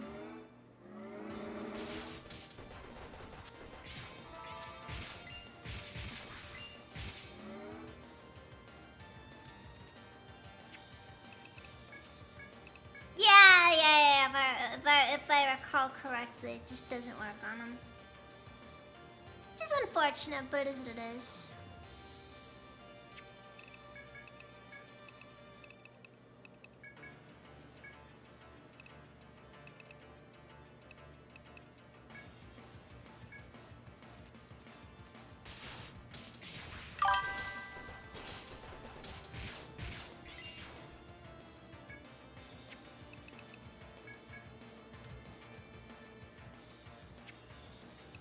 The one bind it needed. Gonzo, come as even. Okay. Gonzo, thank you for the raid. Welcome, raiders.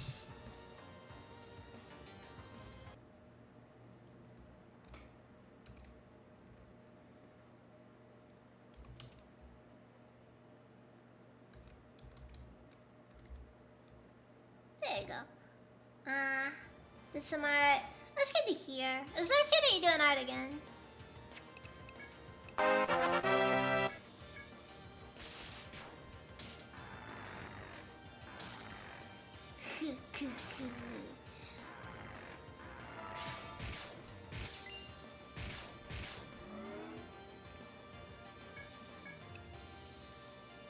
Yeah, I'm gonna be honest.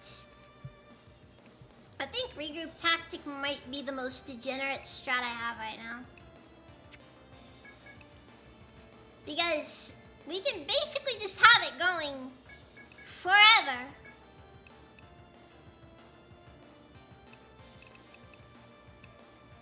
This is just about the time. Oh, thank you, Gonzo. I'm mostly just grinding levels right now because I'm at that point in the game and it's a difficult one.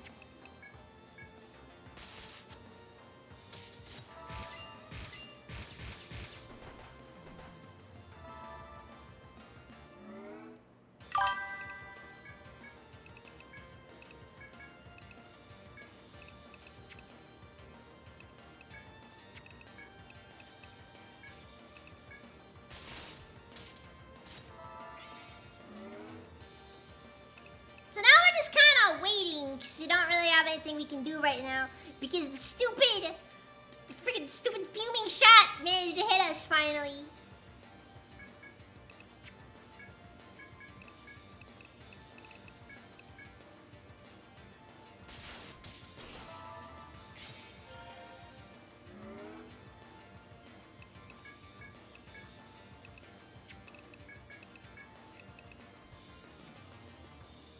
But yeah.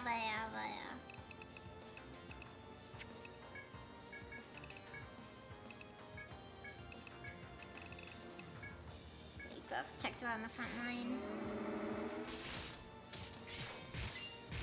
And provided Underboob doesn't die at the end of this term,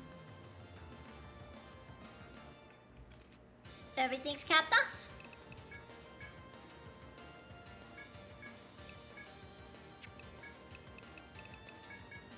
Then we could be doing a whole lot worse. I think that is the main takeaway from this.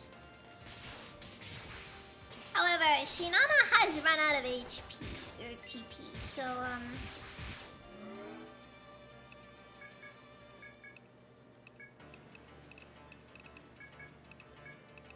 we can do one more freeze arms to hopefully get on our boob with just a bit more DPS.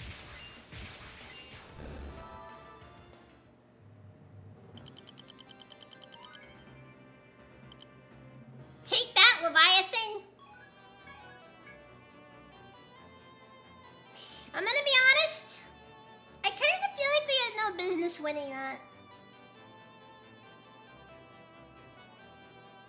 The ferocious battle you and the client waged has paid off as the Sea Dragon falls in defeat.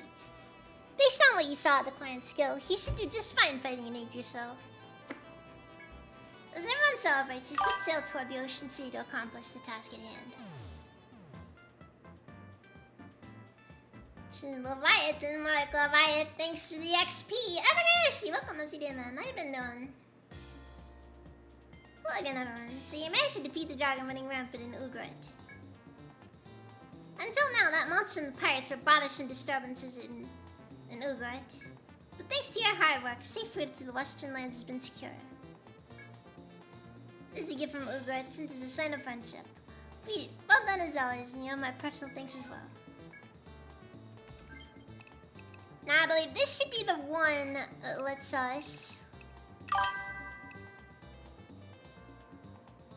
strike damage on one enemy it turns, and if lethal, it drops all items.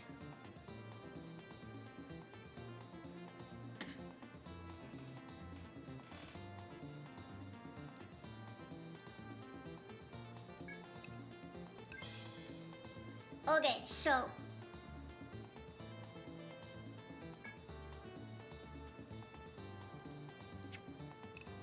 I'm thinking we keep regroup tactic.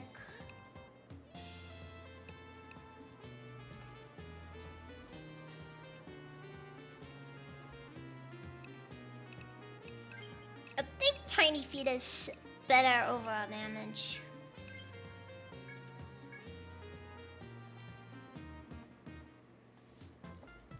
I figure it is.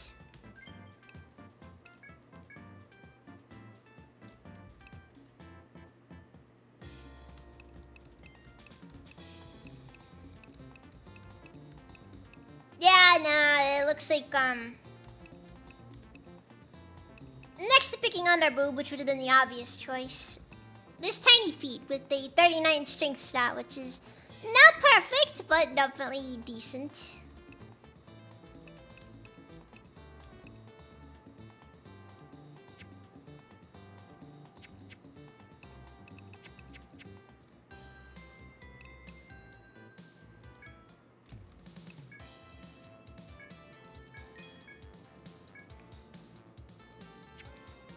Oh my god! Wait, how much does the trading cost? Dance is too much.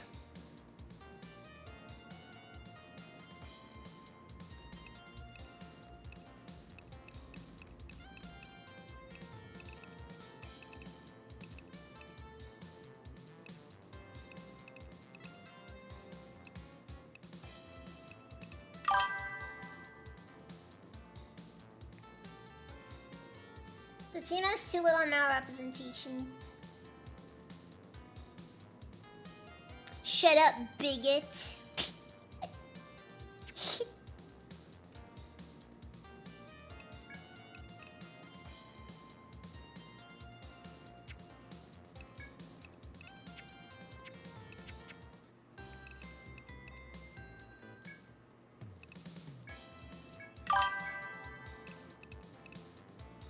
Not enough Shota. You know, I don't really know if this game has a ton of Shotas in it now I think about it. Hold on. I mean, of course it's the classic.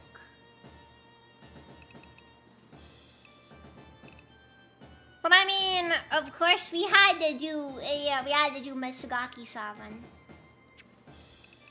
City Gladiator. No Shotas. Hoplite. Is that a Shota? I'm kind of getting those vibes.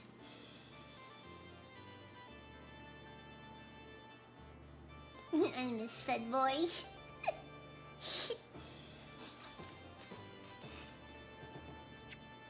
We need at least one older guy, you know, just to kind of help round things out. Yeah, no Shota Buccaneer here. No Shota Ninja, honestly.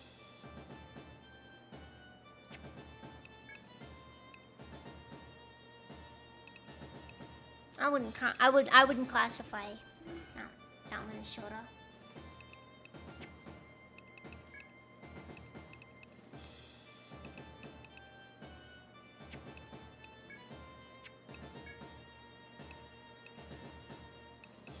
Yeah, no, just kind of simply there's just not many Shotas in this game.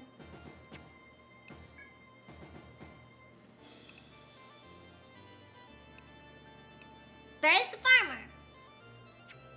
He failed the Shota test. BB body, baby face.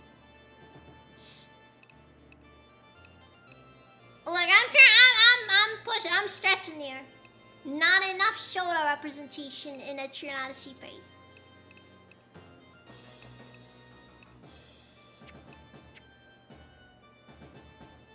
How busy farming? Exactly. Actually, speaking of farming.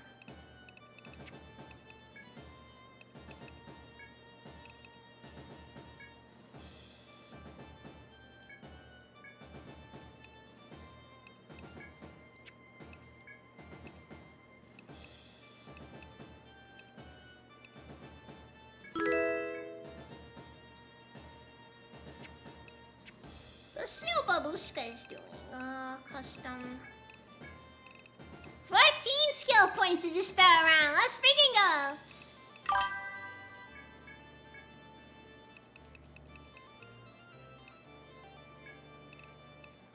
We're gonna max out double crop. And alongside that, we'll also put more points into TP up so she can just use double crop over and over.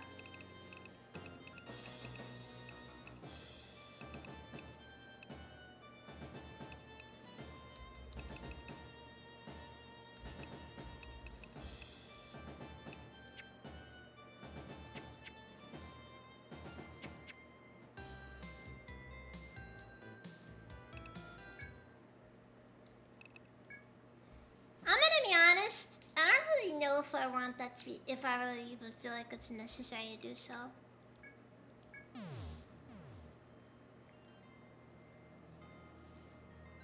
Why not pregnant yet? Welcome, Steven.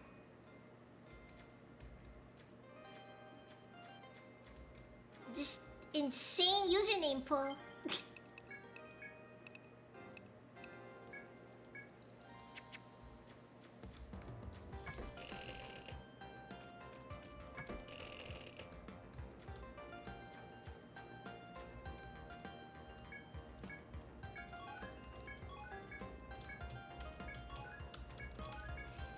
Yes, and it should be noted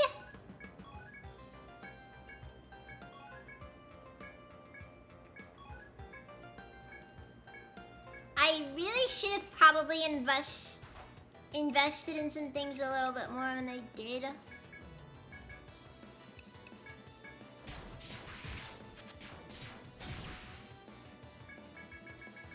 Like, I spent way too much time kind of just not dealing with this.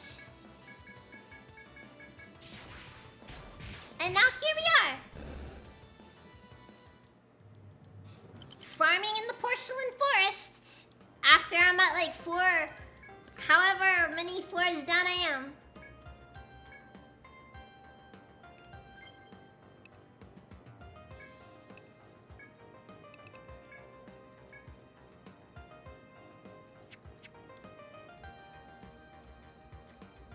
Okay, so using double crop at this point just kind of refills everything.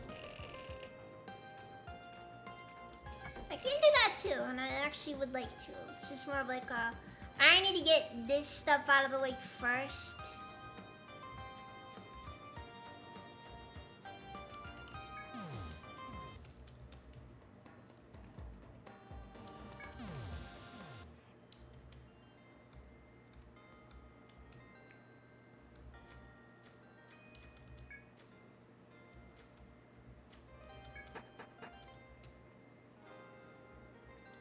Just making sure it all works out in the end.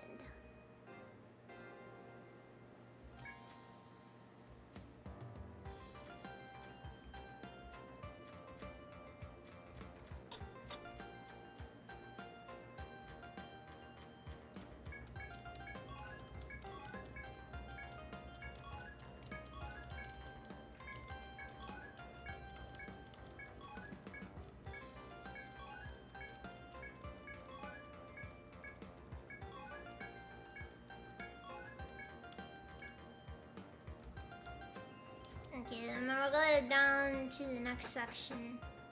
Go grab it over here over there. Oh yeah, I wasn't looking forward to this one.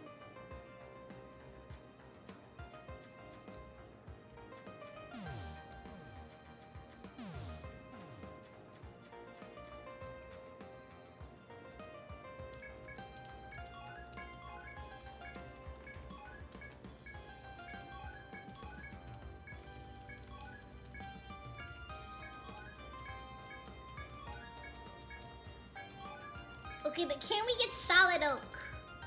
No, it's very good to make desks out of.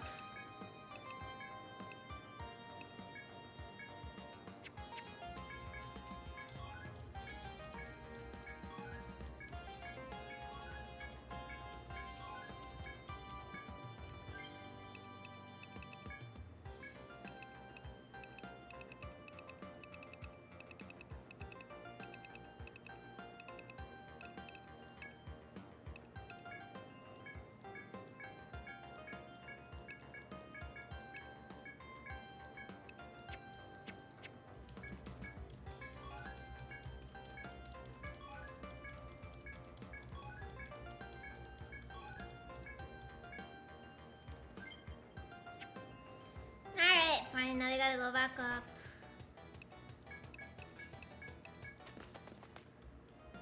Now I gotta go back up. Head over to the mining spot again.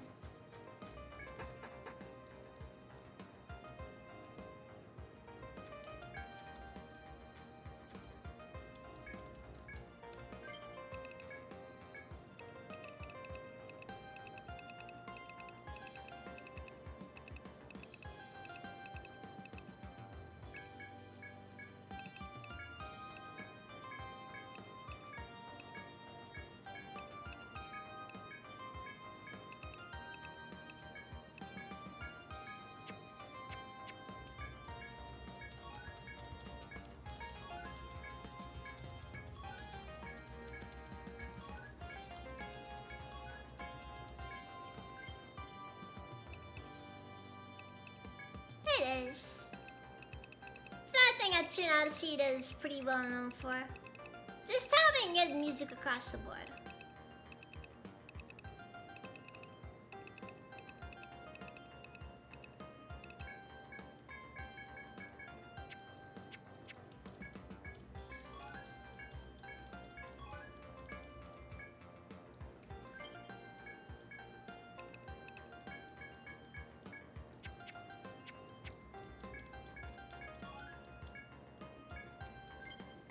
Alright.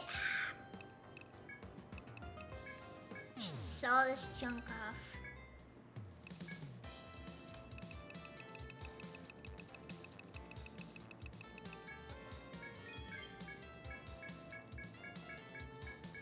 Oh hey, I found the physical versions of all the mists. Let's go.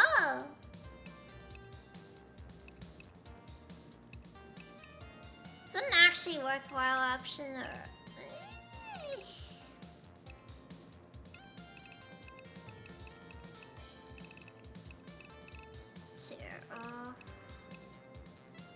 Kaze 267. Yeah, Drakeback Spear is worth going for.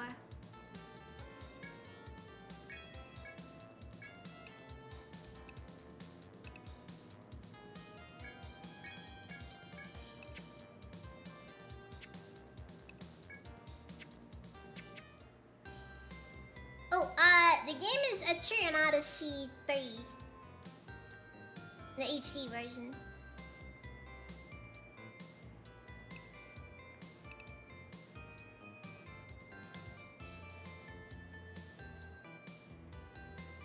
How do you spell this? E-T-R... What? No, Etrian Odyssey.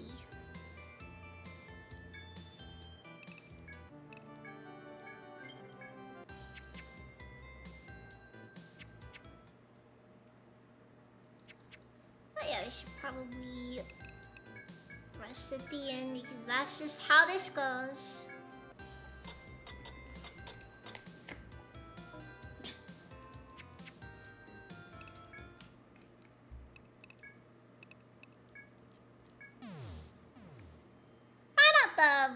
Definitely not an incorrect description.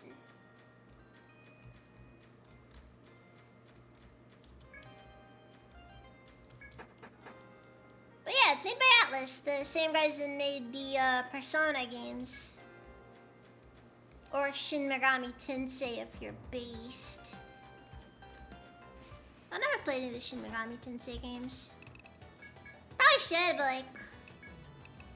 I don't know.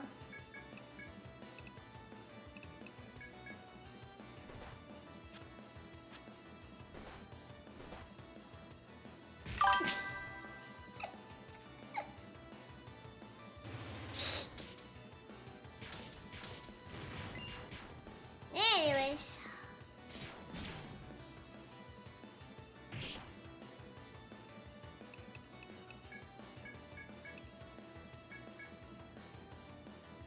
Yes, Etrian Odyssey is better than Persona. I don't care what anybody says.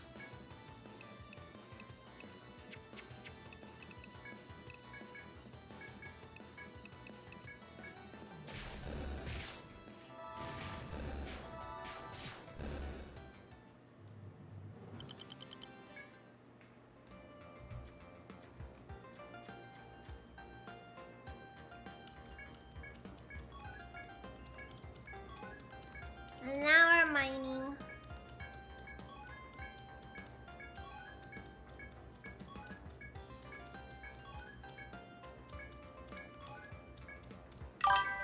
Pure RNG. Yeah. So reminds me, I found a blonde animal girl named Adolf crying and pointing a gun at her head in a gotcha. Dude, what the frick? It's incredible!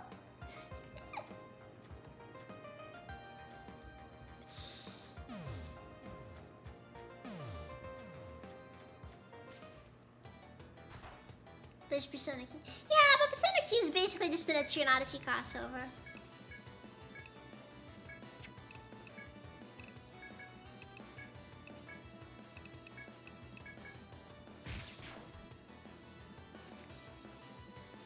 IIRC.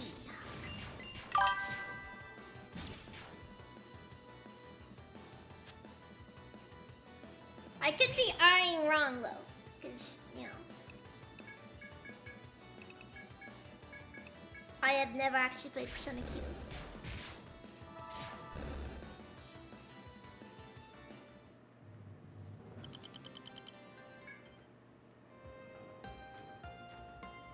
It's an Etrian Odyssey game of the Persona skin.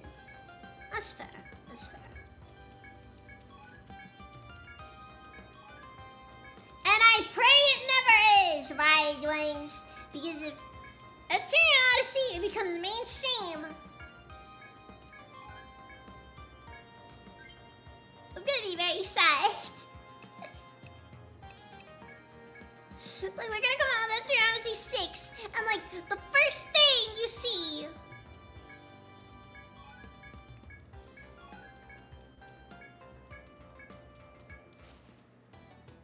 God dang it!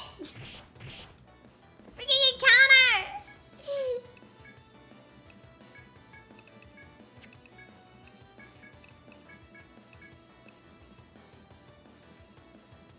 Like, the first thing we're gonna see is like some character, like the first thing, no, the first thing we're gonna see is like freaking pronouns or whatever.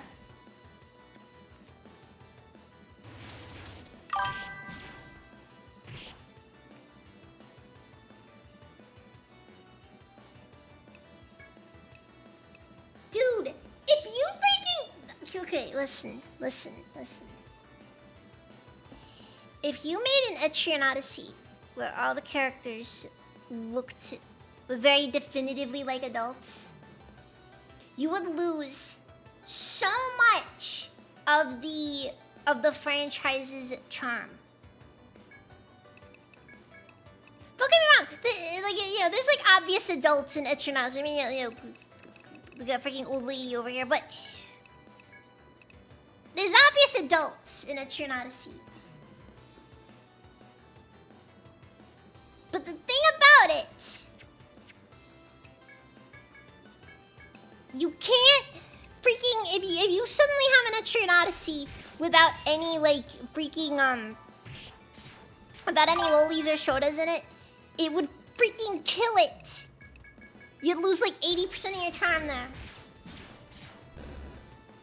It would.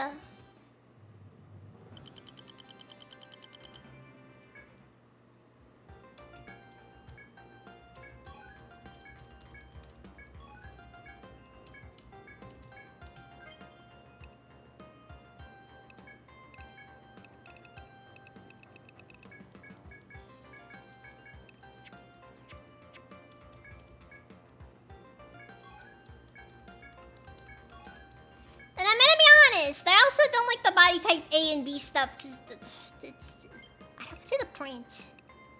My thing is just that I don't see the point. But it being wrong is there anything in what? That is not wrong.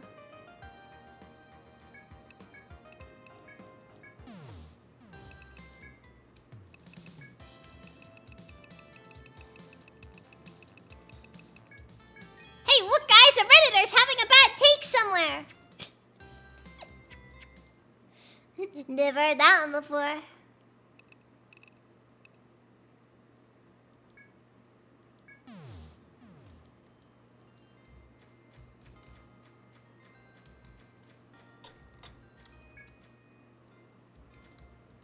The Redditor was made to have bad takes.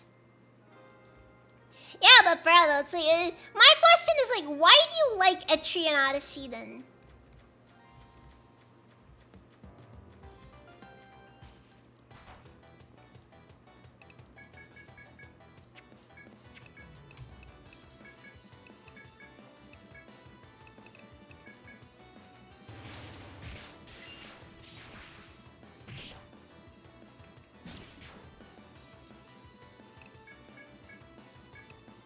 That's my biggest complaint with these people. Like, why do you even like the series in this case?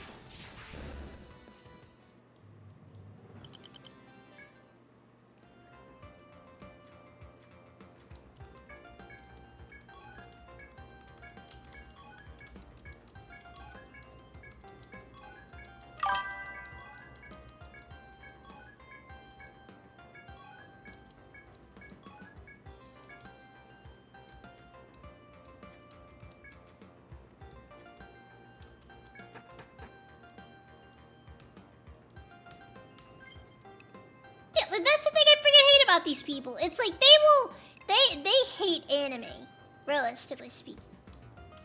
They like anime until anime is Japanese. Because they're freaking... Because they can't like the idea of anything that they can't comprehend or anything that's different from what they grew up with. Sadly, I don't think it's possible to gatekeep anything, realistically speaking. At the very least, I can say I do think that Etrian Odyssey is probably gonna fare better than Fire Emblem did. Because people complain too much about the lollies in Fire Emblem. Dax! Thank you for the raid! Welcome, raiders! Welcome! Lots of steam.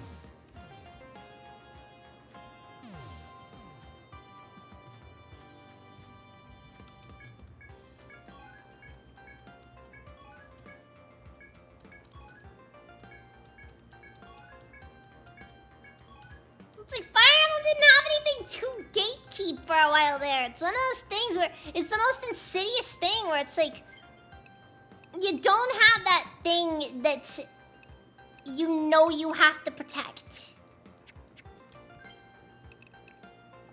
Like that's what happens. Like, if you don't have a thing that you have to explicitly remind everybody, this is the line to hold, you're never gonna actually... It's gonna be harder to hold the line then. Do stuff and say... Yeah, go sleep. Go sleep, Dax. You'll work tomorrow. What do you? I'm gonna assume you have work tomorrow.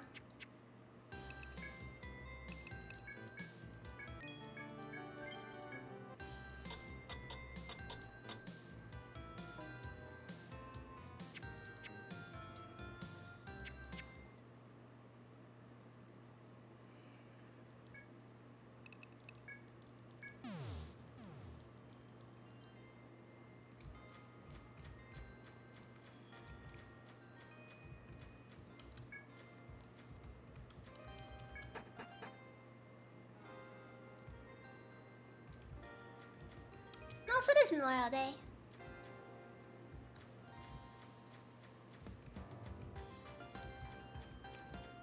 Yeah, but that is kind of one of the main points there, because like with Fire Emblem, the best you really maybe had was the occasional lowly character. And Fire Emblem also had the debuff of kind of getting popular around the time when, in all honesty, nobody cared. People weren't really too crazy aware of stuff like this, like where people just kind of infiltrate, fandoms or fan groups or whatever, and they start talking and being like, "Oh, we need to get rid of this thing or that thing."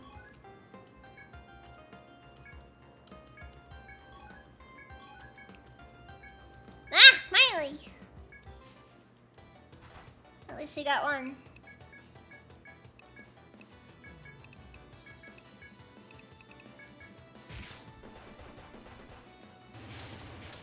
You know what the funny thing about it is too?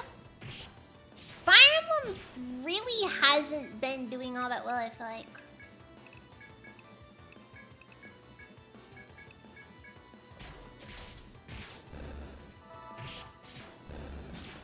Like, just like from an overall, like, how much people care, it's just... One thing I've always realized is that when something becomes popular, there's an apathy.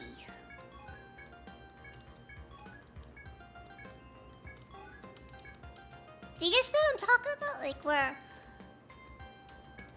something is... It becomes popular, and then there's just an apathy to that thing.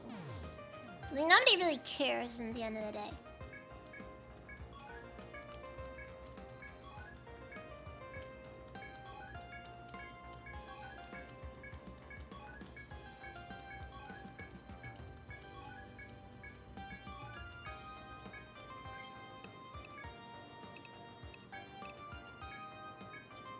It's just kind of sad, I guess.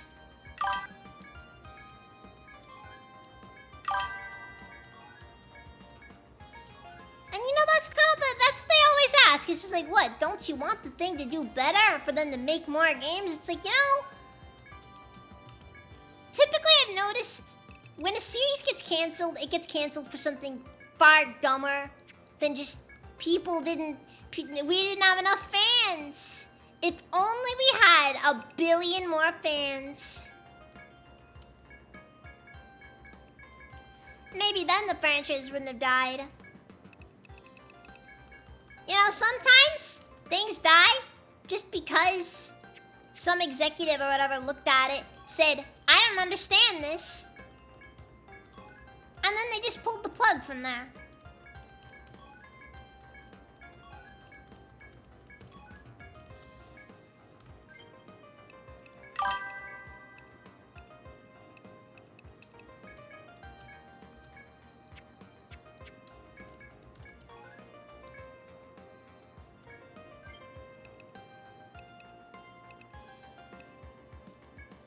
What if the internet communities around the minority not necessarily targeting them and then get mad at them, Josh?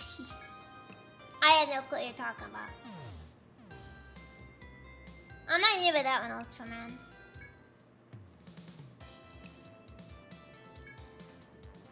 And yes, this is the classic line, they like it wrong.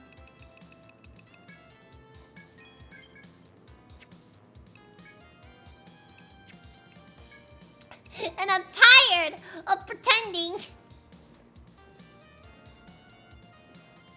that it's okay for people to come in and like things wrong. Thank you for 100 bits, Ultraman.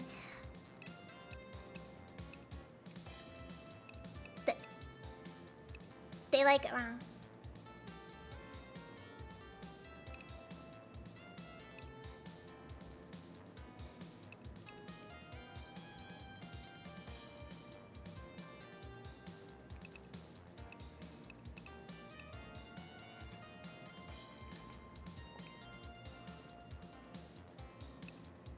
Like, there's things that are okay.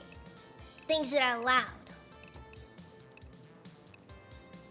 Liking things wrong, that's not allowed.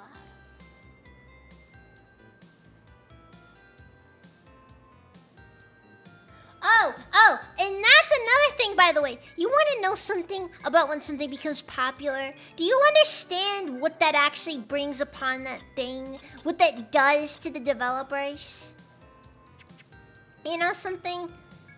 Being massively famous, having everything you could ever want, effectively infinite resources. Do you know what that suddenly means? That suddenly means that the bottom line matters probably more than anything else. That means you have to deal with the shareholders. Because you gotta remember, at least in the United States, the shareholder is the most important thing.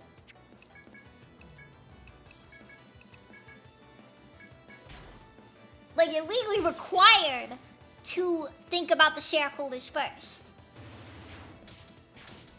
And then you end up in that situation. We had 100 million concurrent players for this specific day. This game is a failure because we had only 100 million concurrent players.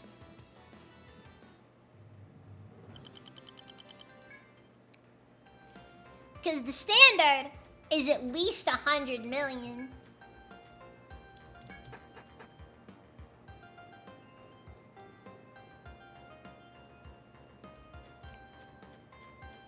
So no, I don't think you understand why it matters so much.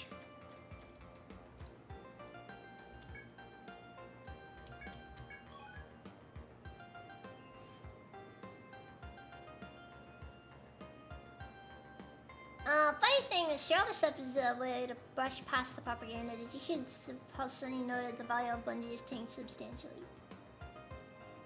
since the alternative is committing fraud.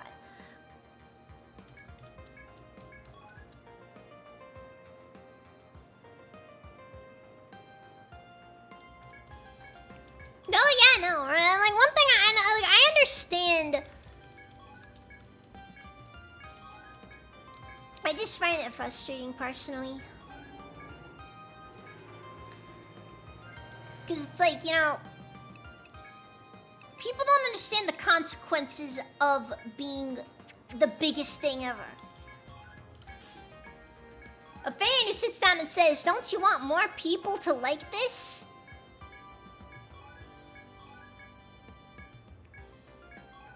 You know what I have to say to that? I don't want more people to like what I like. Because what I like is special. Or because I don't wanna punish the people who created these things simply because I want infinite growth, even though I'm not a shareholder.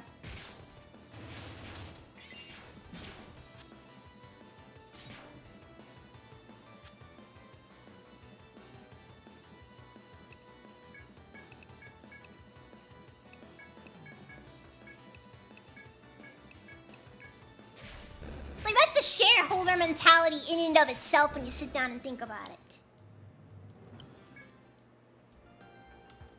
Like, isn't it, like, just the line, you know, don't you want more people to like this thing?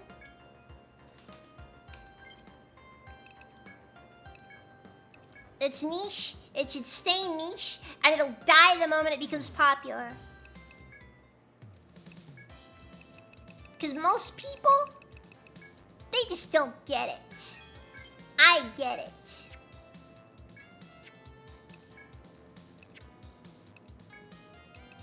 Not just ranting over nothing, I feel like.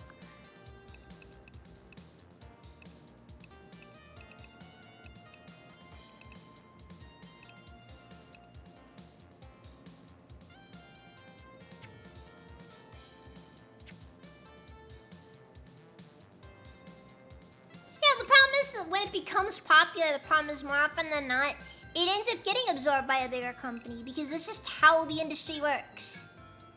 Gets absorbed by a bigger company. Now suddenly there's standards to meet. Big standards. And it's expensive. And a lot of money is going into these things.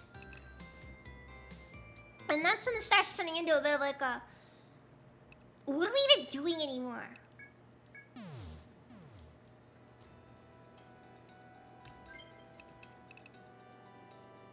Now you just end up with the... You just start asking what's the point anymore. Yeah, I know. You got me going.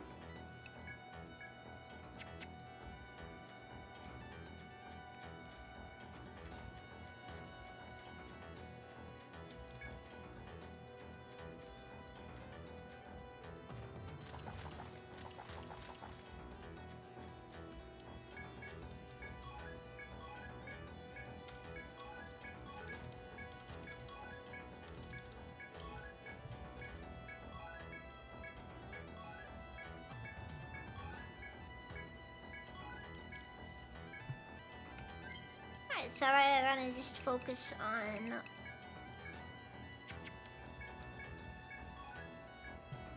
just gathering up as much as possible. Let's go, Zircon! Let's go, Pumpkin! I'm sorry.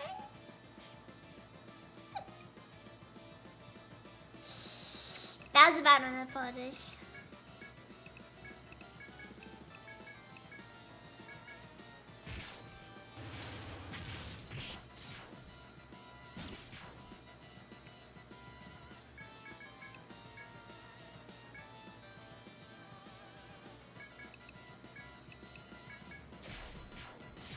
Yeah, but anyways,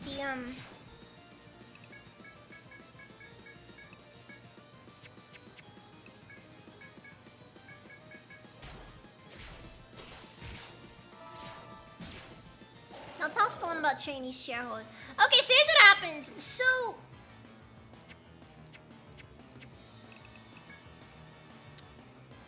we're boned.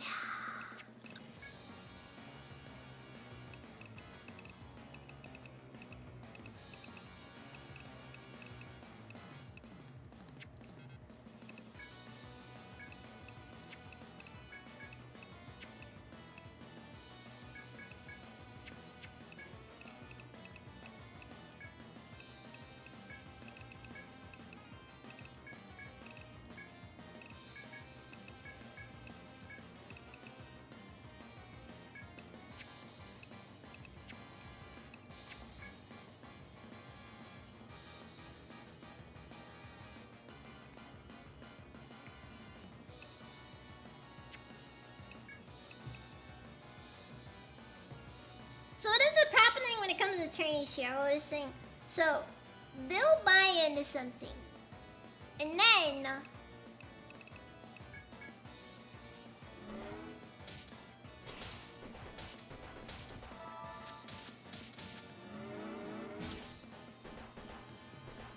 they'll use that leverage as a method of... I don't know. They...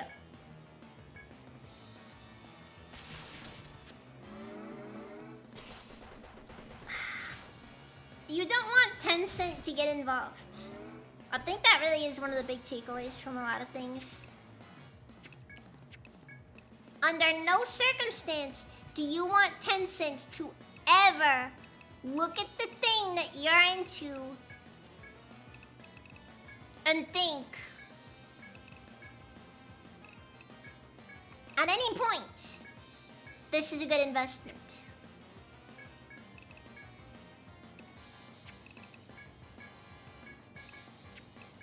Because what they have a tendency to do is they have a tendency to gut franchises.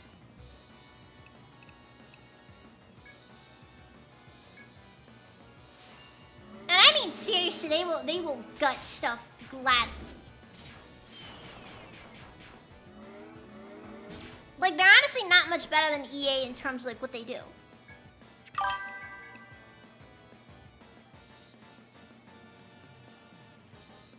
Oh god, no. Because you want to know what the problem is? Here's what happens. You see the successes, but you don't realize that typically what failure means is that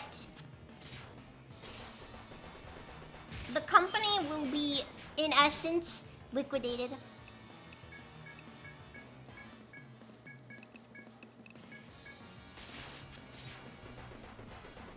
They will pull an EA on you, and it's not going to be pleasant.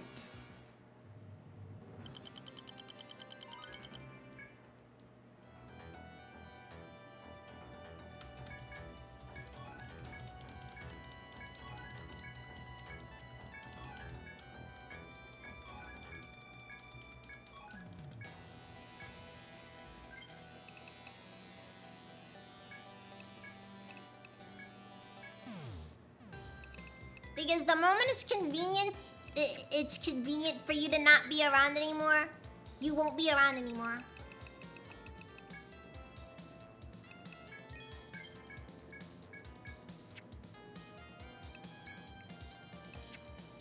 And that, by the way, is why Tencent investing in, well, what is it?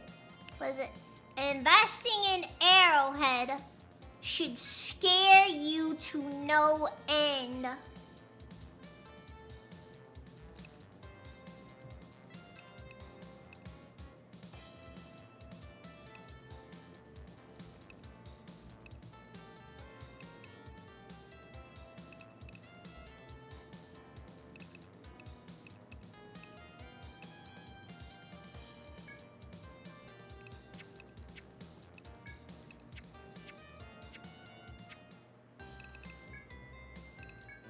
Like, it should be genuinely scary.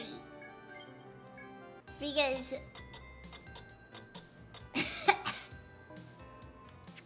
Tencent investment is a poison pill. And it won't kill you fast, but it will kill you.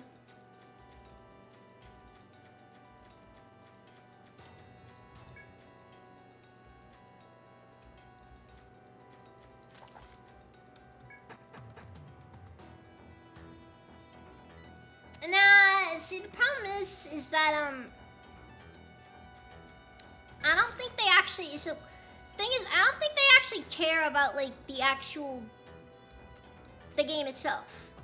What they care about is that it makes money. So, in the end, it doesn't matter how much fans complain. Doesn't matter how much it's just reviled and hated.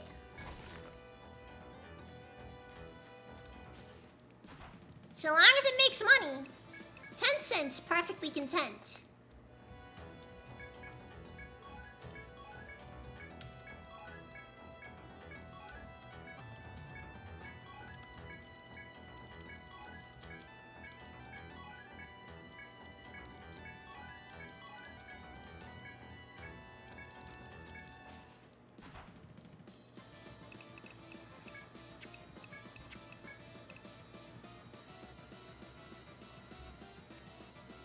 They don't really, they never care.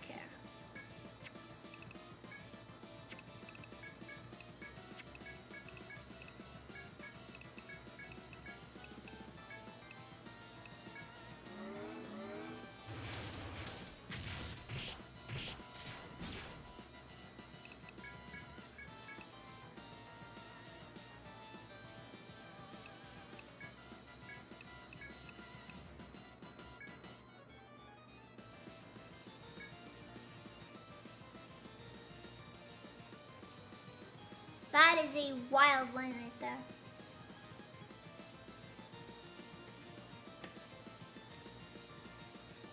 Also, that art already exists, so you know. You've already got that one done.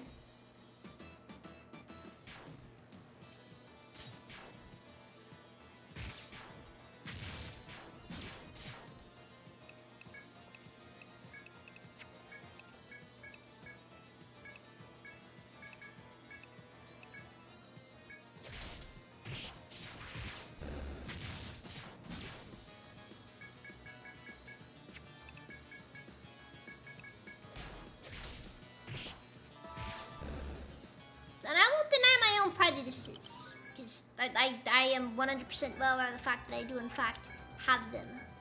Because I can't help myself.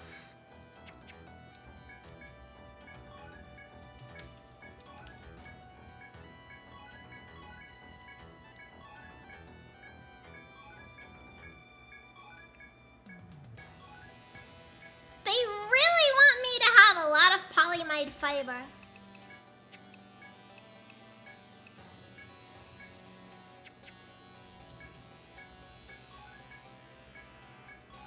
Like, more than anything.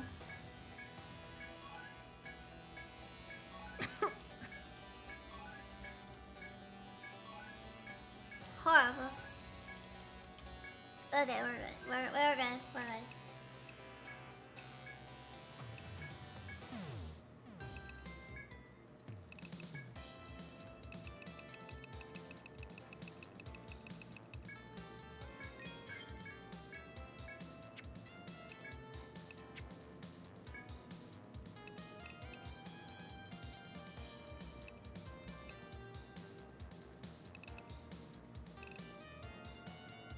Not a big enough boot bonus. Also, the cost I think is too high versus the Drakeback Spear. I might even be able to forge one.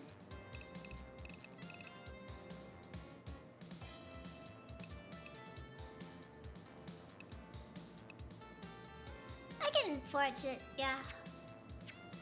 Don't know where I get Sanguine Tails from.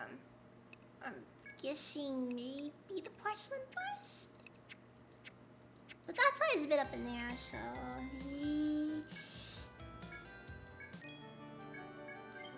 Doesn't matter. Doesn't matter.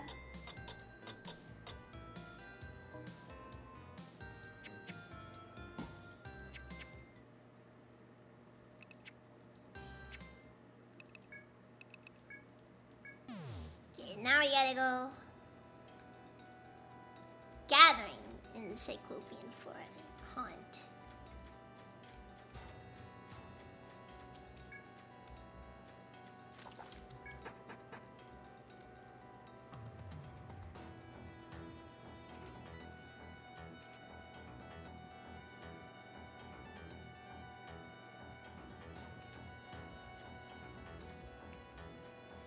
Alright then. So I guess I'll go look through.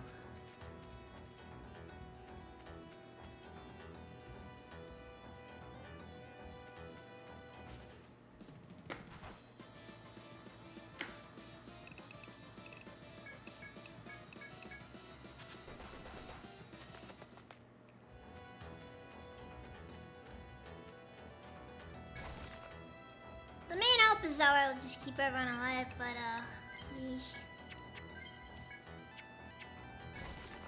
A lot of them on there though.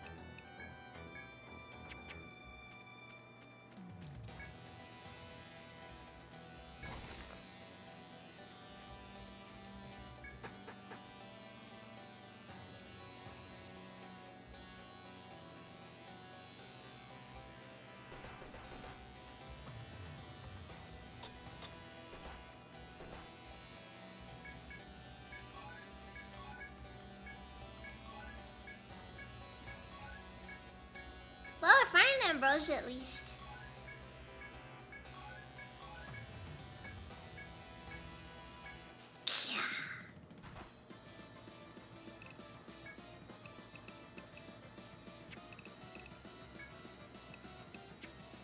Alright, what's the weakness of the... Oh, the omnivore is just weak to everything.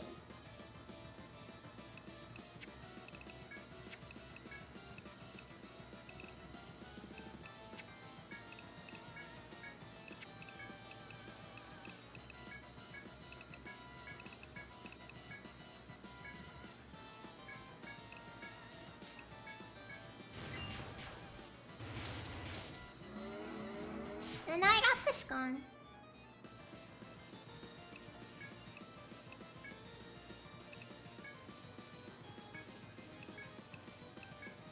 I will still laugh at the fact that Tencent basically owns everything that Ubisoft used to own.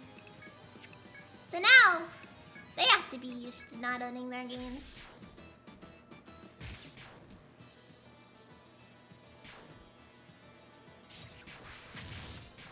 It fills me with a strange sense of schadenfreude.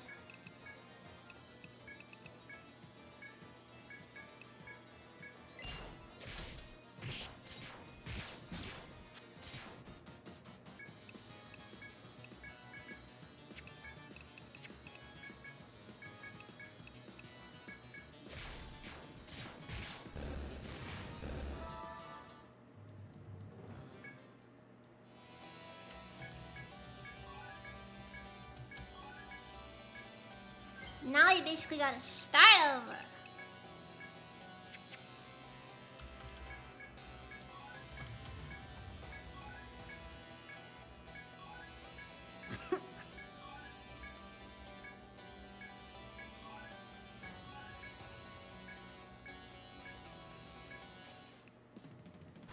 I really can't get more than just one, can I?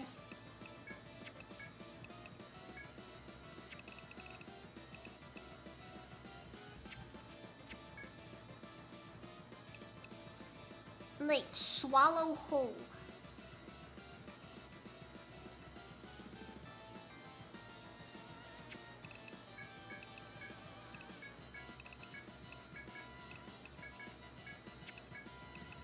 I wonder what that does. Like, are we talking instant kill or...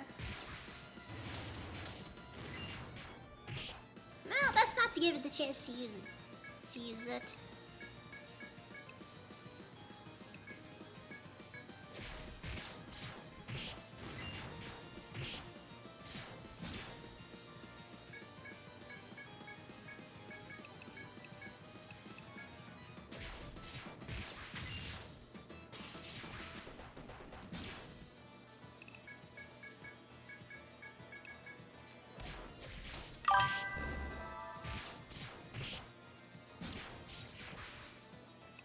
Tencent is not a lot of money. No, he's not wrong.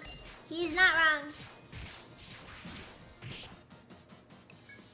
He's not wrong. Tencent is not all that much money.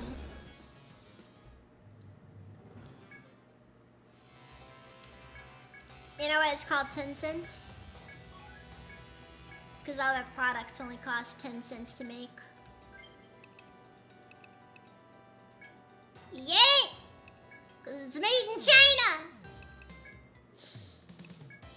I know, I'm absolutely hilarious, and you should all be laughing hysterically at this. Either way, I have successfully managed.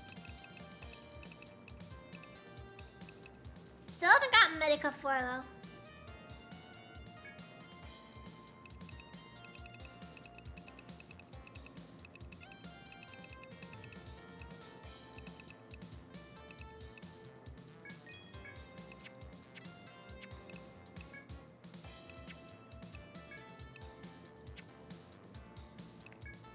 You know, I find it funny because, N is actually the, term used for yen in Japanese.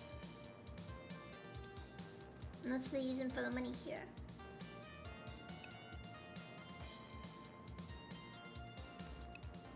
We were just using yen all along.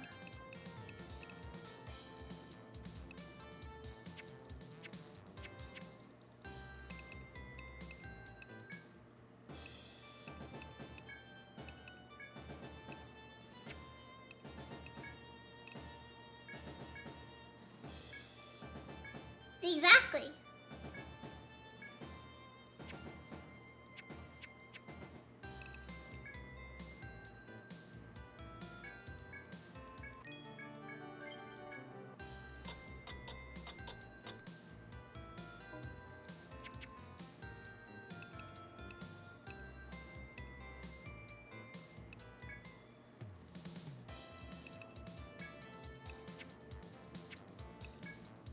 Oh yeah, that's some extra stuff I didn't need anymore. Not how much longer I'm wanting to go for.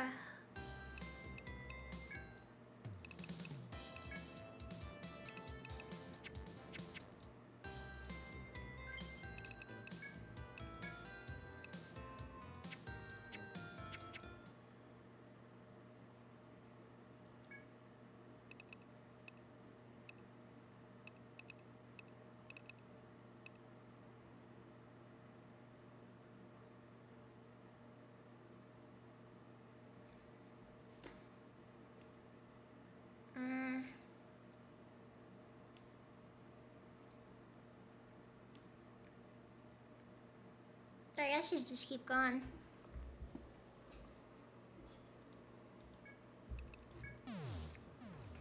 After all.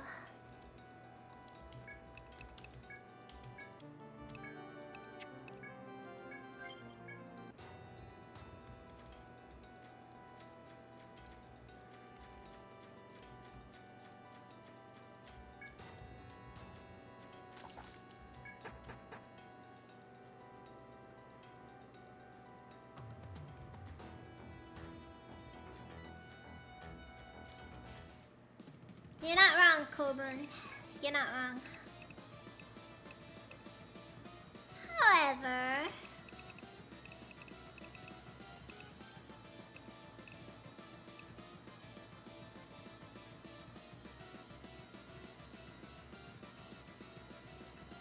No, I'm only been on it for 5 hours. That's like nothing as far as stream times go.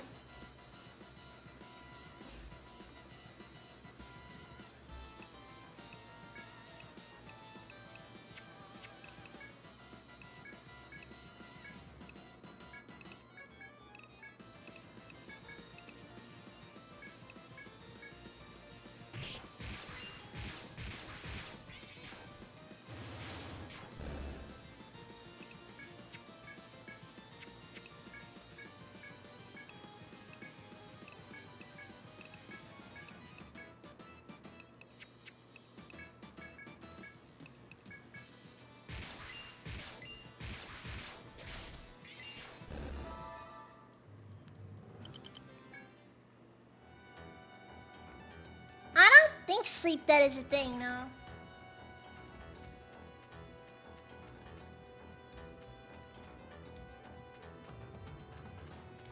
Like, realistically, I'm pretty sure that you just get one good night of sleep and you're basically all caught up. Like, you don't have to worry about... You just feel tired all the time because you're unhealthy. Pretty sure this case, at least.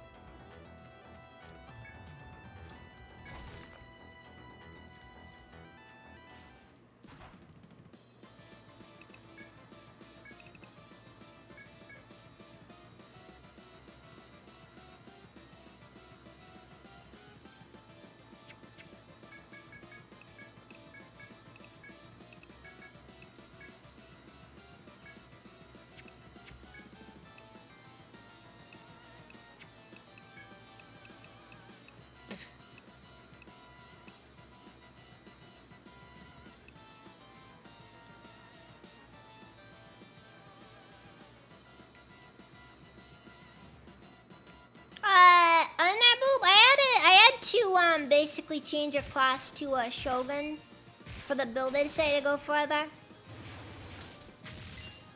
So, ironically, despite being underleveled, she's actually really strong now.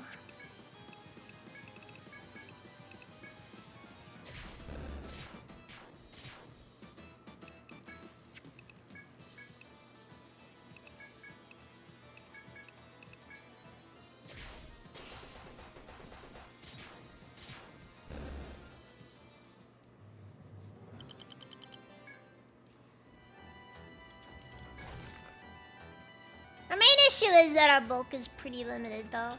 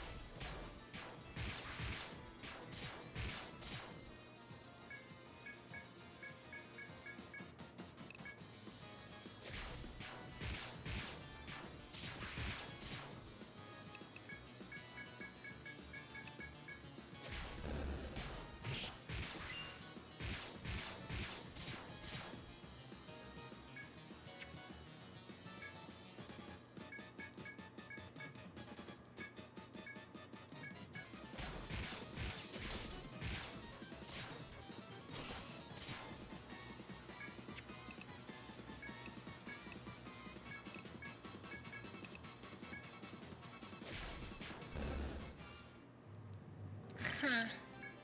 It killed itself.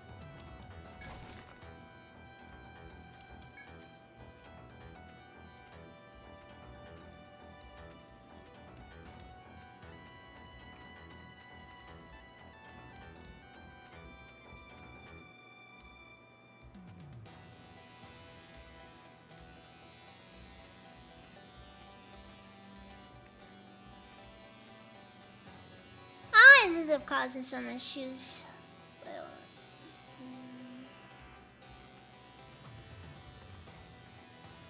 Fortunately, nothing of value there.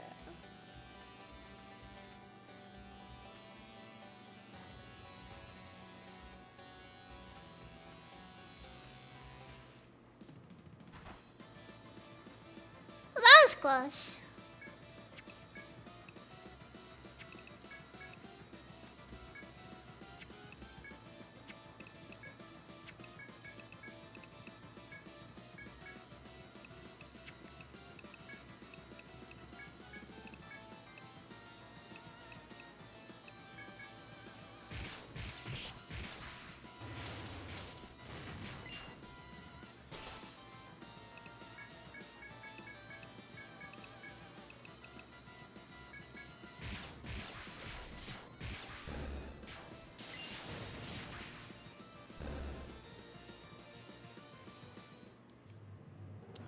I keep killing the enemies too fast.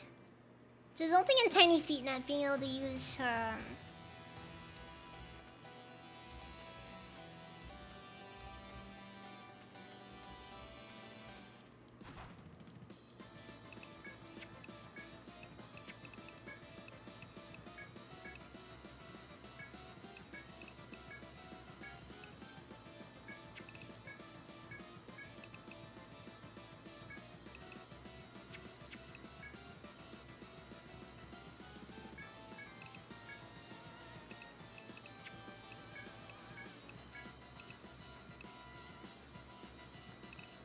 Okay, let me do Ice Star.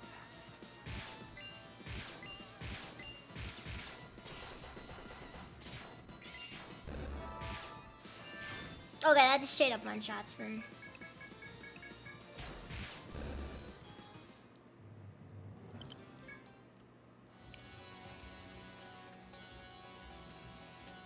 Can definitely see the potential issues with using Lucky Hammer though.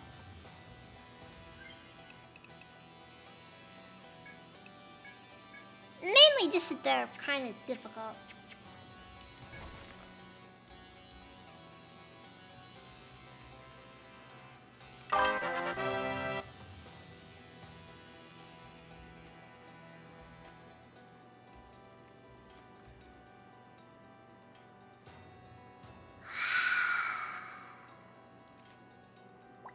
I forgot there are pitfalls in this room.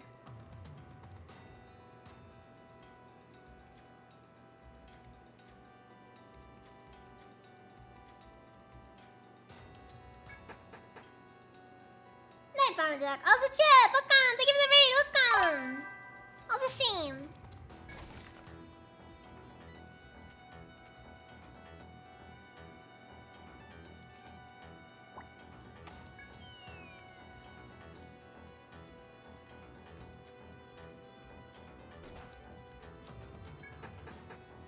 Alright, this room's a freaking troll. How is it that I've managed...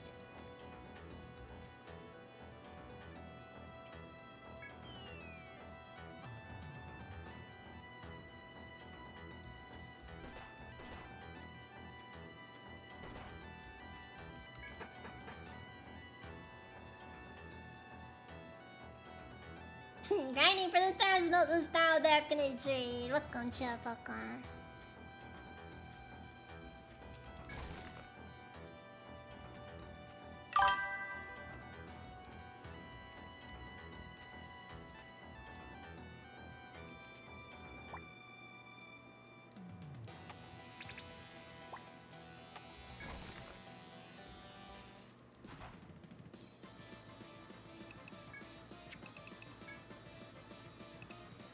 And then... Wait, though. What does throw do? Best not to figure out what throw does.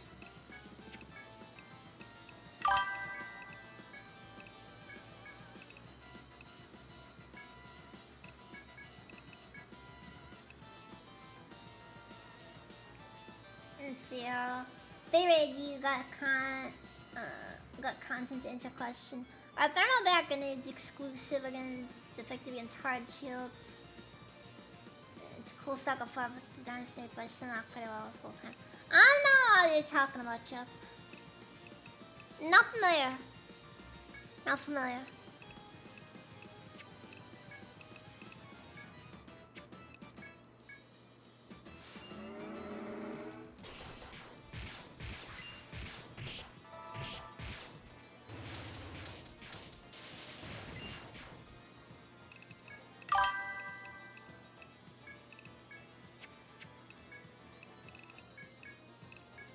Anyways, I never went down fast, jeez.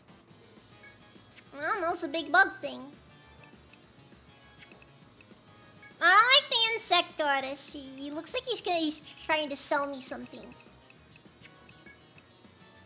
And it's not a good product whatever he's selling.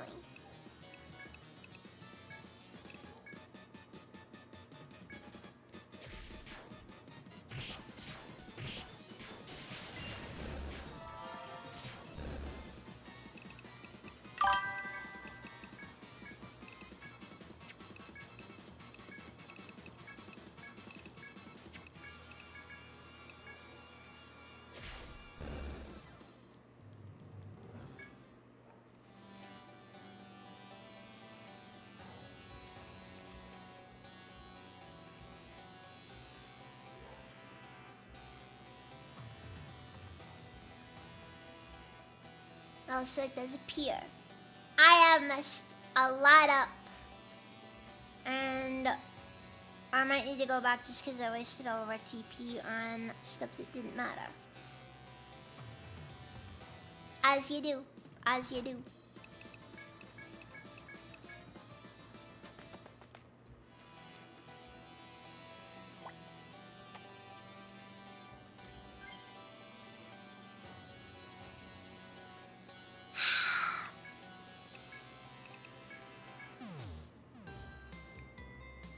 You might even say he's a happy man. He's at least satisfied with his current lot in life. Yeah, he could be a lot less satisfied. He's very satisfied though.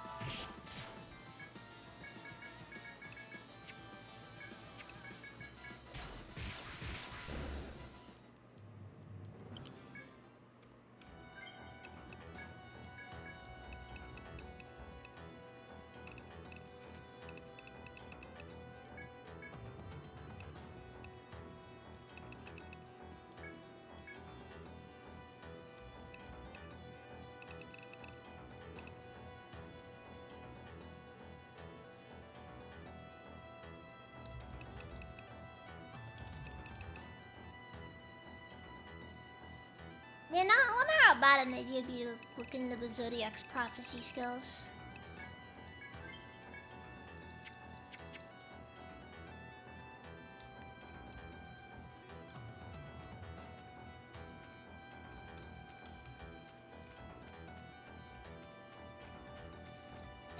Maybe too much.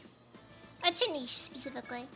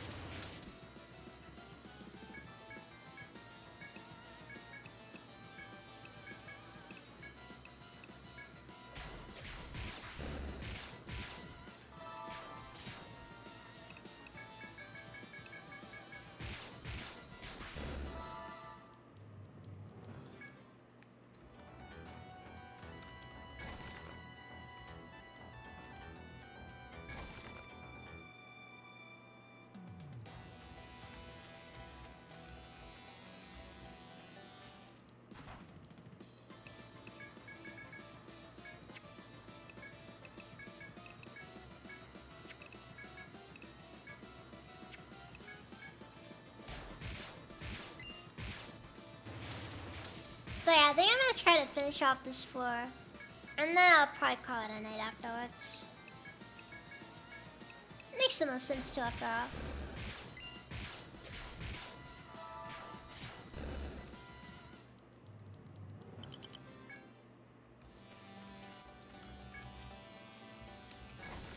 I like how we're killing bunnies and getting demon fur from them. See guys, that's called lore.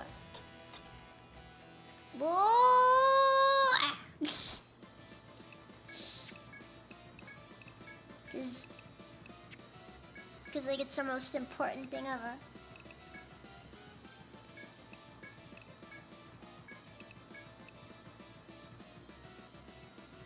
Okay,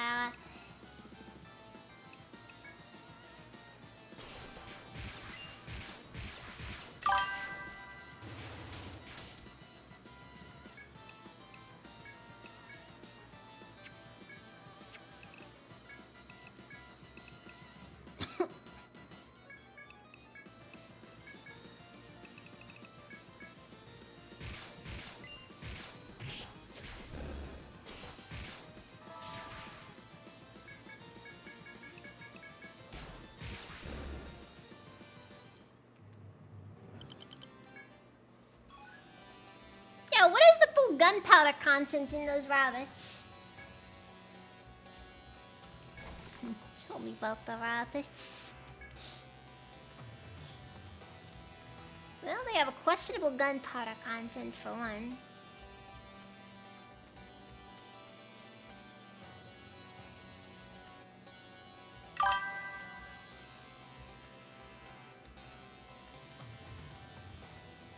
small Monty Python reference.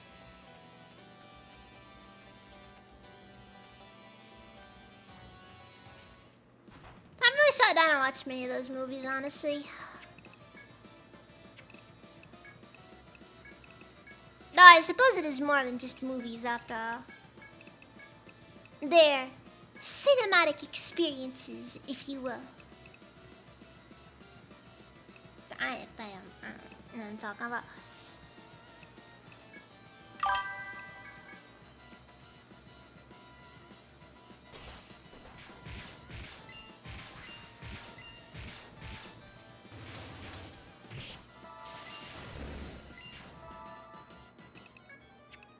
I mean, but what's why Holy Grail is the most iconic out of all of them, I feel like.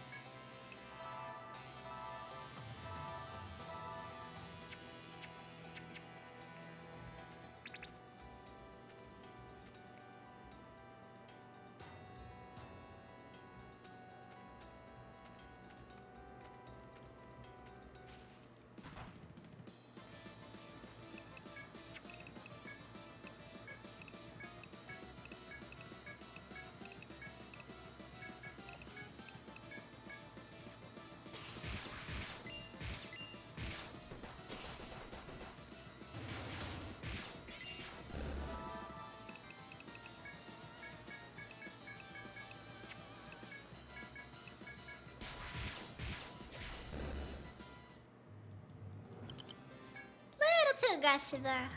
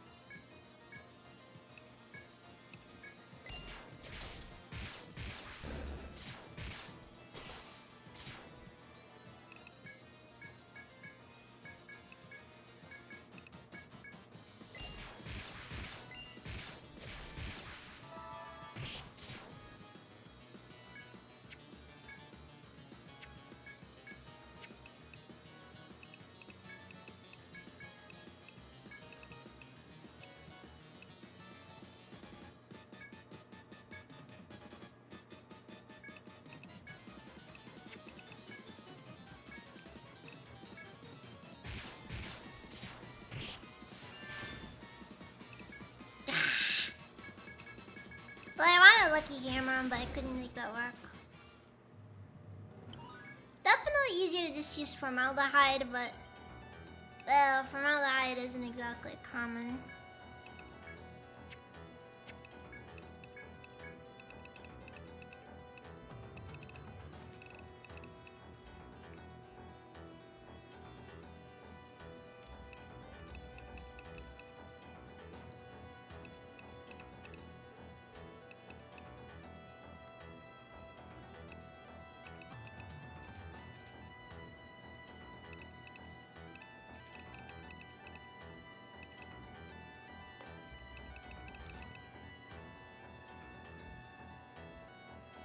Okay, so I could start investing into Mr. Lion.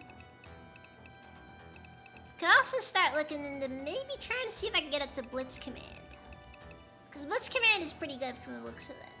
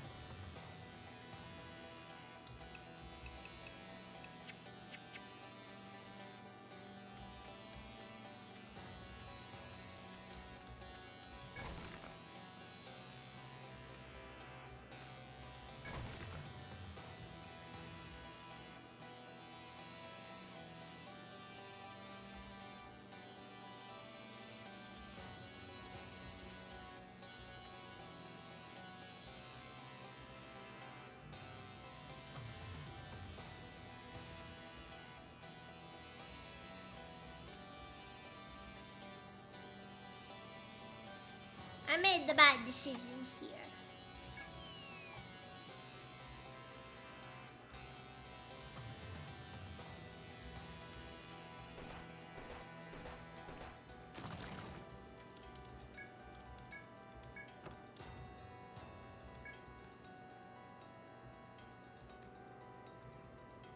Also, I like how this particular floor is just called a tearful thorny trail. It's very on the nose.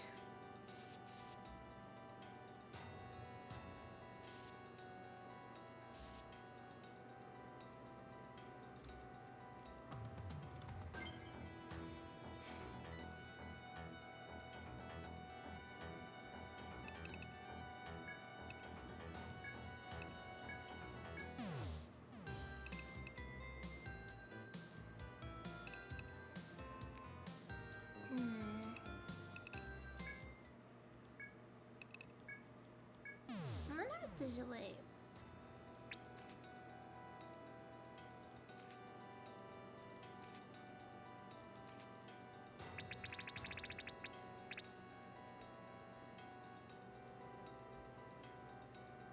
I'm out to see if there's a way. Maybe there's a passage.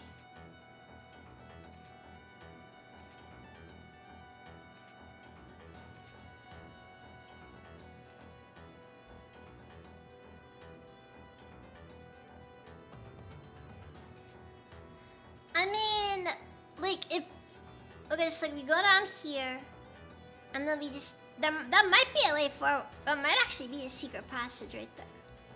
I'll have to verify, because that actually might be an effective way of moving forward. Or there's just zero expectation.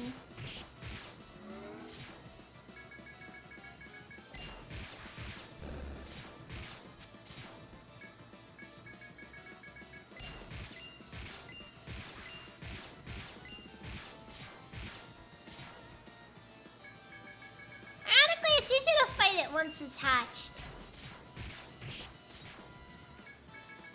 Probably doesn't have this thing as almost exclusively a a defensive enemy.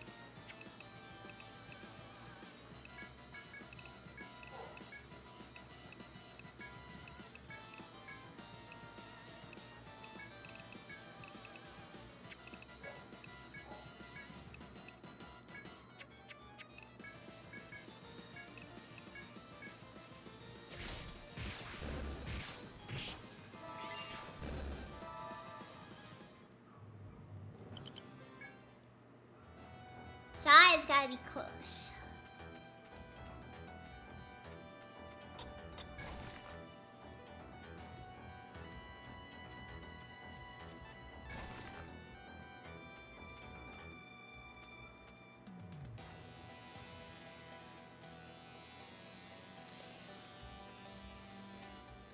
Almost something wrong with it.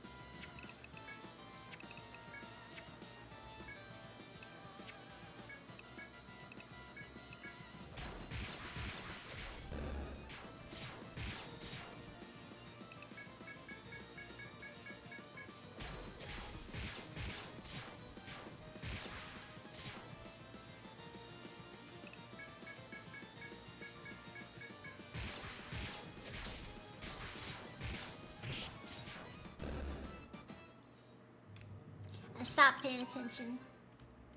And I was punished for it. Okay, so which one?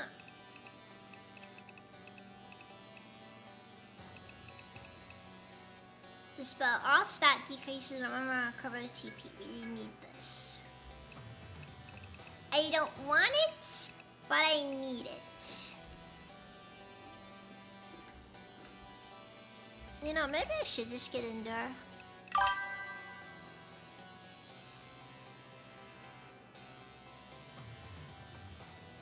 The Beast of Revelations and the Antichrist.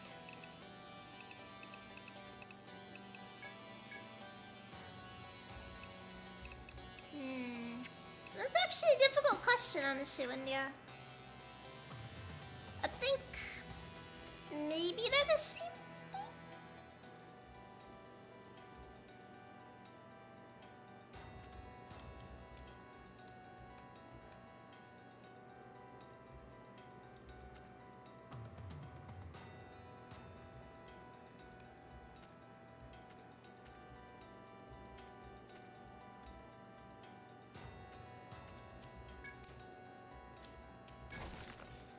They're not? Okay.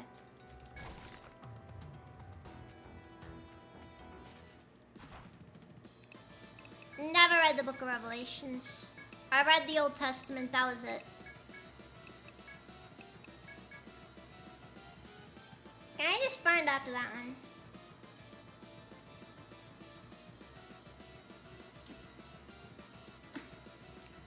Ugh, okay.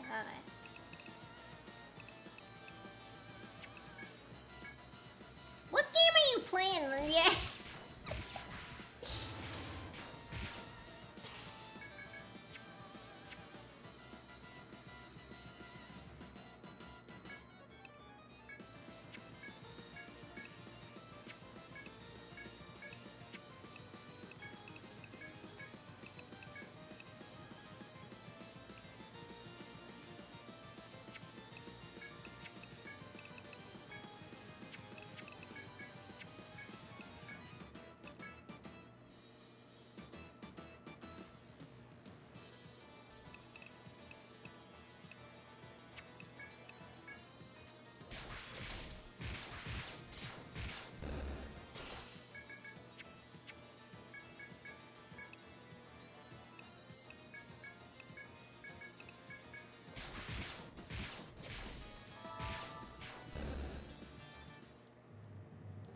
I can't believe we're over here trying.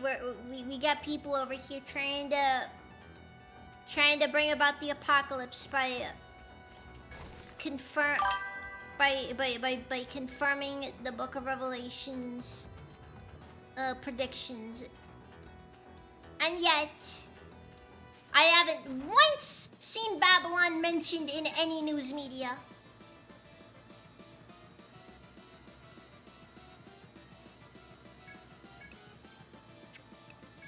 tragic.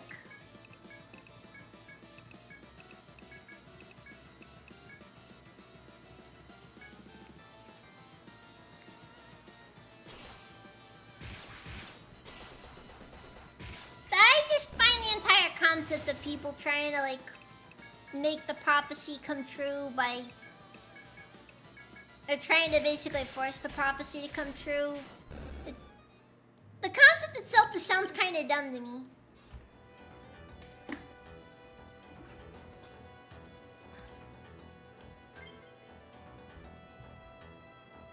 Well, it's kind of my thing. It's like, I don't see, like, it seems kind of counterintuitive for the prophecy to be forced.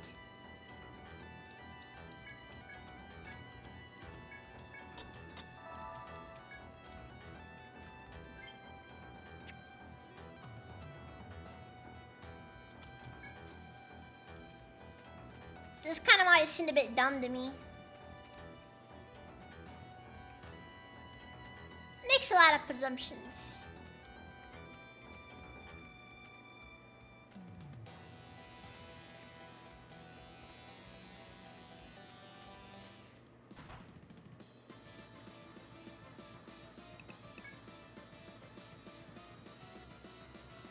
Pulled the dungeon, didn't have any play in the prophecy. I mean, that's kind of my thing as well. It's just like, geez.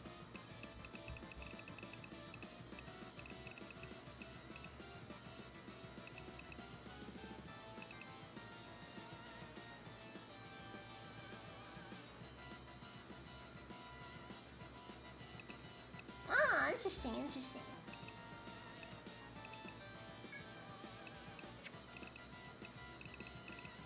No, it's just been one of those things I thought, yeah, wouldn't it be wild if it just turned out that I was the Antichrist all along?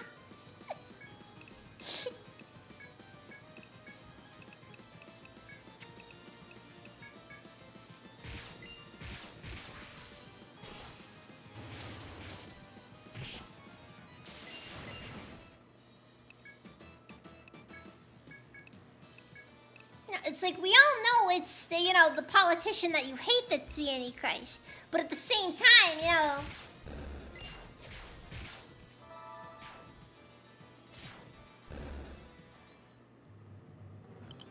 I wouldn't have seen that twist coming. Or maybe I would have. I don't know.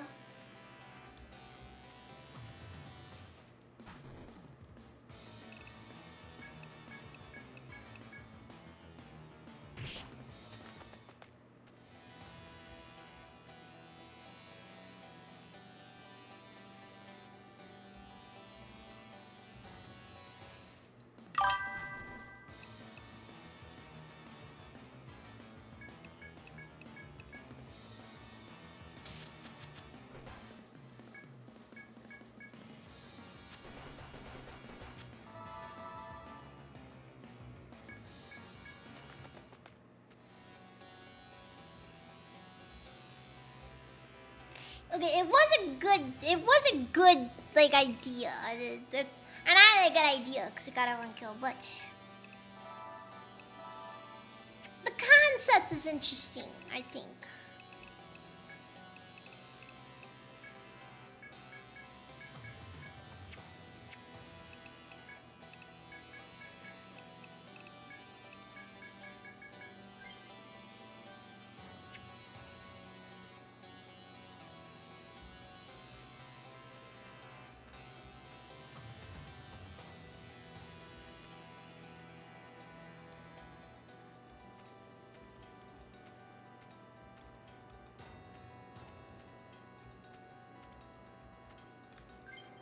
Well, dang it, now I gotta fight it. Frick.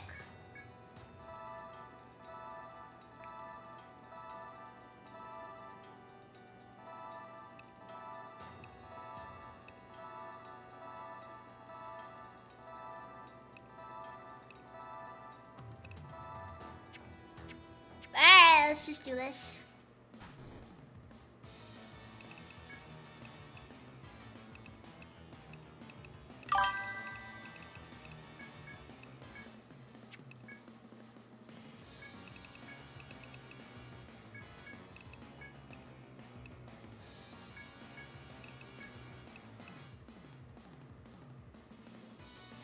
Tiamat, too expensive for me to drop to level. What?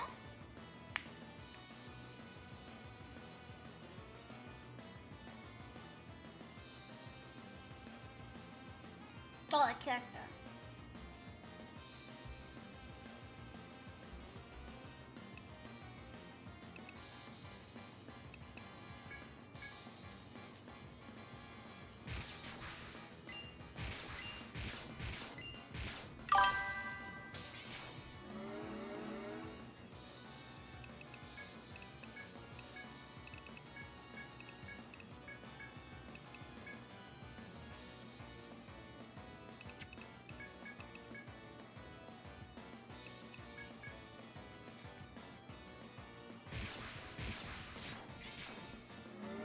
Okay, not ice.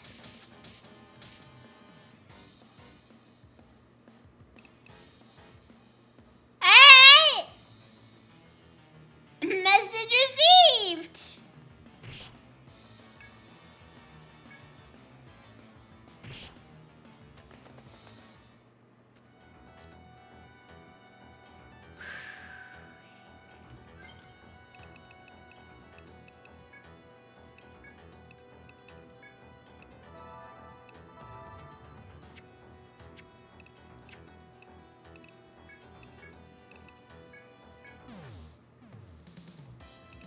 God!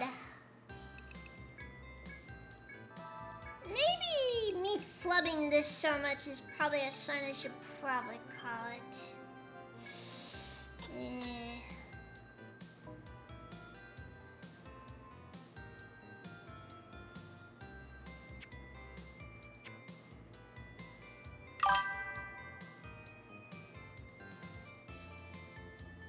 I'll give it one more shot and then after that we'll see. I just want to verify that I've got a shortcut here that doesn't involve me having to freaking go through those FOEs constantly, because they are definitely pretty scary. I might be able to take them, but it's one of those things where it's kind of got a bit of like a thing to it. Because, you know, not is so simple.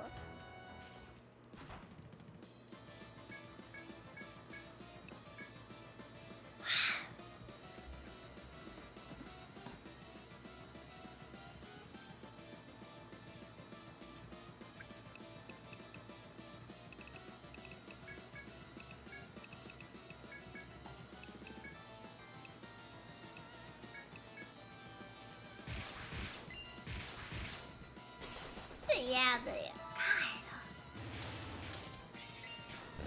God, constant.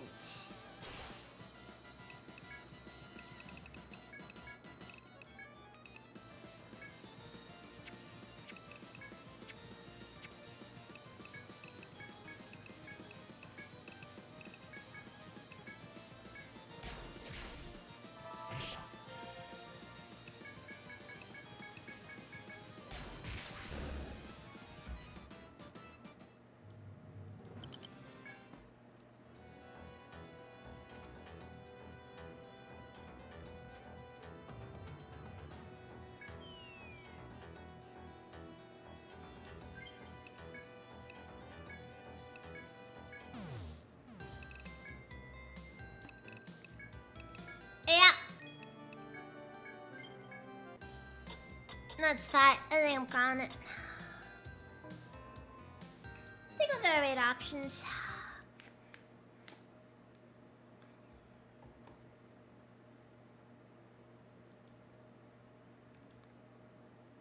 Because that last little screw up there, it killed it for me. Makes you just think that it makes you just think it's best I not. Best I just stop.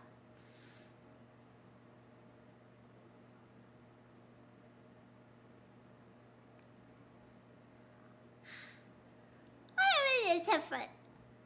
Currently playing Final Fantasy 14.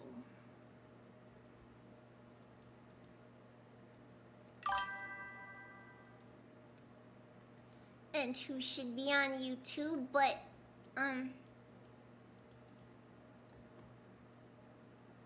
Magma's kinda streaming. I'm gonna give it to Magma then. over on YouTube. So yeah, we're gonna wait and Tiff on Twitch and Magma on YouTube. Hey.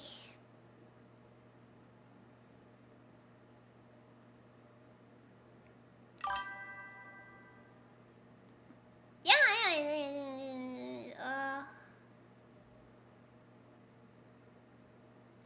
Tomorrow's gonna be book club early in the morning, so either you'll be there or you won't. I don't blame you if you won't. Also, just, I know book club is like the worst thing ever, but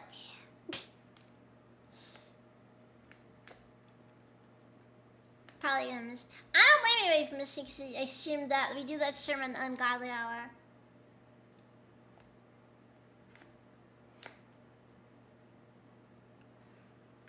Hey, Chip, if you need the VOD links, you can give them to me.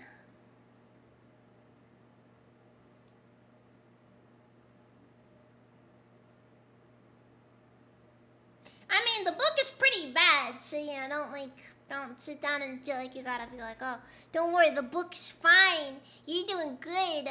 You're totally making your parents proud at this one. Anyway, thank you all very much for watching, and I'll see you guys next time, so good night.